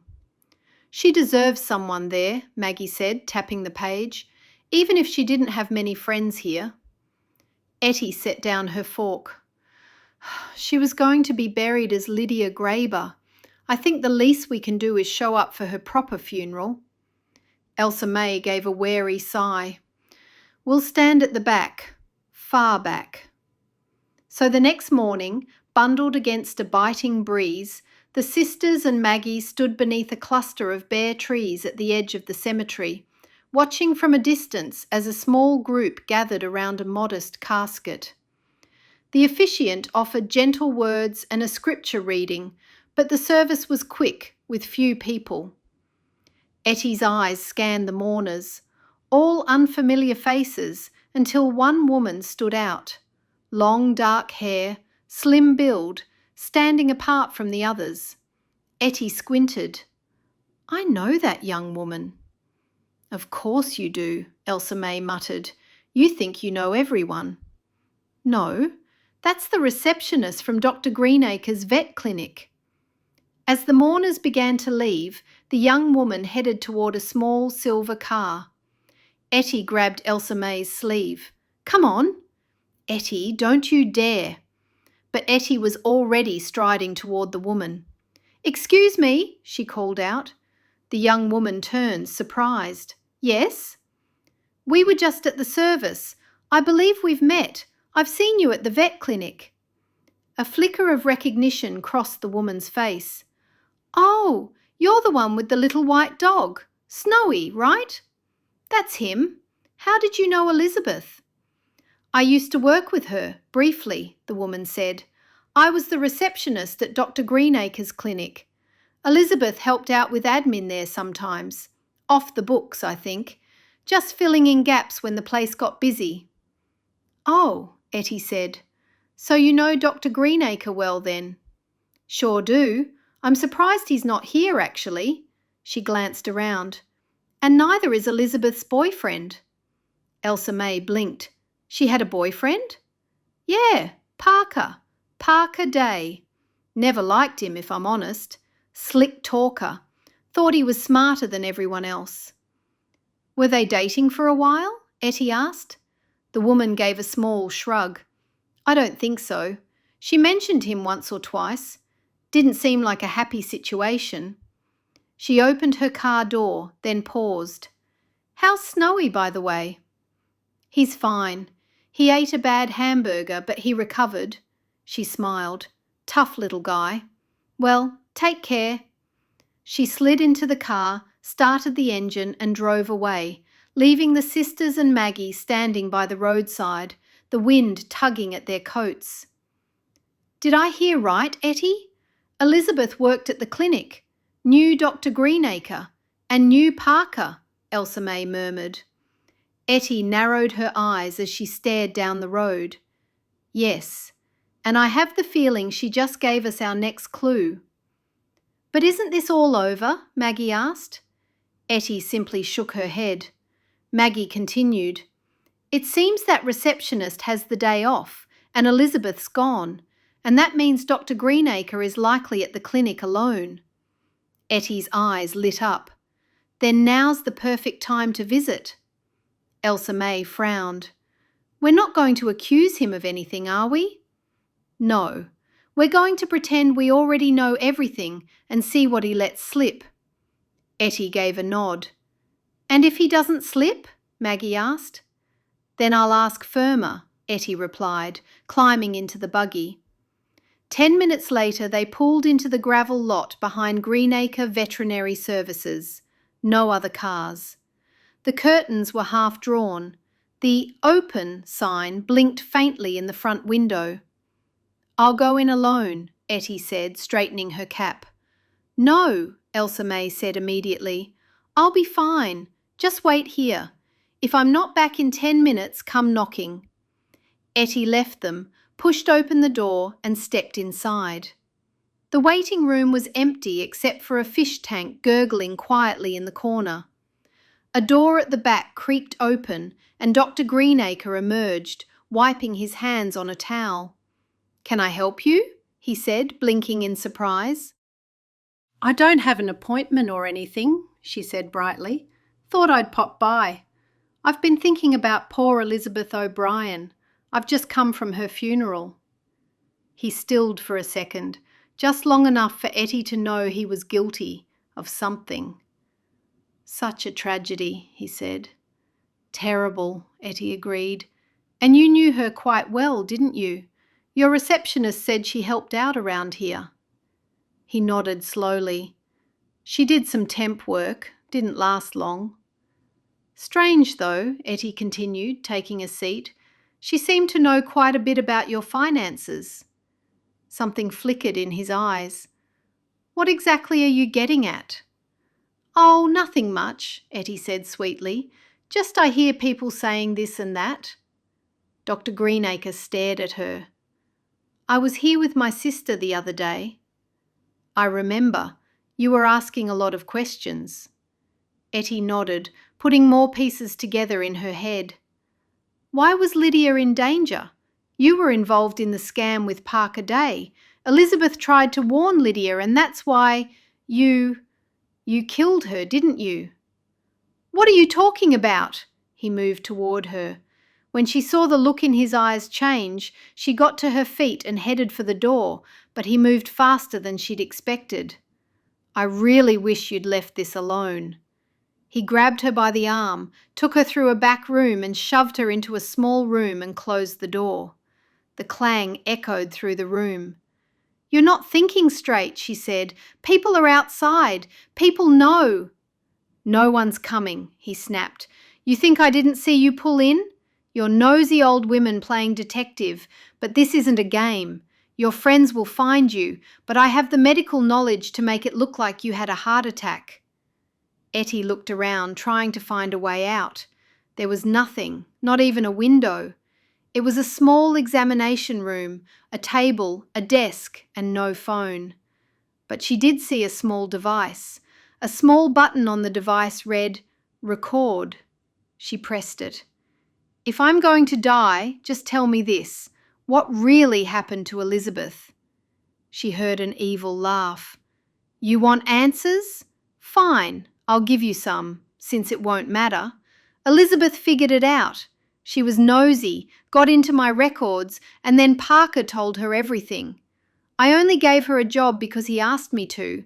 She double-crossed both of us. I knew she'd been speaking with Lydia." "So you killed her?" "Technically, the venom did that." "But you gave it to her?" "Of course. And now I'm about to help you along." He opened the door and she saw a huge syringe. Ettie stepped back, but being in such a small room, there wasn't far to go. "Now wait, let's talk about this. No one will believe I died. People already know Elizabeth worked here." Ettie's heart pounded. He grabbed her arm, pulled up her sleeve, and just as he was readying the needle, sirens sounded. Ettie took the moment to pull away and slip past him. A moment later, police officers poured into the building with guns. Greenacre froze. One of them pulled the filing cabinet aside while Kelly grabbed Greenacre by the arms and shoved him down onto the floor. He was promptly handcuffed. Then other officers pulled him back to his feet and read him his rights as they hauled him out the front door. Kelly, with hands on hips, stared at Ettie.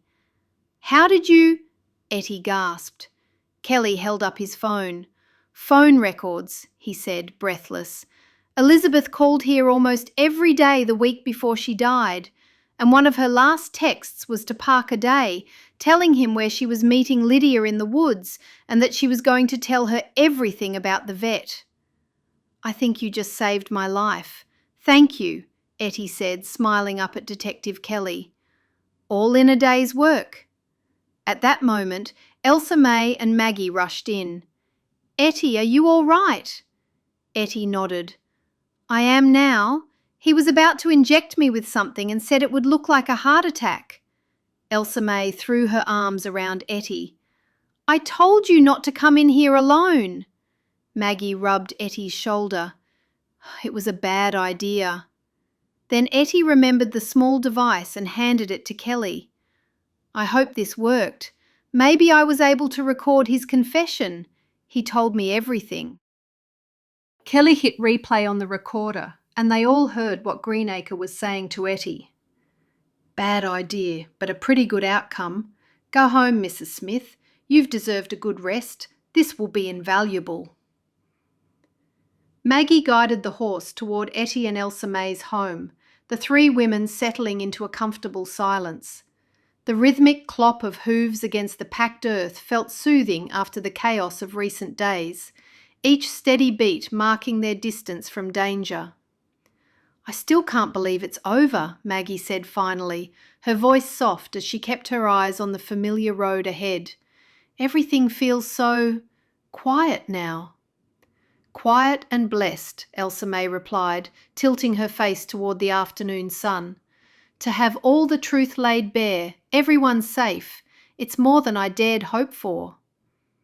Maggie nodded, her grip relaxing on the reins. "They'll be locked away for years to come."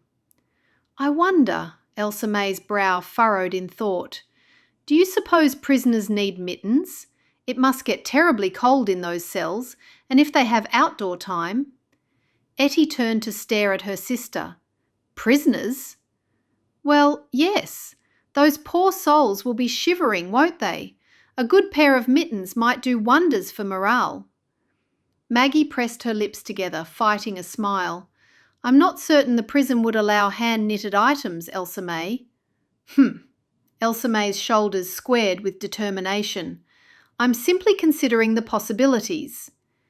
Ettie caught her sister's eye with a meaningful look. "Perhaps instead of giving them away, you could unravel that yarn and start fresh. Something with more manageable proportions?" "Those were experimental pieces," Elsa-May protested. "Besides, that wool had such peculiar elasticity. It practically bounced back at me with every stitch." "Bounced?" Maggie's voice held barely contained laughter. "Terribly rebellious yarn," Elsa-May said with great dignity. "Completely uncooperative." Ettie's mouth twitched. "We're not criticising your craftsmanship, dear, merely suggesting alternatives." Elsa-May lifted her chin. "Well, if I do begin again, I'll make them absolutely perfect. No one will have cause for amusement next time."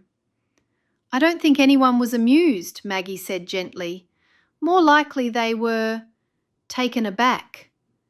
"Possibly even alarmed," Ettie added with a chuckle, and suddenly all three women were laughing, the sound carrying across the quiet countryside as the last of their tension dissolved. When the buggy finally turned into their familiar lane and the welcoming outline of their home appeared through the trees, Ettie released a long, contented sigh. After everything she'd endured, the thought of simply sitting by the fire and doing absolutely nothing felt like the greatest thing imaginable. Chapter 30.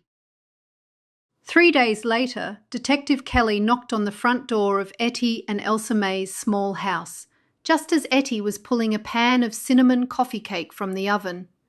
The timing was perfect. The moment Kelly stepped through the door, Snowy launched into his usual enthusiastic greeting, tail wagging so furiously his whole body wiggled as he jumped up on the detective's legs. "Down, Snowy!" Elsa-May called from the kitchen.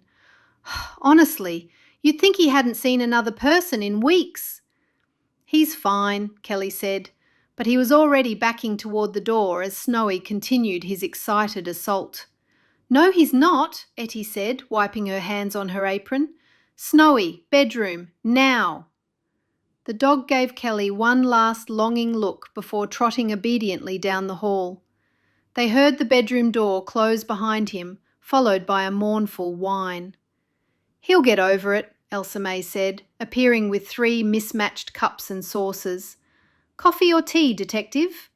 "Coffee, please." "And I have to say, that something smells wonderful." "That's cake, fresh from the oven," Ettie said with satisfaction, cutting 3 generous slices.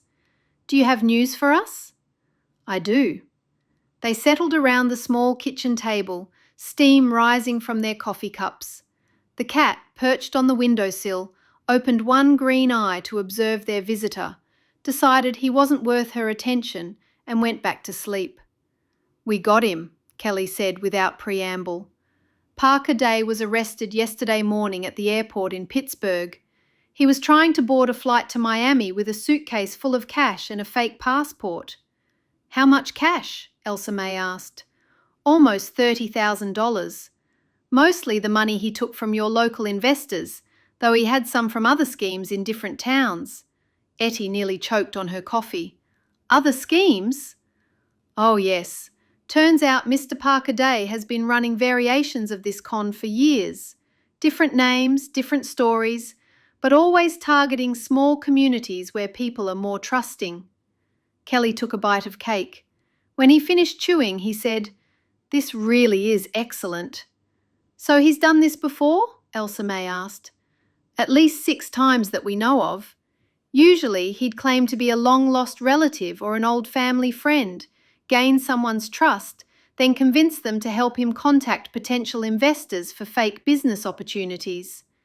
"And he always got away with it?" Elsa-May asked. "Until now. The other cases were harder to prosecute because the victims were too embarrassed to come forward, or they didn't have enough evidence. But Lydia's case was different." "How so?" Ettie asked. "She kept records.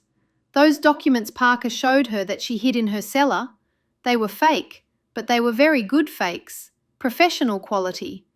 When we showed them to the FBI, they were able to connect them to forgeries used in 3 other states." "The FBI?" Elsa-May's eyes widened. "Parker Day crossed state lines to commit fraud. That makes it a federal case. He's looking at up to 20 years in prison." "What about the money? Will Pat and Fiona get theirs back?" Ettie asked. "Most of it. Parker hadn't had time to spend much of what he stole here. The money from his earlier schemes is harder to trace, but our victims should recover about 80% of their losses." "That's something at least." Elsa-May poured more coffee all around. "What about Dr. Greenacre?" "He'll be going away for a very long time. We could have missed him." Elsa-May nodded. "I was just thinking that if I hadn't decided that we should go to Elizabeth's funeral, then—" "You decided?" Ettie stared at her sister. "What about Lydia? Is she in any trouble?" Elsa-May asked, ignoring her sister. "None at all. She was clearly a victim, not an accomplice." "How's she doing?" Kelly asked. "Better. She's back home with her parents, and Jacob's staying there too for now. The community has been very supportive." "And her candle business?" "Already getting back on its feet. Apparently having her name cleared and the story getting out has brought her more customers than she's ever had. People want to support someone who was victimised by a con man, or con men, I should say," Elsa-May said. Kelly finished his cake and sat back in his chair. "I have to thank you both, Mrs. Smith, Mrs. Lutz.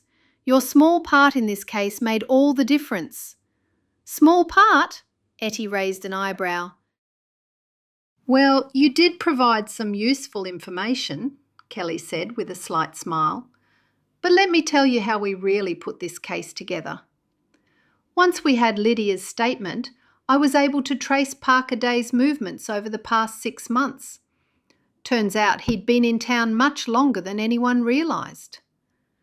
"How much longer?" Elsa-May asked. "Almost a year. He'd been watching Lydia, learning about her routine, her family situation, her business. He rented a small apartment under a false name and spent months gathering information before he ever approached her." "That's terrible," Ettie said. "All that planning just to hurt people." "The DNA test was particularly clever on Lydia's part. The fake documents were the real breakthrough," Kelly went on. We also decided to look at Elizabeth, and just as well we did. Her phone records revealed almost everything. Parker wasn't just a small-time con man. He was part of a larger network, and Dr. Greenacre was more than a willing participant. A network? Ettie asked. Professional criminals who specialise in identity fraud and investment scams. They create false documents, fake identities, even false histories for their operatives. Parker Day wasn't even his real name. What was his real name? Elsa-May asked. Peter Dawson. He had convictions in 3 states under different aliases, but this was his most elaborate scheme yet. Usually these cons only last a few weeks. Parker spent months setting up Lydia. How did you track him down so quickly? Ettie asked. That was actually the easy part. Once we knew what to look for, we found his credit card records, his car rental agreement, even surveillance footage from the airport. He thought he was being clever by using cash for most things, but he slipped up a few times. That's good. Anyway, I should go. I've got to take over following someone. Well, in that case, you'd better take these to keep your hands warm on those long winter evenings when you're watching people. Elsa-May got to her feet and grabbed the overlarge mittens and handed them to him. One side of his lips curled as he held them up in the air. Haven't you found anyone who wants these yet? He shook his head and tried to hand them back. Ettie took hold of his arm and he got to his feet. My sister insists you keep those. She spent many long hours knitting them, and she fixed the funny lump going on in the thumb. It would mean a lot if you took them. I mean, if you'd accept them. I wouldn't use them. Maybe give them to someone. You really must take them, Ettie said, ignoring his weak protests. Look at her face. Elsa-May stood nearby, hands folded, lower lip jutting just slightly. I spent many, many hours on those, she said, her voice quivering just enough to sound noble. Ignored my arthritic joints. Joints, Ettie corrected automatically. Arthritic joints. Yes, that's what I said. And the left one clicks now, permanently. Detective Kelly looked down at the oversized mittens, then back at the sisters. One eyebrow twitched. They're quite generous in size. They're warm, Elsa-May said. Perfect for long, cold nights watching suspects from an unmarked car. I drive a Dodge Charger, he muttered. Even better, Ettie said brightly. They'll double as seat covers. He gave a long, resigned sigh and tucked the mittens under his arm. Right, thank you. That's very thoughtful. You're always welcome, Elsa-May said, glowing with pride. They stood on the porch and watched him walk to his car. He opened the door, hesitated, and gave them a final glance before climbing in. The engine started. Then, as he pulled away and drove up the road, Ettie squinted. Did you see that? A blur of grey wool had arced out the driver's side window and landed in the grass at the edge of the road. Are those? Elsa-May narrowed her eyes, adjusting her rose-coloured glasses. Are those my mittens?